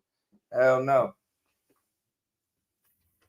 Say we're part of Jersey Central Jersey, bro. Let's say, man, throw out a landmark because I know a lot of people be thinking I'm from North, but I ain't. You know, they the neighbors though. They ain't too far. All I know is my neighbors are Mexican, and I seen about 10 cases of beer so far. Shout out to them, man. But I like all kinds of people, bro. Like, I'm mixed as it is, bro. Like, I'm mixed with Puerto Rican, bro. I don't got no hate in my heart for nobody. Not a single solitary soul, bro. We rock with everybody. Yeah, I don't know what you talking about. You said you from the South. Shout out to the South, Daz, man. Shout out to the South. No, Clarissa could have been born anywhere, and as long as her upbringing was what it was, she would have been what she is. Her upbringing created that jewel, created that star that she is today. You know what I mean? Her being counted out, being in, bad situations, not the best situations, and making the best and the most out of it. You know what I'm saying? Like, she had no quit in her. If she had any quit at all, she wouldn't even be where she's at. And I think people don't know how close these fighters could come to that point. If you ain't never seen The Fire Inside, her movie, go check it out. That shit even made my cousin, who's one of the smartest mouth, smart aleck shit, talk crazy. That movie made her rethink Clarissa Shields. You know what I'm saying? And she was making jokes, and she was like, man, after watching that, I won't even joke like that no more. Like, I respect it. Just give you a different bird's eye view, man. And I feel like she, even with the support she get, I feel like she deserved more. I think the reason why she ain't able to get more support than she get already is because of the lack of understanding. People are too much quick to talk about what they don't like, and what they see in her and what they don't like, and how she do this, rather than focus on all the things that got her to this point and the real reason why you know her. We be expecting these people to have the greatest personalities ever, to just be like She ain't gonna be everybody's cup of tea, I could tell you that. And if you weak-minded, you definitely might as well tune Clarissa out because she gonna make you uncomfortable. Very confident, and she gonna be at, and that's the way she should be. You know what I mean? But shout out to everybody, man. I appreciate all y'all rocking out. Shout out to the channel members, everybody that continues to support, all of y'all that got a shirt that's continuing to rock out. We gonna make sure we keep building. I'm gonna find a way to give some things back to the family, and we just gonna keep doing what we doing. I know it. Let's see, here we go. So I'll be trying to like y'all dudes. I'll be trying to respect. Clarissa was a preppy girl. She wouldn't have that drive. Eminem too. Like, nah, you missed my point. Clarissa's upbringing has I think crafted her into the individual she is. This preppy shit like that, you just missed the point. Hell with all that preppy stuff. She ate preppy. Her situation was what it was, and she rose, man. It don't matter where you from. You could be from anywhere. You know what I'm saying? Devin had a better upbringing, right? He got some dog in him. Tell me you don't. You know what I'm saying?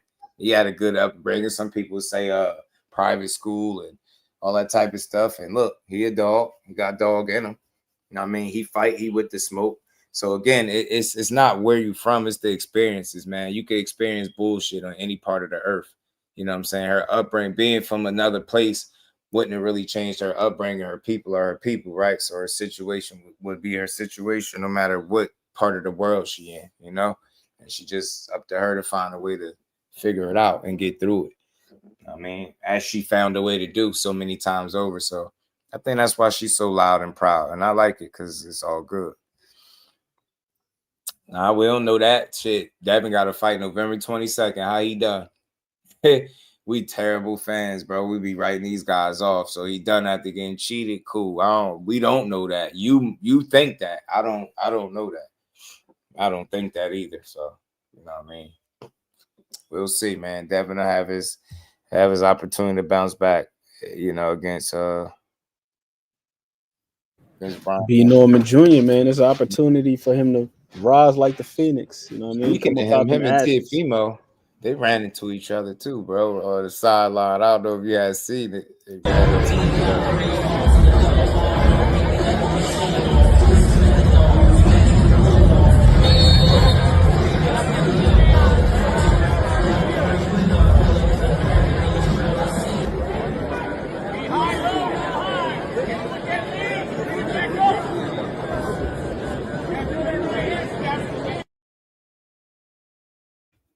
Teofimo, they was sitting there getting some chit chatting on, man. And I guess he off cold, huh? Devin off. Look at Devin being off cold talking to him. I'm about to repost that. Look at Devin being off cold talking to Teofimo. The nerve of him to actually have a civilized conversation without telling him how much you see the big fish in the gym, though. Huh? You see the big fish in the gym? Spence. Yeah. Another video. Nah, photo. He's in there with Maurice Hooker. Oh, nah, I didn't catch it. He looking like he in good shape. I like it. Yeah, Norman and 9. I'm telling you, Turkey blood sport. My guy EJ looking like he in good shape, man. Oh yeah, he do. He look like he in really good shape. I like that. I like the look of that. I'm gonna need him to get the shag back. You know what's missing? That phone call to Blue. Remember, he just did the push-up competition, and he was like, "Man, where Blue at?" He had it like in a little. It was on the video, like you seen the caption or whatever, said where Blue at, and then Blue just tagged him a while ago in the video, talking about, man, let's get it people what they looking for, man. Get people what they want. I'm like, yeah, Speed 3, what it do? Safe travels. So yeah, man, get him back with Blu-ray. 11 straight stoppages. I'm telling you, I told him he the missing ingredient to the Krabby Patty formula at this point, bro. You get me? You need to get on in there, and y'all need to pick up where y'all left off and go out with a bang, man. You did go out with a bang, EJ. Bro. When I seen them doing their workout years ago, like before the Kell Brook fight, and the warm up was 1,500 push-ups, I said, no wonder why that man be in shape like that. Yeah, that's where them steroid allegations come from. That motherfucker was strong as hell. He was an action figure strong when he was with understatement. Man, they put in that dog work. Dog work is that's part of the reason why people say push-ups. he switched up because he ain't want to work that hard no more. I can't blame him. Like, bro, like what we doing? 1,500 push-ups for the warm-up for? That need to be the whole workout. Yeah. Why is that the warm-up, dog? Like, chill. Yeah. He put you through it, yo. He really put you through it in there. I seen him working somebody out and they was trying to like get sympathy and he was like pushing them. I was like, yeah, you gotta rock with this. Blu-ray know what he doing. You know what he doing. Yeah, baby girl, he do look good. He look like he ready for his comeback. Any day now. We gonna get to the 4-hour mark. We got 5 more minutes. Double tap the screen, hit that like button, man. Sub to the channel. Y'all know we put the work in over here and we don't cut no corners, man. We don't cut no corners, G. Got 110 likes. If you didn't double tap the screen, make sure you do. If you ain't subscribed, make sure you do. Notifications on, that'll be a plus. And always keep in mind to support the content creators, man. Yeah, dig. Yeah. Really good conversation as always, man. A long one, like we always do, man. We being for that long haul. It's a marathon. Right. Marathon, man. You know, going the distance. You taking it all the way back, man. Like right after the no decision era in boxing, you know, like in the 1900s, they used to do 45 rounds, bro. Yeah. Before they cut it down to 15. Yeah, I heard about a fight lasting. I forget how long it was. Joe Gans. It's like a joke. This shit went on forever, bro. Yeah, I forgot how long they said this fight went on. It was like 43 rounds, something crazy like that. Yeah, something wild. Yeah, BVO was good with it, fam. Yeah, man, it was ridiculous. I was like, yeah, I would have just tapped out at that point. Just be like, yeah, yo, we just gonna have to call this a draw. Even as a fan, bro, my brain would have been fried after the 15th round. I'm like, all right, nah, like I'm cool. Like that's crazy. What more you about to see in 30 more rounds? Mm-hmm. Imagine that. We'd be, man, dudes would be dead tired in their beat. Tripping over their feet, winging punches, clinching for like 2 minutes straight. It's like, what you about to do in 45 rounds, dog, that we haven't seen like 30 rounds ago? Crazy. It'd be so crazy. Tim, that was the warm-up. Too. Yeah, out in the sun is crazy, man. It's crazy, bro. I don't know if the video is still out there. Support, man. And prayers for me in the back surgery today. Yes, man. Everybody that wish baby girl prayers over her surgery. We appreciate y'all, man. Zoomverse was good with it, Brody. How you feeling? Yes, sir. Praise up for the speedy and safe recovery, full recovery. Mm-hmm. No hiccups, no complications. Like the big fish.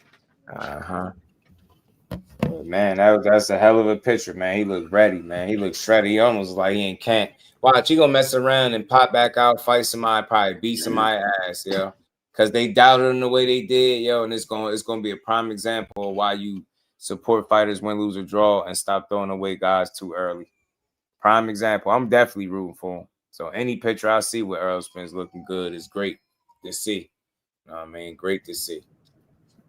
Especially when they conduct themselves the way he did after a loss, man. Yeah. Because we done seen a couple of guys take L's and then they don't show up to the post-fight press conference. Yeah.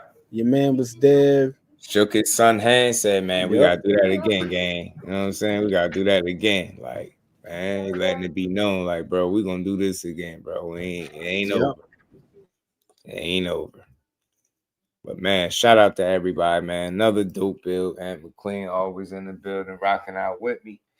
And we're going to have to, man, we're going to have to figure something out for this Canelo fight. We're going to have some fun with this, man. You know what I'm saying? It's going to be a long one, but it should be fun, man. But we're going to get to it, man. We're going to try to have us another good build tomorrow for these fights. And see if Bud Crawford can make history, man. I can't wait. Can't wait. Tim, I'm gonna see if that video is still online. If it is, I'm fonded to send it to you. It was incredible, bro. Shout out to Rolling with the punches, my guy. That Blu-ray workout. He had the circle of dumbbells laid out on the floor. Do the push-ups right here on the station. Do a set, then you rotate it and just keep doing 4 rotations around, like on the dumbbells doing the push-ups. I was like, damn, 1,500 is crazy. Yeah, hell And the man Blu-ray looked at the camera. That's just the warm up. I was like, hell no. I see why that man ain't want to work with him no more. But sometimes that's what's required, man, to get the best out of somebody. We've seen it with James Kirkland and Wolf. Right. And Wolf used to work James out crazy. And he never lost with her. Every time he stepped away from her. The Sheeta fight, the Canelo fight. Not saying he was going to beat Canelo or nothing like that, but he been in there with other punches too, like Alfredo Angulo. Like Prime El Perro was no joke. That dude was slinging them things, man. Yeah, he had pop. Kair say he won't fight. He's a little bad, but that conditioning, she had him on another planet with the conditioning, yo. Well, I'm telling you, he extended that olive branch. Earl, go holla at your boy Blu-ray, man. Go holla at your boy Blu-ray, man. Blu-ray said, go and just get the people what they want to see, man. So we never know, man. Pretty dope. But shout out to everybody again. Much love. I appreciate the support. Every super chatter cash. Y'all got the real MVPs, man. Keep us glowing and growing. You know, and tune in tomorrow. We're gonna try to build on these fights, man. Hopefully, we have us a great live, man. Another dope build. 4 hours. You already know, Ann McQueen. Appreciate you. The key is always under the mat for my guy. Y'all all make sure y'all enjoy this beautiful Friday. Get y'all some good eats and get prepared for the biggest fight of the year, of the century. They calling it, man. Terrence Bud Crawford as he dethrones Canelo. I was born ready. Alvarez, you feel me? So again, man, much love to everybody, and I'll see all y'all tomorrow. Let's enjoy these fights, y'all. Be great. Peace. Representing Brick City, Shakur. Finding those levels too. Look at that 4-punch combination. It's a masterclass right now from Shakur Stevenson. That's what you're seeing. A masterclass. And Shakur meeting him with straight left hand. Oh, and there's a knockdown score with the left hand.